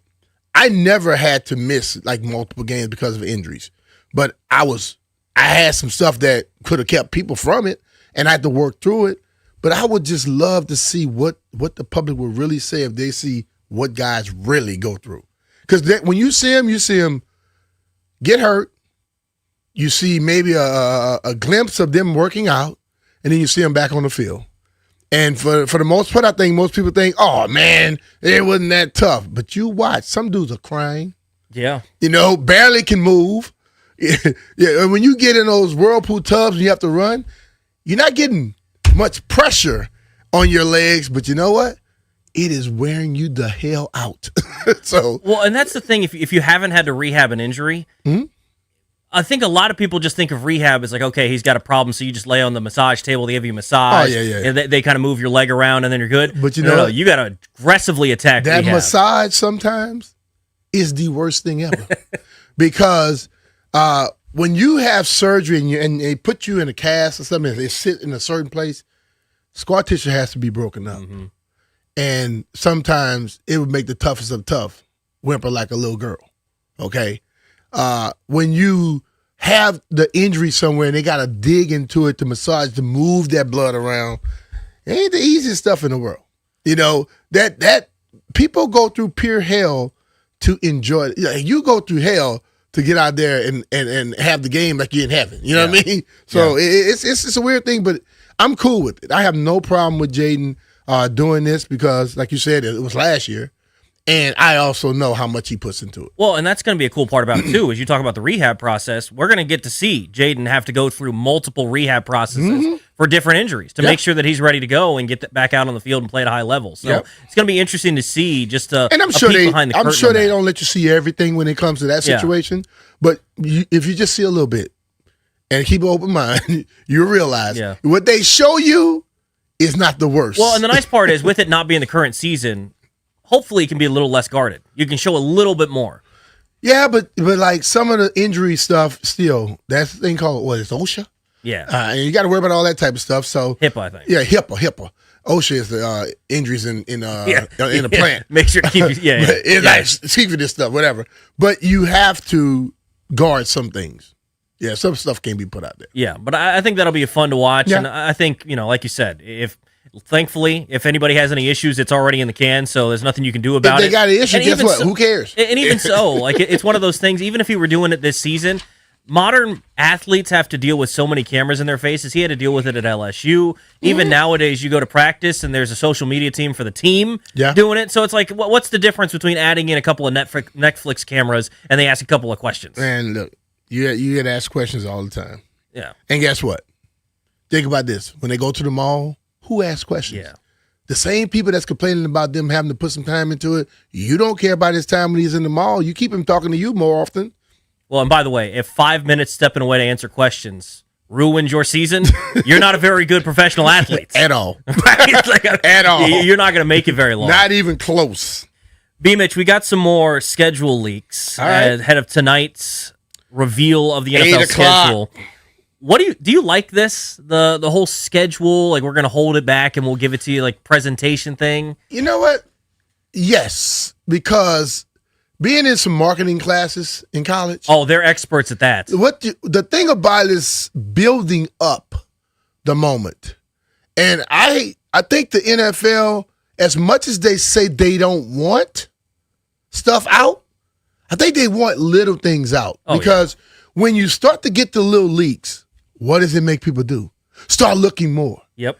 And when they look more and they can't get everything, what it means? They tune in even more to the show that you just prepared. So listen, bro. The other leagues, all of them together. I'm talking about all the soccer leagues here in this country, everywhere. Basketball, baseball, WNBA, soccer, all of them. The NFL is way beyond all of them put together. It's unbelievable. They have figured out a way from January 1st to December 31st, they have you. Because they have something every month to every 2 months, something else popping up that they promote. And we all say, oh, man, watching that stuff, that's boring. And then their numbers beat actual playoff games of other leagues. Yeah, I mean, think about that. We're going to have next year, the NFL draft is going to be here in D.C. What was the number that they had in Pittsburgh this year? Somewhere around 800,000 people. It'd be 1.2 million. To watch guys get picked. Yeah. There's no actual football being played out there. And think about it. Another thing that people do, just like the schedule leaks, people are trying to prepare where we're going to go because this place, you got this to hang out. You can go eat at this spot. You can go visit this spot. When people come here, they got monuments. Oh, yeah. All these different things they can visit. So D.C. is a better attraction than Pittsburgh. 100%. So you can expect to have people. There are going to be people that don't really care about the draft that come in town just because they want to see the fans, the fanatical people come and how they act, because they going to just go make it into like the husbands probably want to go, or whoever's the big fan. But the wife will tag along, the girlfriend will tag along of the boyfriend. You know why? Because they can go to different spots around here and enjoy themselves. It's going to be crazy because if they really wanted to, they could make this number just completely blow everything out of the water. So last year, or this year at the NFL draft, over the 3 days, Pittsburgh drew 805,000 fans, which is absolutely incredible. Yeah. DC holds a massive event every 4 years. All the time. Every 4 years in the mall. In 2009, at the inauguration of Barack Obama, 1.8 million people. Yeah. That's one day. That's a lot of people. So if they wanted to, they could just blow the number out of the water in one day. Yeah. Well, I don't know about if they want to. Guess what? Whether they want to or not, the attraction of what DC is, and the NFL with the NFL draft is going to attract a lot of people. Oh yeah, yeah. I think it's going to be a fantastic backdrop. It's going to be a lot of fun. Oh yeah. We're getting some schedule leaks on the Commanders. We'll get to those next. Also, a fantastic slate coming up around Thanksgiving. NFL schedule release coming up tonight. We'll get you up to date on everything that we know, or at least have rumored for the Commanders coming up next. It's BMitch and Finlay on the Fan.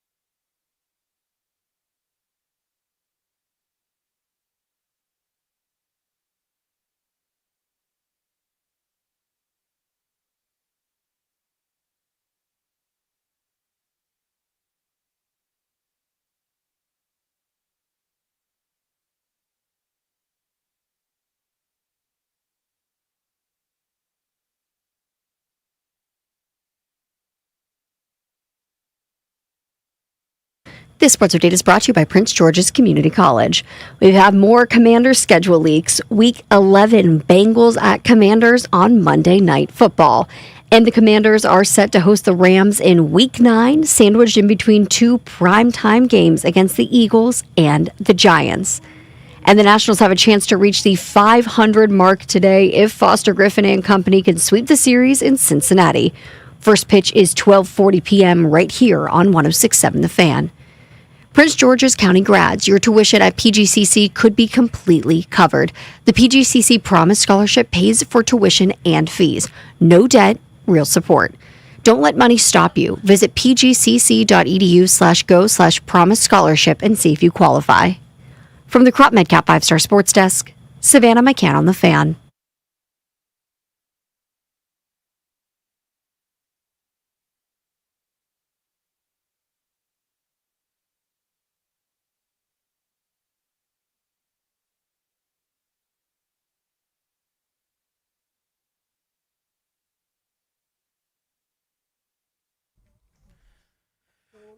BMitch and Finlay, 106.7 The Fan. Toby Altizer sitting in for JP today.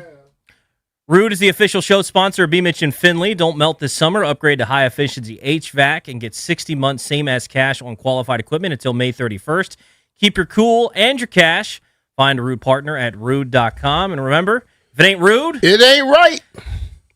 We're getting most of Washington's schedule. We'll get the full schedule tonight. We'll know exactly, so a lot of these are rumors and leaks and different things. We know for sure, basically, the game in London in week 4. Yeah. Got a couple other leaks, but they gave us that one. If we look at the schedule now, B-Mitch, Yeah. I've basically got week 1, 3, 4, 5, 8, 9, 10, 11, 14, and 15, all rumored, written down. So we just got 2 more rumors. Week 1, Washington's going to start the year on the road at Philadelphia. And then the other one we just got is week 5, Washington at home hosting the Giants. And the reason that one's interesting, B-Mitch, is the week 3, 4, 5 stretch is going to be this. Week 3 at home against the defending Super Bowl champs, Seattle. Week 4 in London against Indy. Woo! Week 5, no bye week, back home against the Giants. Wow. That's a tough little stretch right there. I like it. But so you basically what you heard is Philly and the Giants, that's 2 games in the first 5 in your division. Yeah. And we don't know week 2 yet. And we don't know either Dallas I think game. last year we had most of the games late. Mm-hmm. So already too early. That's well, especially starting in Philly. Get out the gates strong, please. Yeah. That's listen, I just think that's how you're supposed to start every year. Yes. I don't think you're supposed to be starting slow. I think the rules have changed for football. But still, the people who are involved with it, they know you got to be ready to go. Yeah. So I just think off-season, training camp, intensity need to be turned up a little bit. The interesting part about this, B-Mitch, is I was going to ask you about this, but then we just found out the answer to this before I was able to really dive into it. Week 5. So they're coming back from London, and they're not going to have a bye week.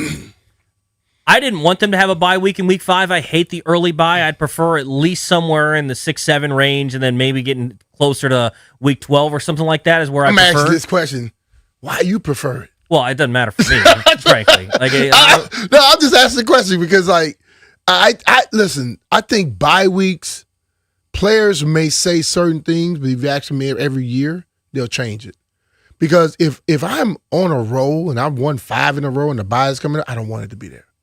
Interesting, yeah. But if people are banged up, I want it as soon as we can get it. Well, and that's part of why I generally like it a little bit later on, is I like the idea of, all right, we've played 10 straight weeks to start the year, and then here comes the 11th week, we get a couple of days off, versus early in the season when hopefully you're still a little healthier. But, we saw with this team last year. Yeah. They could have used the bye at basically any point in the season because they had injuries all throughout the year. So even if they would have been a week 5 bye, that would have been fine for them last year. But I think that's interesting that coming out of London, because I think that's a decision that the Commanders get to make. Understanding that you go overseas, I'm pretty sure you get to make the decision on whether you're going to play the following week or not. And they've basically said, give us a bye a little bit later. We're good playing the week after. I don't think that's true. Is it not? Because you got so many different teams that are playing overseas now that you can't be asking, you want to play next week? Well, and they obviously accommodated them because they're playing both games at home in week 3 and week 5 before they go to London. So sandwiching it in there. And, it's not as bad of a trip going to London. That's almost the same as just going the opposite way over to a West Coast game. It's really not that different of a schedule. You're going ahead, and then you're coming back. So I think it's a good idea to have them playing, but just some of the rumors that we've got so far. And you can react if you want to hop in. Feel free, 800-636-1067. Listener lines are open. Week 1, Washington's going to start the year at Philadelphia. Week 3, you've got Seattle at 1 o'clock. Week 4, on the road, going to London to take on the Colts. Week 5, back home against the Giants. We don't have week 6 or 7. Week 8, Sunday Night Football, Washington and Philly. So there you go, both Philly games in the first 8 weeks of the season. Week 9, hosting the Rams. Week 10, Thursday Night Football, on the road against the Giants. Week 11, Monday Night Football, Joe Burrow comes to town, and the Cincinnati Bengals. Week 14, Houston, and Week 15, Atlanta, both at home. Yeah, against Cincinnati, Monday Night Football. I can see that happening because you got 2 guys from LSU, both of them won the Heisman. Well, the last time they matched last time they played, it was a hell of a game, and then they flew straight to Arizona. Yeah. I remember that. That was such a fun, that was Jaden Daniels' coming out party. That was one of the best games I've watched in the last couple of years. So they'll meet a Monday Night Football in Week 11. So that basically leaves you the whole home schedule, aside from Dallas, is pretty much out. The road schedule is still pretty much up in the air. Mm-hmm. And that leaves you with possible bye weeks of Week 6 and Week 7, and then Week 12 and Week 13. So I think the way that this is playing out is going to be interesting. They could start the year with 2 road games. They could also end the year with a couple of road games, which isn't ideal. But regardless, we know most of the schedule for Washington. 800-636-1067 if you'd like to hop in. 3 primetime games, 4 standalone games announced right now. So the primetime ones would be Philly Sunday night in Week 8, Thursday night against the Giants in Week 10, and then Monday night against Cincinnati we just talked about in Week 11. And then the other standalone is the London game against Indy in Week 4. So they're still going to have chances to play in primetime, not as many as what they did last year, and we could still find out some more tonight. So, but like for me, I look at the primetime a little differently than people because we just think Thursday night, Sunday night, Monday night. I think them 4:25 games sometimes, prime. Definitely when you go to London at 9:30 in the morning, other game going to be on TV. Yeah. That's prime. So I think it'll balance out.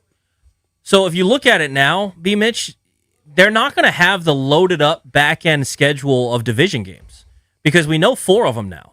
Mm-hmm. Philly, Week 1 and Week 8, and then the Giants, Week 5 and Week 10. We don't know Dallas. I would assume Dallas is one of the Week 16, 17, 18 games, but that's the only ones. So at most, if you play Dallas twice in 3 weeks, which I don't see them doing, that's the only way that you can load up the last couple of weeks of the season having divisional games, which is different than what we saw last year. And last year we had a ton of them at the end. Yeah. But I don't know. I'm going to see. Listen, I would love to have them early. You know what that does? That put a emphasis on what we're doing getting to the season.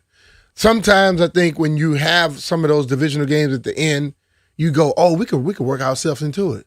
No, I like to have seasons where when it starts, we got to go for it. So we'll see. Well, and you just brought that up a little bit earlier when we were talking about them playing Philly at the gate. Yeah. They're going to have to change some stuff up in training camp to up the intensity because they've got to be ready to roll. I want to see that. Yeah, listen, I know the rules don't allow you to, and I just want to change a notion that people have. When Coach Gibbs was here in that first stint, we weren't tackling to the ground. Like people think we were full gear tackling to the ground. No, he called it full speed butt up, which means the tackler comes in, he wraps his arms around you, he lifts you, lets you down. You continue running. So in essence, to wrap up and lift, if I hit you, fall, I would have tackled you, right? Yeah. But you're going to keep running because you're going to get your conditioning as well. And that team was excellent. Those teams were excellent. I move on to Philadelphia. We rarely wore full gear, but you would have sworn it was a track meet.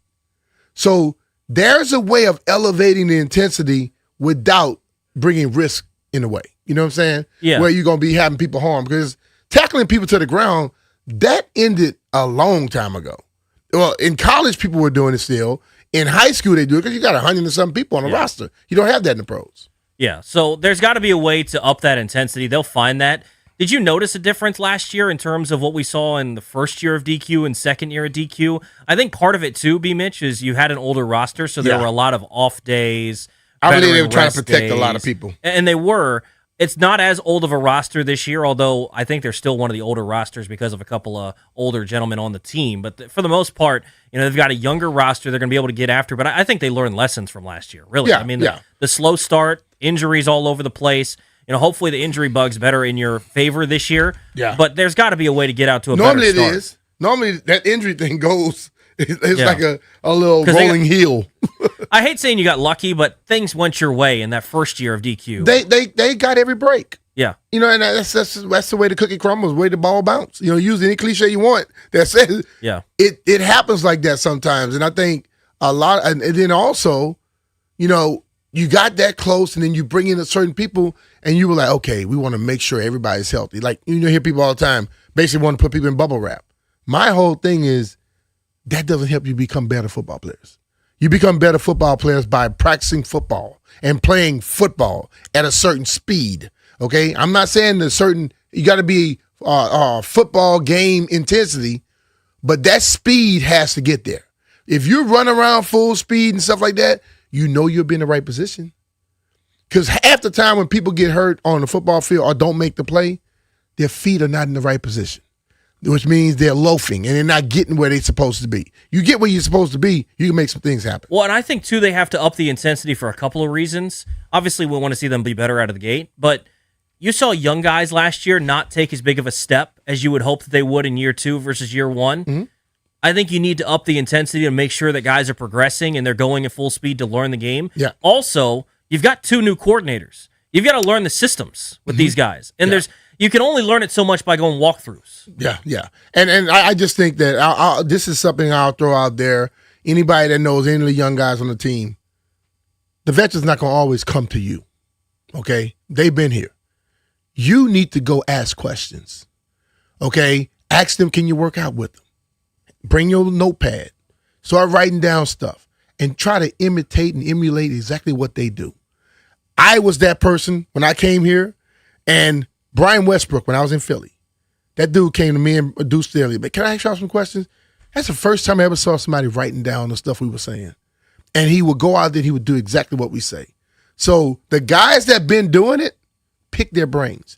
Because one thing they knew, if they see you asking, they know you're serious and they want to help. But if you just walk around like you know everything, they're going to let you go around like you know everything. And normally you will not elevate as quick as you should. That was one of the things I always appreciated seeing Jaden early on. Mm-hmm. Always picking the brain of Bobby Wagner. Yeah. Trying to figure out, hey, what are you seeing here? There you go.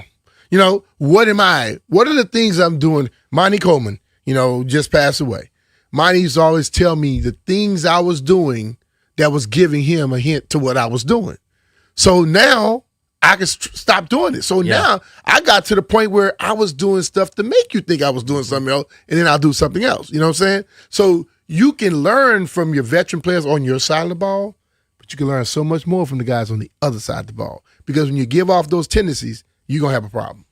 We revealed most of Washington's schedule. We'll get the full thing tonight. We gave you some of the leaks. If you want to hop in, feel free, 800-636-1067. We also found out the Thanksgiving slate. There's going to be a game before Thanksgiving. There's going to be 3 games on Thanksgiving and a game on Black Friday. And it looks like it's going to be a heck of a weekend around Thanksgiving. Let me tell you, man, the NFL is telling the rest of the leagues, eat it. We own you. We own you. Don't care what you say. We gonna own all this crap. We'll break it down for you next. You're on BMitch Finlay on the Fan.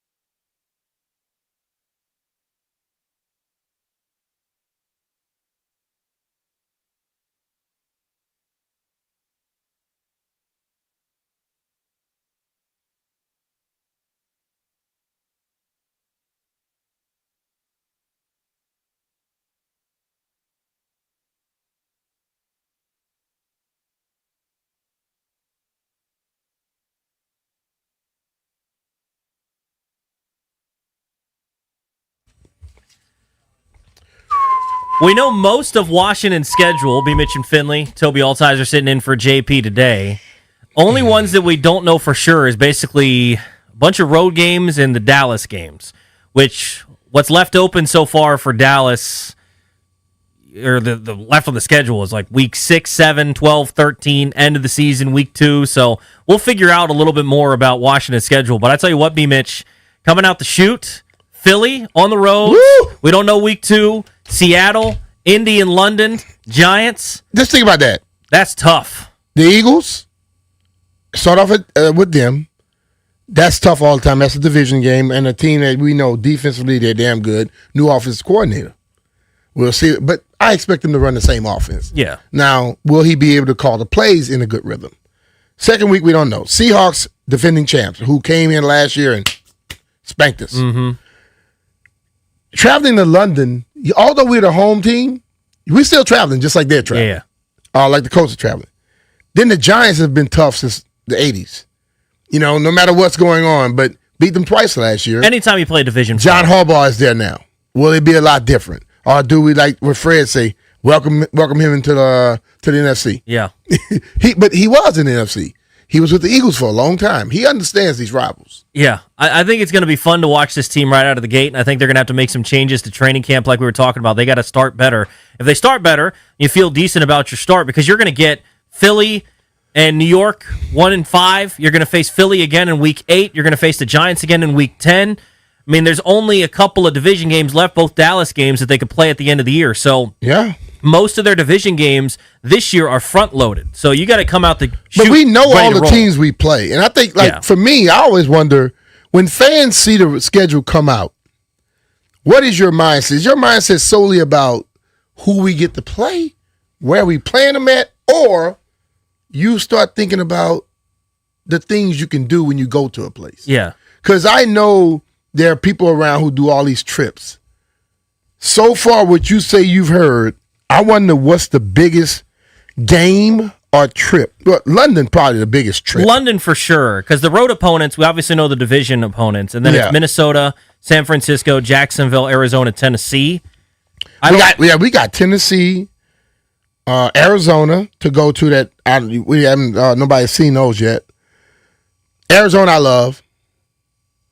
We also go to Jacksonville this year, don't we? Yeah. I mean, we play because it's on the road. Yeah, and it's not going to be people for a little while. In the room I hope that Jacksonville could be the 16th or the 17th game. Yeah, because it's warm and it's the winter and it has sawgrass. You don't.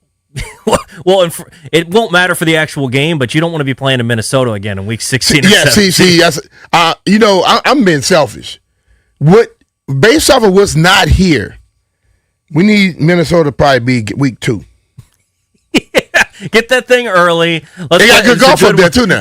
They do. See, I look at it differently than the fans. I look at it based off of golf courses and proximity. Oh, yeah. And, you go a day early, play golf, and then the team rolls in. You do all your duties. Are you going to try to get some good golf in London? London don't really have good golf. You got to travel to go play. Maybe take a day, travel around. Yeah, but I think if I go, I'm going that Sunday. Yeah, I'll be there all week. I don't think I'm going to have time to be able to jump on a train and go somewhere, play around, and get back. Yeah. Without missing something. It's tough because probably Scotland's a better destination if you want to go play golf. Yeah, Scotland, Ireland. Yeah. NFL, you're listening to me and Toby, huh? Yeah, and send us, please. We'll go there for sure. Speaking of some good football games, Thanksgiving.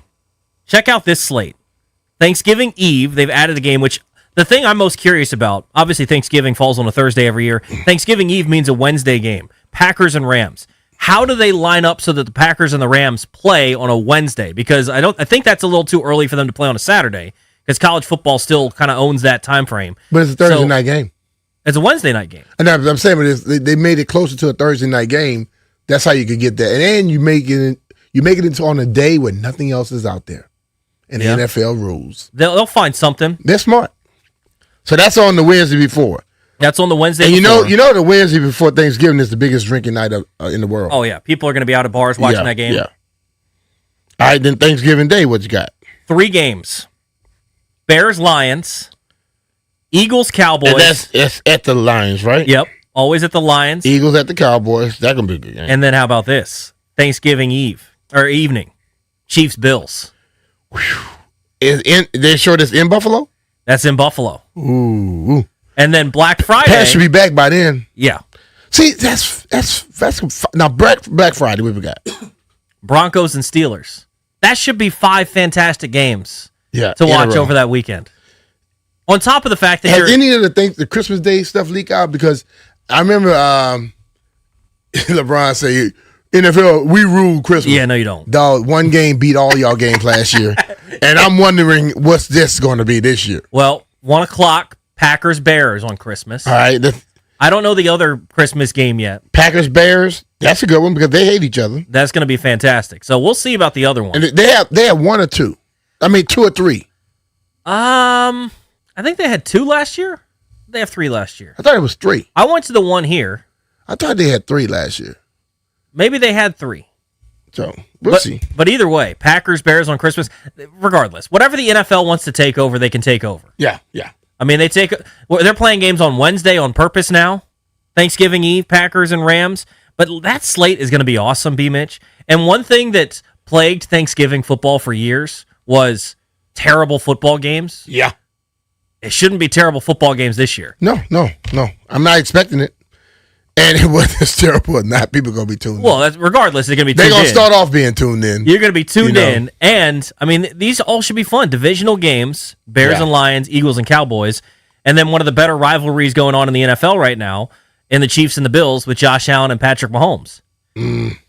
I thought it was interesting. I think the Chiefs play a primetime Week 1 game. I thought that was a little interesting because I'm not sure. It's the Chiefs, though. That Pat will be back? He may not be, but you remember when Michael Vick rolled up there to Philadelphia and everybody say how Mike had played for all the teams he had been with before he went to Philly? And he came out and they had him sitting in the pocket just picking people apart. Yeah. Justin Fields might be doing the same thing. Yeah, that is true. Andy Reid is a quarterback whisperer. That is true. Yeah. That is true. They'll have themselves ready to go regardless if it's Pat or someone else. Yeah. All right, we spent plenty of time this week talking about the Wizards getting the number 1 overall pick, winning the NBA draft lottery. Let's dive into that next. You got an issue with my idea. We're going to have a conversation. Yeah. BMitch apparently wants him to trade down. No. It's not that I want. If the owner loves the Debonsa that much, show us. Yeah. And if you make us an offer we can't refuse, take it. Because when I look at it, I don't think he has set himself that far apart from everybody else. No, that's true. Yeah. That is true. Let's break down the possibility of a trade back from the first overall pick next here on BMitch Finlay.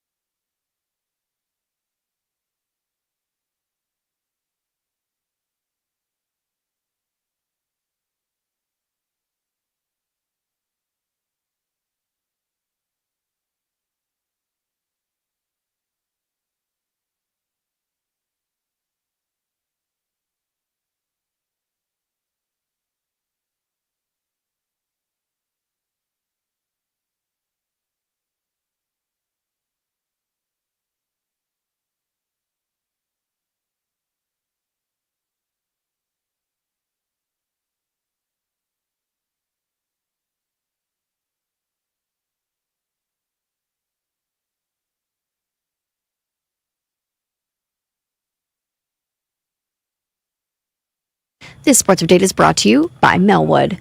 Last season, the Commanders had 5 primetime games, along with playing the Cowboys on Christmas Day. They also played the NFL's first game in Madrid, Spain. So what is on the docket for this year? Well, here's what we've heard. The Commanders confirmed will play Week 4 in London against the Colts. That's October 4th. And now, according to leaks, Week 8, the Commanders will play Sunday night at home against the Eagles. Week 10, Thursday Night Football at New York Giants. Week 11, Monday Night Football at home against the Bengals. And we also know they will not play on Thanksgiving this year. Donate your unwanted vehicle to Melwood and support people with disabilities in your local community. They can pick up as soon as tomorrow. Visit melwood.org or call 1-877-MELWOOD. From the Crop Medcap 5-Star Sports Desk, Savannah McCann on the Fan.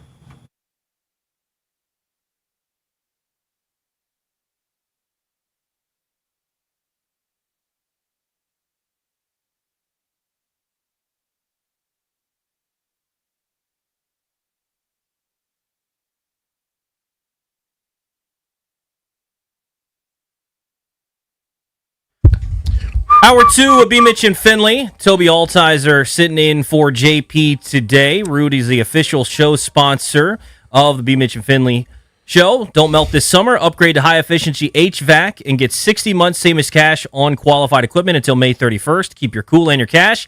Find a Rude Pro partner at rude.com. And remember, if it ain't rude, it ain't right. So, real quick before we get into the AJ Debonsa number 1 overall draft pick for the Wizards trade back scenario, it does look like we have another one of the Christmas Day games. So we have Packers-Bears at 1 o'clock. It looks like Seahawks-Rams at 8:15. That's a damn good one. Yeah. So I think there's going to be 3 games on Christmas, and it seems like they're trying to load up on these primetime matchups on these big holidays. So you got Packers-Bears, Seahawks-Rams. Mm-hmm. I don't think we know the middle game, but that'll be the evening game, Seahawks and Rams. Man, that's some stuff right there, boy. So, good luck. Open the presents. They say, what you say? We y'all own Christmas.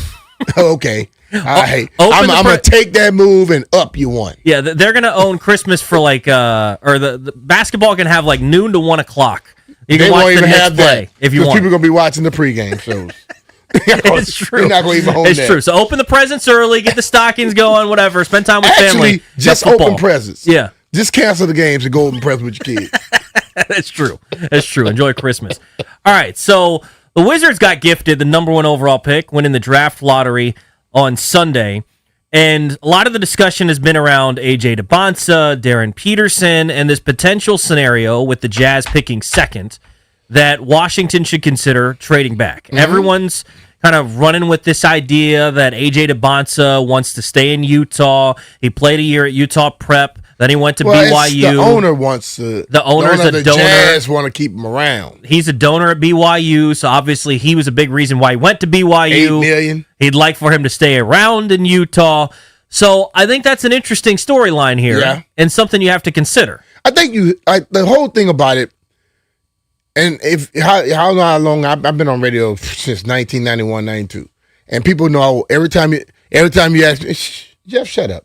Every time you ask me a question about stuff like that, I say you have to weigh all options. Yeah. Because you never know what the possibilities are. So people have thrown around stuff. So a possibility of Ace Bailey being involved with a trade. You switch the picks this year and maybe another pick coming up in a later year. I'm moving with that. Yeah. Easily. So when you hear somebody has an affinity for someone, you got to see how much they do. Because what if they add more than what I just said? Yeah. You got to think about it. Because when I watch basketball, and I'm watching the Oklahoma City Thunder, and you watch how they running through people, look at all those talents they got on that team. And they probably got more first rounders in the next, 10 years than probably everybody else in basketball. Why? Because they were maneuvering. But they find people. So when you start investigating and you start to interview these guys, you find out who really fits what your game plan is. And AJ may be the guy. He may fit it, or he may not. But I am not going to be the person who just say, you just got to make the pick since you got it. No. We got to go through every option and figure it out. So I don't want them to trade the pick, but I agree with everything that you just said. You've got to at least see, because there's a chance that the Utah owner goes full stupid and trade you way too much for the pick. Yeah. And I think that when you look at this year's draft, I think it's interesting, BMitch, because generally you think, okay, great draft. Okay, so better off to get the number 1 pick. I think you can make the argument the other way, too, where I think if they would have got the 5th pick and they would have got screwed in this year's draft, like they did last year's, they could have gotten a dude. Versus last year, if you got the number 1 overall pick, you get Cooper Flagg versus Trey Johnson 1 to 6. And it's not to say that I don't like Trey Johnson, but this year's 1 to 5, the difference between the gap between 1 and 5, although maybe year 1 is larger, it's not necessarily that big in the long term in terms of ceiling. Like I think that the guy that you get at 5, say it's Acuff out of Arkansas, even if you're picking 4, say you get Caleb Wilson, I think you can make the argument that those guys, he could be the best in the draft. Exactly, to be honest with you. Those guys have his highest ceiling. Maybe not year 1, but we're talking year 4, year 5. You're talking second contract time. We're talking, okay, this guy's just as much of a superstar as AJ Debonsa. Okay, Peterson. I asked this question: if he hadn't checked out the game, would we be saying Debonsa is number 1? I was Debonsa all year, but everyone until some of that stuff started popping up was Peterson over Debonsa. Mm-hmm. But the question I would ask about the Peterson thing, so he's come out and talked about the creatine thing, and I think a lot of people have poo-pooed on it, which I will be here to say what he's telling you is a lot of the truth. Creatine does deplete your body of water. You got to drink excessive amounts of water. Also, it helps you pull major muscle groups. So if he was dealing with that, I would just say whoever his trainer was, don't ever use that dude again. Yeah. But in the NBA, they're going to figure that out. They'll put him on a regimen where he wouldn't have to worry about that. And if I just feel when he did that, for me, I was like, how you check yourself out of a game? Now I'm hearing full body cramps and all that type of stuff. Scare the hell out of you, especially if you're a young dude. But now when I see that, I really wonder if he had never checked out, what would people be saying?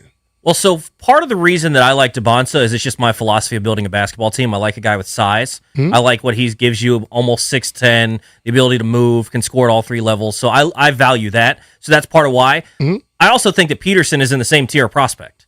Yeah. So the idea of trading down, it's not dumb. Like I think it makes total sense because if you want the guard, you've got a guy here that is so fantastic, one of the best scorers we've seen in college in a while, right up there with Debonsa.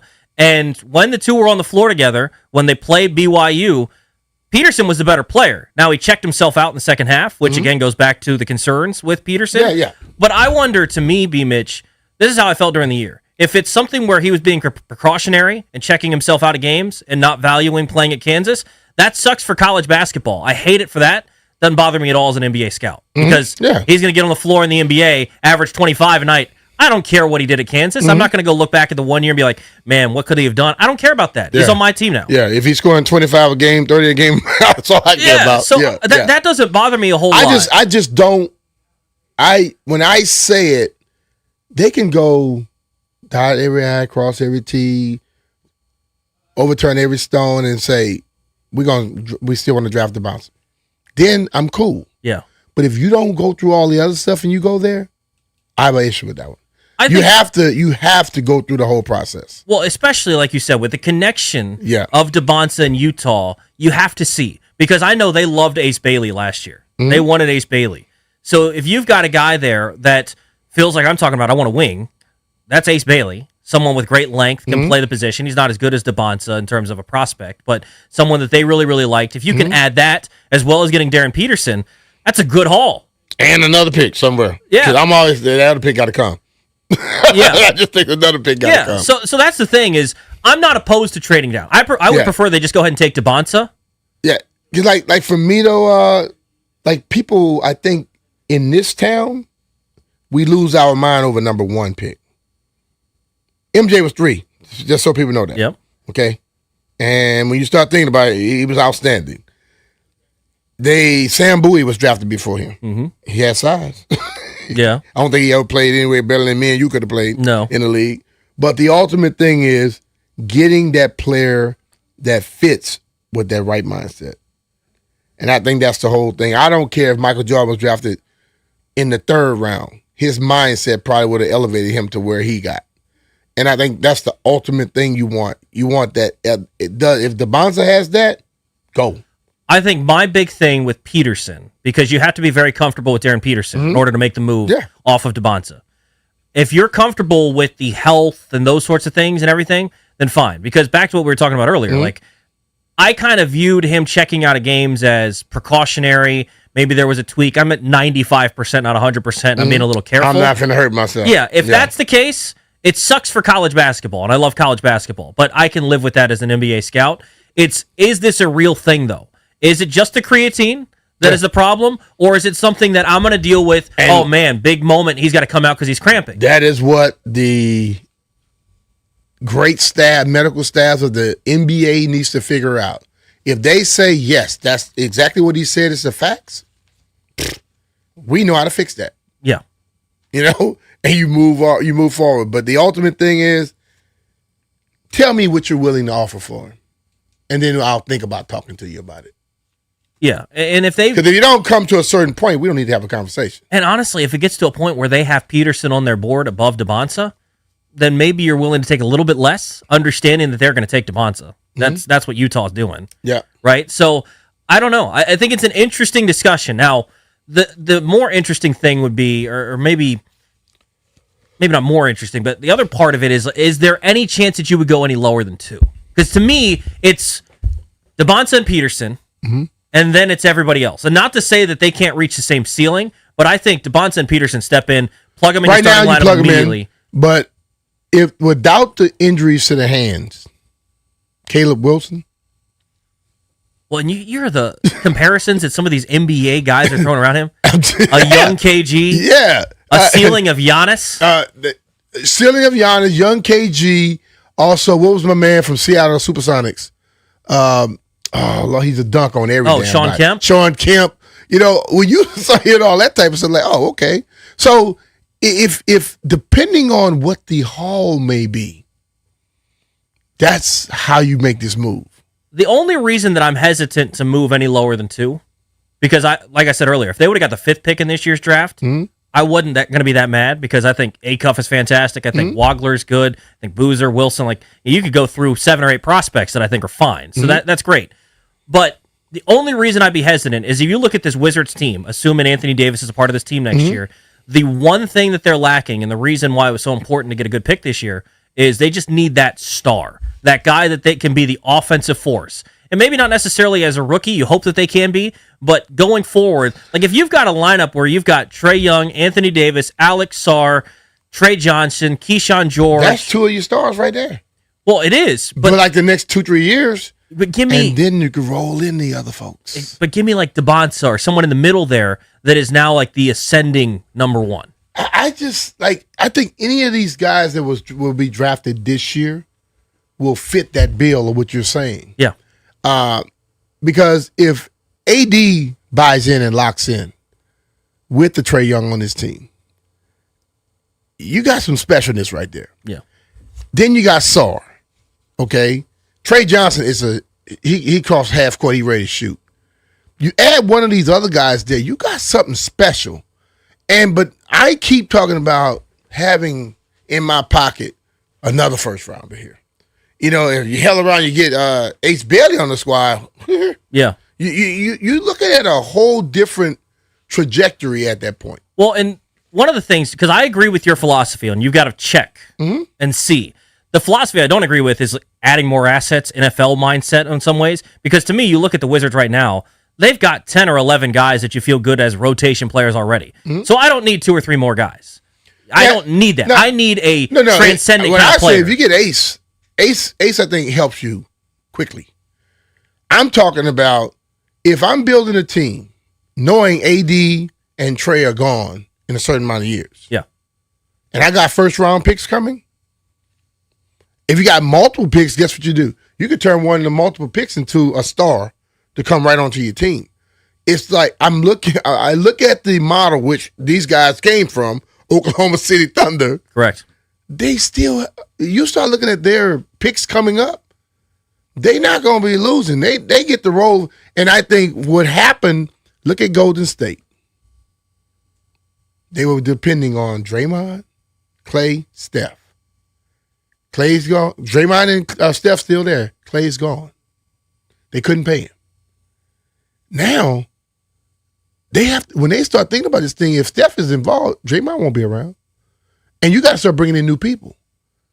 the way Oklahoma City is set up now, they're still drafting first round every year. Yeah.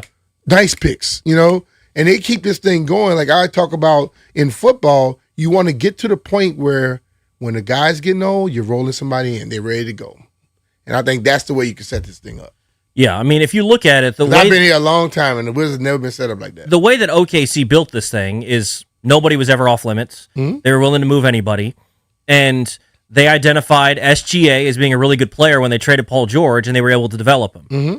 Wizards aren't going to necessarily go get their SGA, but hoping that you can draft that guy this year, whether it's Debonsa, Peterson, Wilson, whatever it is. Put that. Now, for you, with it being the top 2 picks, is it down to Peterson and Debonsa, or are you thinking that Wilson could work his way in there?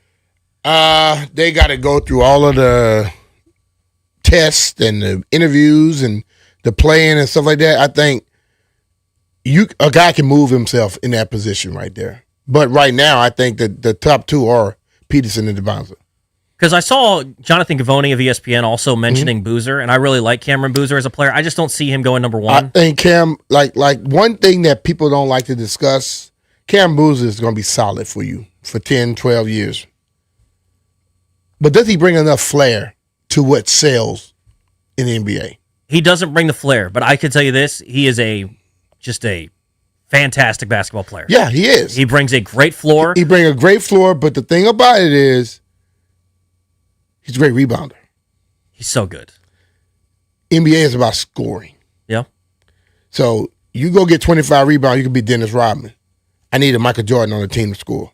Yeah, and the nice part is all of these guys have such high ceilings. I think when you look at Boozer, that's a more of a high floor versus high ceiling guy, because I still think that he can be a really good player at the NBA level. I just don't know that he has the ceiling of those other guys. Yeah. But I got to watch him a couple of times in person this year, BMitch, and he's just so impressive. If I could get Boozer and he plays 10, 12 years like he shown you he could be, or longer, you wouldn't have made a mistake. No. At all. No. You get some of the other guys that may come out, they may have a fantastic 3-4 years, and then they may shy away the rest of the time. He may be the best in the draft.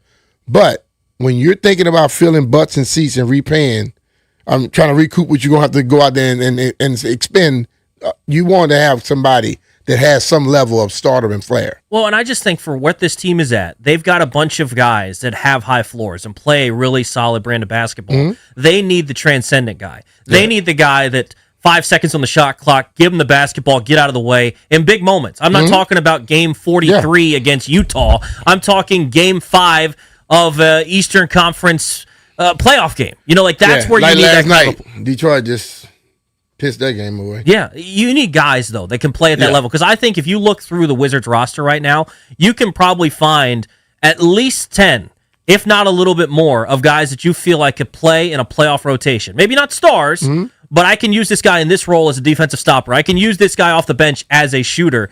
So they've got guys. It's now just getting that number 1 option, which I think they can get this year. But I think for me, it's down to those 2, Peterson and Debonsa. I'm Team Debonsa, but I do agree with you that they should explore every option with Utah. Oh, yeah. You're constantly talking with them, and if it comes down to it that they're not willing to make you a Godfather offer that you can't say no to, then you just take the guy that you want, whether it's Peterson or Debonsa. So you want them to say, hey, I give you this guy.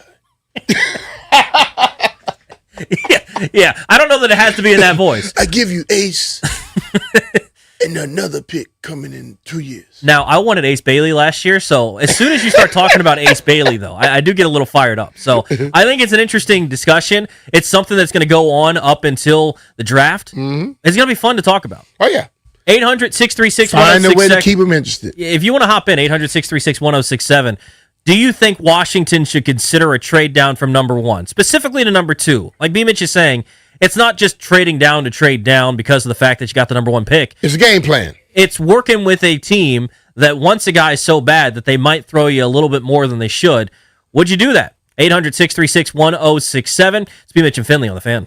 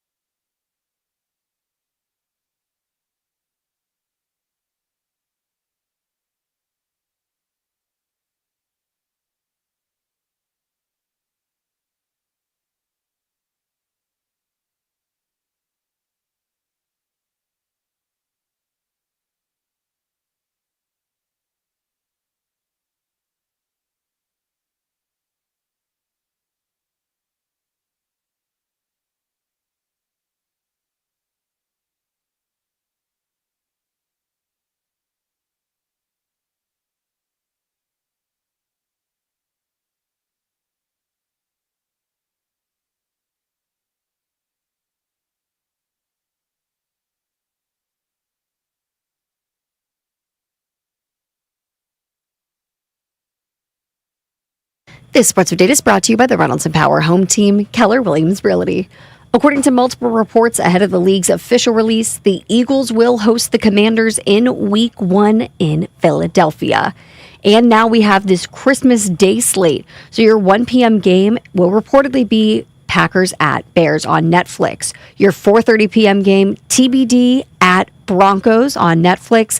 And your night game, 8:15 p.m. This one going to be on Fox. You have Rams at Seahawks.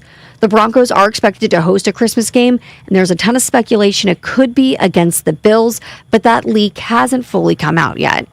Want to hear the fastest way to know what your home would sell for? Reach out to the Empower Home Team. Simply text your address to 800-763-3000. No phone call, just text your address to 800-763-3000. That's 800-763-3000. From the Crop Medcap 5-Star Sports Desk, Savannah McCann on the Fan.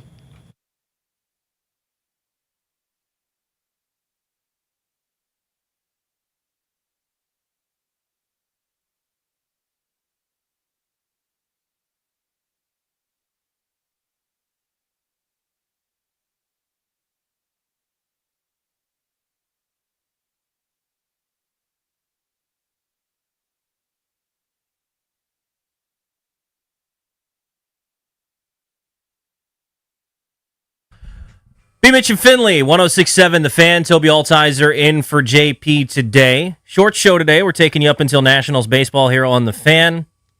12:10 pregame, 12:40 first pitch. Nationals looking for a sweep, BMitch. They win today. They'll be back to 500. Oh, boy. They're playing better than people thought. A lot better than people thought. Yeah. I think they've been impressive. I mean, the bats have been terrific. I just think that if they get some more pitching help, they can shock some people. Yeah. I'm not saying nothing spectacular, but they can shock some people. Whatever they're preaching over there in terms of hitting is coming through. They needed to come through on pitching, though. Oh, yeah. Yeah. Makes it a lot easier. You don't have to score so many runs if you have good pitching. Yeah. They've been one of the best offenses in the sport. Unfortunately, they've been one of the worst defenses, if not the worst defense, and also one of the worst pitching staffs. So not really helping each other out there. 800-636-1067 if you'd like to hop in. The Wizards won the number 1 overall pick, winning the draft lottery on Sunday. We were pitching the idea of potentially trading down. I'm not as big a fan of it, but BMitch, you want them to at least explore every option. Hell yeah. In every move you make, you got to explore every option. You can't go in there just with a one-track mind. Well, and especially when you've got, again, the connections, if you're just tuning in, for Utah. AJ Debonsa went to high school in Utah. The owner of the Utah Jazz is a massive donor to BYU, where AJ Debonsa went to college. And a big reason why he went there was the number that he got in NIL. So you're telling me that the guy that just spent millions of dollars to get him to go to BYU wouldn't want him on the team? Because you know what? He was able to go to high school, college. He's built the following. Who the hell do you think I want to play on my team for the NBA? Absolutely. Yeah, absolutely. That would be perfect. So if Utah comes calling, what would you need in a trade? Would you consider a trade down from 1? Or if you're Team Peterson, I mean, you're probably absolutely in on trading down from number 1. What do you think? 800-636-1067. Let's get out to Saeed in Upper Marlboro. Saeed, what's going on? Hey, guys. I tend to agree with BMitch. Like, you've got to listen. You know, like I remember when this real estate developer came to my house and was talking about buying our house. My wife was on the side going, but I love this house. I said, for that money that he's talking, you'll love a new house. Like, hell yeah. You know, and so she was like, no, but we built it, but. I said, for that check, trust me, you'll fall in love with something else. And the rule of the game is like in poker. If somebody is drunk and bleeding chips, you keep playing because you are going to keep raking in the winnings. So if they make me a drunk offer, I'm going to accept.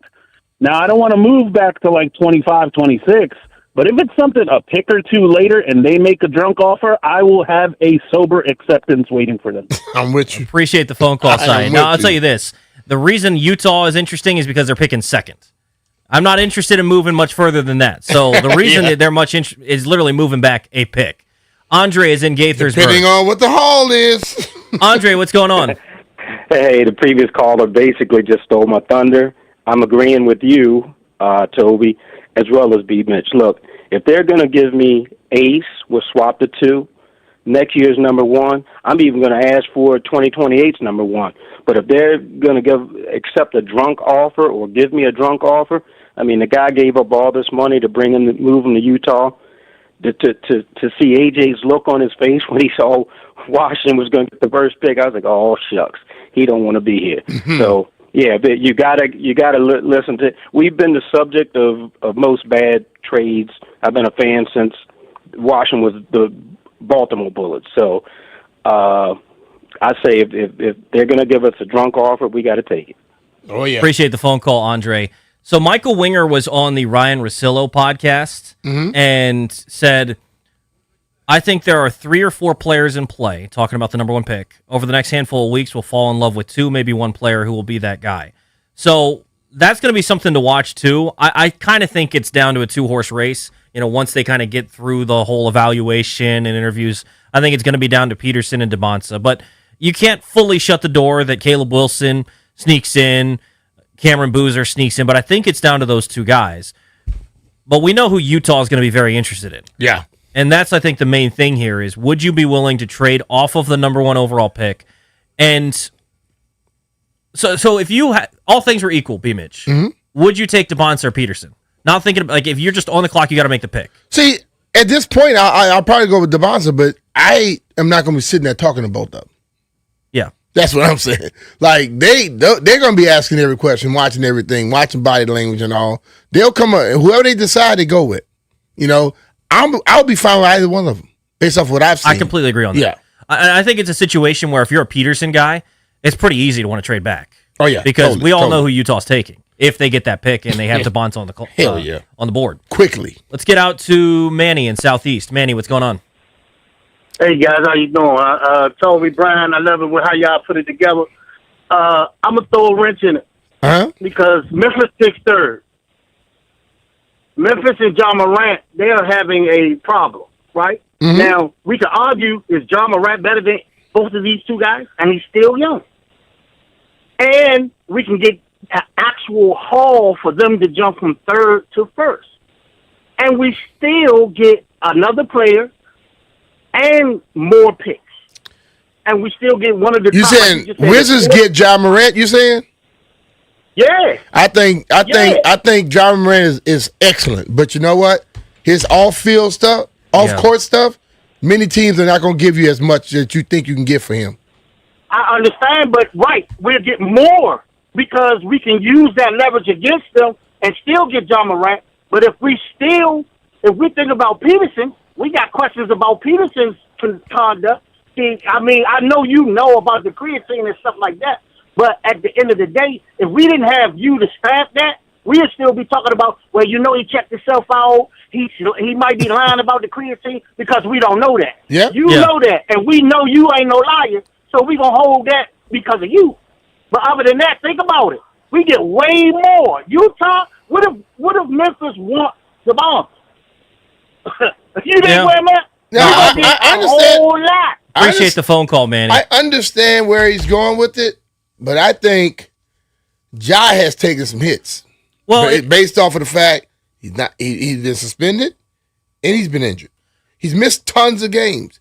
I think what he showed us in the beginning has taken too many hits for you to be able to just look at him as what he was. Correct. You know, yes, fantastic talent. But the stuff he's involved with, people worry about. Well, and that's the thing is he's trying. It felt like he was almost trying to compare Peterson and Ja. Ja's dealing with stuff that Peterson is not dealing with. Yeah. We hope. We don't know. The questions about Darren Peterson are whether he wanted to play at Kansas or not, and whether he was actually cramping or not. Yeah. That's basketball stuff. That ain't anything to do with the stuff that John Morant is dealing with. So I think it's interesting because if you do like Peterson more, which I think there are still a lot of people, because it's funny to me to see the shift in narrative and talking points. Halfway through the season, BMitch, if you said Darren Peterson is going number one, no one would have batted an eye because they would have agreed with you and thought it was stupid to think otherwise. You're right. You're right. Now, I've been AJ Debonsa the whole way, so I don't want it to be like I shifted. But Now it's this idea that AJ Debonsa is the surefire guy. I think it's 1 and 2, and there's 1A, 1B. It's not truly a 1 and 2. I think they're in the same tier of player. It's just kind of more preference on what kind of a guy do you want. Now, for me, I prefer to have the size and versatility of AJ Debonsa. But there are questions about his three-point shot. There are questions about his defense. I think the questions for Darren Peterson, I don't know that they're as much on the basketball court because he can play defense. He can score the basketball. He's a good playmaker. He struggled a little bit with some of the efficiency as the season went on, but that's tough for opponents and those sorts of things. But the real question about Peterson is just the cramps, creatine, and again, like I said earlier, I don't think I care that much if he was checking himself out of Kansas because he was trying to save himself for the NBA. I hate that for college basketball, but I don't really care that much about it if I'm the Wizards. People do it every year in every sport. Yeah, I just don't care that much about it. It sucks.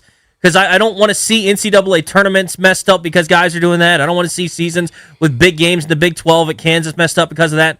But I don't think I really care that much. So I just don't think the idea that threw out there, one of the callers threw out moving down to third to Memphis, even though I think take your pick of next prospect in line after those top two could maybe have the same ceiling, I think the impact you can get year one from those two is still much higher than the other guys. Yeah, I agree. So I would take those guys. I don't want to move any further than 2. Gotcha. 800-636-1067. Let's get out to Trey in D.C. Trey, what's going on? What's going on, fellas? How you doing? We're good, man. How you doing? I'm good. So I agree with both of you all, especially BMitch, as far as, considering moving back. I wouldn't go anything further than 2. But you look at Ace Bailey, man. Ace Bailey wanted to play for the Wizards last year. You know what I'm saying? So I feel like this is a perfect opportunity to put together a package where you get Ace Bailey and a boatload of picks. Maybe get the second pick, swap picks this year, get Ace Bailey, and maybe 2 more first round picks. You know what I'm saying? And if they don't want that deal, then hey, you know what I'm saying? You stay put and choose your guy. You know what I'm saying? So. That's all I got, man. Thank you for having me. All right, bro. Appreciate the phone call. Yeah, I just think it's interesting because if you add an Ace Bailey last season, for those that didn't track what he did as a rookie, just under 14 points a game, 4 boards, 2 assists, shot 44% from the field, 34% from 3. He's going to be a good scorer. He's someone that can help you out. I mean, he's someone that is a rotation guy, and you're still getting Darren Peterson. It's tough because I want Debonsa. And I think he's the best player in this draft. But out of the same mouth, I'm going to say that I think Peterson is basically in the same tier prospect. And if that's the case, wouldn't you rather the 2-for-1 sort of deal? Understanding 2, like you're talking about, I want you to toss in another 1. Yeah, I need something else I with need it extra as a sweetener. Show me your loving. That's what I'm asking for. Yeah, and I don't think it's out of the question to see Utah making that sort of a move. Yeah. 800-636-1067 if you want to hop in. Also want to play some audio from the Junkies earlier this week when Will Dawkins is on, saying that there is no Wemby style of prospect in this draft. There is no clear number 1. So does that make you more likely to move off the number 1 pick? 800-636-1067 if you'd like to hop in. You want to see the Wizards trade back. It's BMitch and Finlay on the Fan.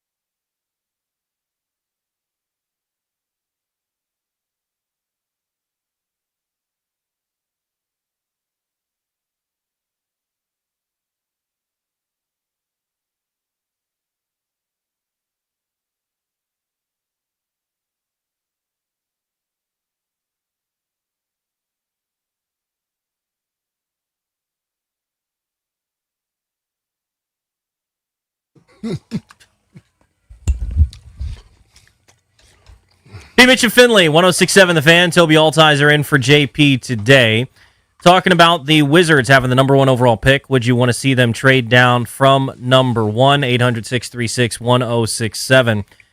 Everything has to be on the table. I don't think you can go in with a closed mind. I don't think that they are going to go in with a closed mind. I wanted to hear this clip from general manager of the Wizards, Will Dawkins. He was on with the Sports Junkies earlier this week and was talking about there not being a clear-cut number 1 Wemby-type prospect in this year's draft. For you, it's not like a Wemby draft where there's a clear-cut number 1. You could envision yourself taking, I don't know, you may not want to say, but more than one guy would be possible at 1 overall for you. Yeah, that is actually accurate. Is that based on the interviews that you're going to have this week? Or is that based on That's going to be a part of helping us inform our decision for sure. We got to make sure that we're getting the player that's right for us and wants to be here and be in the right situation and do what we're trying to do, because that's really important. I think we'll have a lot of talented options with a lot of really good people just in doing our intel ahead of time. So it's going to be a decision that we have to spend some more time on, and getting to know them this week will go a long way. But also spending time with them in D.C., really learning what their motivation is, what they're about, how they see themselves fitting into the community, everything like that. That goes into someone that's going to be a number 1 pick. I like where they're at because open mind. He is correct that there's not a consensus. All right, you've got to take this guy. It ain't been a Wemby prospect in a long time. No, but the nice part for where the Wizards are at is they're in the driver's seat, right? Yeah, they're not waiting on anyone else. At worst, they sit at number 1 and they get to pick their guy. They get to pick whoever they want. Correct. So that's the nice part for where they're at is they don't have to depend on what the Jazz are going to do. They don't have to depend on what the Grizzlies are going to do. They get to dictate this thing. Yeah. If the Jazz aren't willing to meet the offer that they want to move out of number 1, they don't have to move. They can manipulate the situation. They can be on Peterson big time, but the Jazz gonna think they're going with the exactly right. And you manipulate it. They can do whatever they feel like doing. So I like the position, but I also like hearing what Will was saying because it shows he has an open mind. He's giving you no guarantees, but he's going to check everything out. I think just about everybody we've talked to has been on board with the idea of considering a trade down. I want to hear some of the opposing opposition. I'm generally on stay at 1 and pick Debonsa. Well, let's get back out to the phones. Let's get out to Jay in D.C. Jay, what's going on? Hey, what's up, fellas? How y'all doing today? What's happening, brother? Yeah. I'm of the mindset that I do keep over mind. Somebody coming crazy, they want 4 or 5, number 1 pick style, number 1. Of course, I might go with that. But here's my thing: more doesn't always mean better. So we got the number 1 pick. Now it might not be a consistent number 1 pick, but there's the number 1 pick for us. So we find out who that guy is, and we take him. Now, if we want to add some picks to it, what I would do is I would play with this idea is maybe I'll take Anthony Davis, package him with one of our future first-round picks, and try to get the 2 or the 3 or the 4th pick in this round to put AJ Debonsa and a Boozer together, or AJ Debonsa and a Peterson, something like that. That's what I would do, but I was thinking something like that. Especially with AD, all the talking he's doing lately. I'll be open-minded to trade down the 1, but I think I'm gonna hold on to it and take this opportunity to get the guy that I want. And then if I want to add somebody, I'll think about maybe adding AD in the trade or something. Appreciate the phone call, Jay. I kind of like that move. I would love that too. I just don't think that's realistic. I don't think they'll give them both. If they could, boy, I'd love to see it. We just saw what the Wizards gave up to get AD, and they didn't have to give up a significant amount. So I highly doubt that he has gained a lot of value from sitting on the bench for the Wizards. He's healthier. He is healthier. I just don't think that he gained a significant amount of trade value all of a sudden that you combine that with a team that's hopefully on the up and up. It's one thing if the Wizards were trading number 1 where they were going into this season where they weren't going to be very good. They're projected to be much better going forward. Yeah. You're trading a 1 in a year or 2, and Anthony Davis, that ain't getting you the 4th or 5th pick. Yeah. Nah. That ain't going to work. Let's get out to Jeff in Ashburn. Jeff, what's going on? Yeah. Hey, guys. I'm a big proponent of trading back to the 102 here in this draft, and that's because, as you guys have mentioned, AJ Debonsa would be picked by the Jazz in that situation. And in my opinion, I think you need a guy like Darren Peterson on this roster, and that's because the level of scoring that he showed when he was healthy in Kansas, the Texas Tech game in February, for one, but I think that you see that with SGA, Anthony Edwards, Luka Doncic. If you really want to be a championship contender, you got to pick up a guy like that. And I think while AJ Debonsa will fill up the stat sheet, get Darren Peterson, maybe get a guy like you have mentioned, Ace Bailey, Keontae George. Hey, even trade Anthony Davis and try and get Jaren Jackson, that all-time defensive center. That could really set you up and get you to where you want to be as a championship contender, and that's just my thoughts. Thank you, guys. Appreciate it, Jeff. Yeah, I think it's pretty easy for anybody that's a Darren Peterson guy to immediately think, all right, let's go ahead and trade back. I don't know. I really like AJ Debonsa. I don't think he's head and shoulders above the rest, but if I had my choice, I'd take Debonsa, and it just has to be a good enough offer for me to move off of him. What is it that pushes you to him?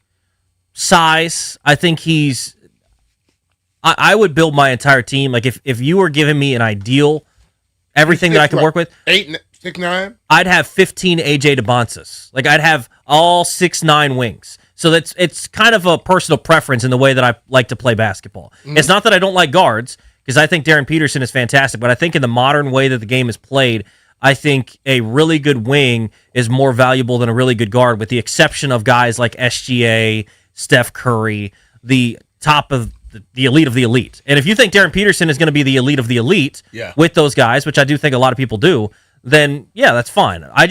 I really prefer to have someone that is more versatile because of the size. But Peterson's also telling teams that he wants to play point guard. He views himself as a point guard. And for his size, if he's playing point guard, that's a big guard. Yeah. That's a big point guard. Hell yeah. Because, I look at my man up there in New York. He ain't the tallest guy. But down the stretch, he closes out games. And if I can get somebody like him but can play defense, I'm with that. How good do you think they'll be? Like, we can almost assume, regardless of what they do with the trade or not, they're going to be taking Debonsa or Peterson. Yeah. How good do you think they'll be next year?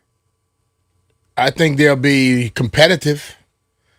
I think they can get to close to the 42, 43 wins. Yeah, I would think that. But you feel that's like the first year of something. You feel like playing bare minimum. At least back end. I think that they could be good next year, BMitch. I think they're going to be a blast to watch. I think I'm willing to watch. When you look at where the talent is and what they have and some of the young guys and getting better, I mean, you see the leap that you saw in Keyshawn George. You see the leap you saw in Alex Sarr. Yeah. I think they're going to be a blast to watch. And they're fun. And they're youthful. I like the competitiveness they have with each other. Yeah. I think they're going to be a fun team to watch. And whoever they add with the number 1 or number 2 pick, I think it's going to be a fun team to watch. You're listening to BMitch and Finlay on 106.7 The Fan.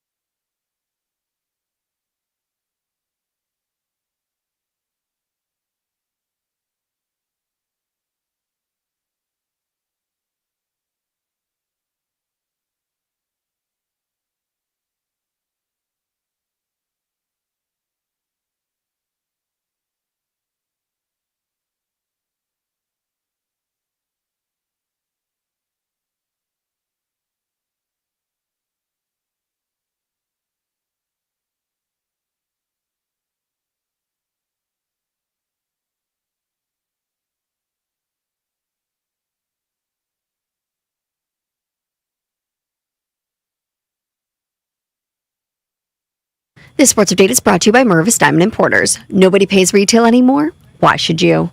The Nationals have a chance to reach the 500 mark today if they can sweep the series in Cincinnati. 12:40 p.m. We've got first pitch coming up right here next on The Fan. Here is what today's lineup looks like. James Wood leading things off, playing right field. Luis Garcia Jr. batting second, playing first.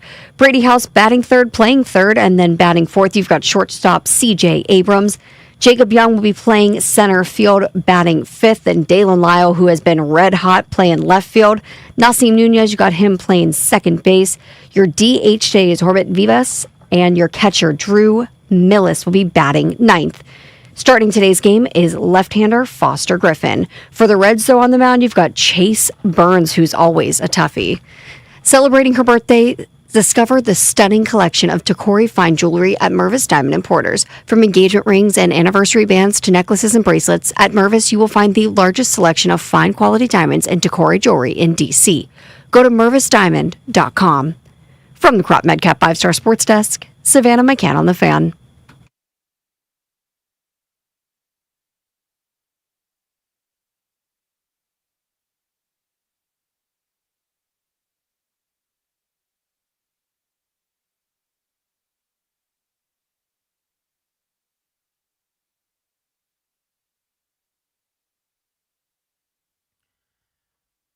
Final couple minutes of BMitch and Finlay taking you up until Nationals baseball. 12:40 first pitch, 12:10 pregame right here on The Fan. Root is the official show sponsor. BMitch and Finlay. Don't melt this summer. Upgrade to high efficiency HVAC and get 60 months. Same as cash on qualified equipment until May 31st. Keep your cool and your cash. Find a Rude Pro partner at rude.com. Remember, if it ain't rude, it ain't right. It works better when the mic's on. Yeah, I thought Jeff supposed to turn it on. So, want to get to her here first in just a second. But first, BMitch, how would you like if your day started like this? So the PGA Championship round 1 is getting underway today. Golf's coming on, I guess now. Finally, we can watch it. 7:19 earlier today. Garrick Higo, his tee time was 7:18. He showed up at 7:19, got a 2-stroke penalty. How would you like to start your tournament like that? Well, his sponsors will tell him about that if he has any. Well, and it's a dumb penalty too, B-Mitch. He was just on the putting green, but he wasn't close enough to the teeing area. If you're on the putting green, that's not where you're supposed to be. Correct. So what are you doing? I mean, he must not have a good watch. Apparently not. Yeah. He must have an old watch, the kind that don't automatically set itself. Yeah. I mean, it's one thing to be late for a tee time if you're going out and playing on a random Saturday. It's another thing to be late for a tee time, and that could cost you thousands of dollars if you play well. All right. Question, because I'm a rookie here. Yeah. Do they not drive golf carts during a tournament? Oh, my goodness. He is a rookie. You're really a rookie. I'm asking. Have you ever seen them drive a golf cart in any golf tournament you watch on TV? When I watch TV, for some reason, whenever they're like in the middle of shooting, it goes to like commercial or something. Okay. Well, that does happen a lot. But when you see them hit the ball, they immediately start walking normally, right? Yeah, on the hole. I'm talking about like hole to hole, or they got to walk. No, they walk, walking. Bro. They walk. Okay. Only way you're hopping on a cart is if it's a long way from the clubhouse, the driving range, or if you got to make some sort of weather delay and you got to move somewhere. It's walking, man. So I don't know what the heck Higo was doing. That's what JP doing right now over in Bandon Dunes. Being late to his tee time? Walking. Oh. He might be tired when he gets He's back definitely down. late to his tee time. Getting a 2-stroke penalty for being late to his tee time? I just can't imagine doing that, B-Mitch. I can't imagine playing for a PGA championship and starting 2 over par because I wasn't on time for my first round. You got to be better than that, man. Yeah. You got to be better than that. Way better. All right, let's get to her to here first.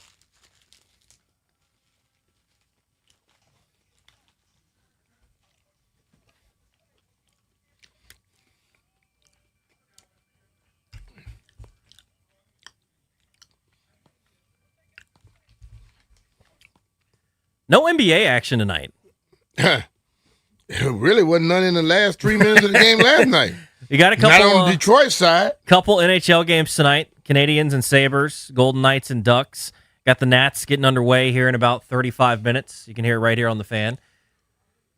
I think tonight I'm going to have to go with my rule is, B-Mitch, when it comes to the Stanley Cup, I obviously want the Capitals to win. If it's not the Capitals, as long as it's nobody from Canada. Really? Want the cup to stay here in the U.S. You and JP be fighting. JP's cheering for the Canadian team. He wants somebody to win. Well, give me the Sabres over the Canadiens tonight. Game 5. Series tied at 2 apiece. Give me Buffalo. I hit my parlay last night, so I'm going to stick with the WNBA. Give me the Dallas Wings money line. Oh, WNBA action. What's the what you call on that? 184. We're going to have to move that thing to 150. I know. Yeah, he tripping. I'm going with the Nats Reds. James Wood to record a hit. Oh Lord, Okay. Minus 175. So we're in the books. This dude right here, boy. I don't like him putting the bad juju on. Well, sorry, Nats. You should have heard him in the break trying to tell us how little hits the Nats are going to get today against Chase Burns. He's the worst, man. I went 4-0 3 weeks ago. And you went 0-29 since then. No, I went like 0-6. I was on like a 6-game losing skid. He went 4-0. Now he's 4-6. I just know I saw a clip a couple of weeks ago or last week or something where you picked against the Nationals or something of that nature, and the Nats got rolling. So whatever you got to do to help the Nats, I'm fine with it. And I'll do that. I'll take one for the team. But right now I'm hot. Yesterday I took the over total runs and they smoked it. The way you were talking in the break, I thought you were going to take over Chase Burns strikeouts. I was thinking about that. He might knowing him. Toby dry snitching. I was thinking about it, but I'm filling in for JP. I got to. I'll do the Brewers tonight. Who the Brew Crew got? They playing against the Padres. I know you're not you've heard of the Miz, right? Jacob Mizorowski? Hmm? Did you see the other day? Yesterday he struck out 10 over 7 innings. In the 7th inning, he was throwing 103 still. And they probably took him out the game. Well, he cramped. He's got to figure out how to stop He was taking cramping. creatine. That's the second. No, but actually, that's the second time this year he's done that. He was taking creatine, man. Let's see, Peterson telling y'all the problem. This is what's insane about pitching nowadays, though. Mizorowski, I'm trying to find the exact stat. He's now thrown like 14 of the 15 hardest pitches ever thrown by a starter. So this was 2 starts ago when he started against the Yankees. This is how he started the day, BMitch. 102, 103, 103, 103, 103, and then 103 through the rest of them. I mean, how do you hit? How do people in the majors hit anymore? I don't get it. But and then the other guy that's been ridiculously impressive this year is Shohei. He can't hit at the plate right now. He's struggling mightily. He finally got going the other day with a couple of hits, but he just decided, I want to focus on pitching. He's got an ERA under 1. The man's good. That's unbelievable. That's why he's getting 2 baseball salaries. $700+ million. He's a pitcher and your best hitter. That's insane. Nationals got the Reds coming up for the finale. They've won 2 out of the first 2 games of this series, B-Mitch, and they've been fun to watch this season. We were talking about it in the break. I mean, I'm loving the hitting. They've been fun to watch. I mean, I was telling Paul Taboni when I saw him at the ballpark like last week, I was like, the worst thing that you can be as a baseball team or any professional sports team is bad and boring. I was like, thankfully for you guys, you're neither of those right now. Yeah.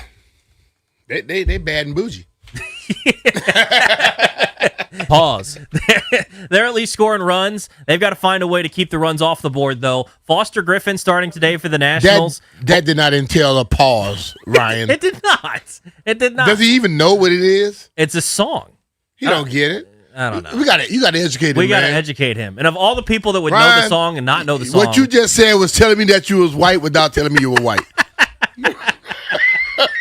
Appreciate the guys in the aquarium. Appreciate you for listening. For BMitch, I'm Toby. We'll be back tomorrow at 10 a.m. Go Nats.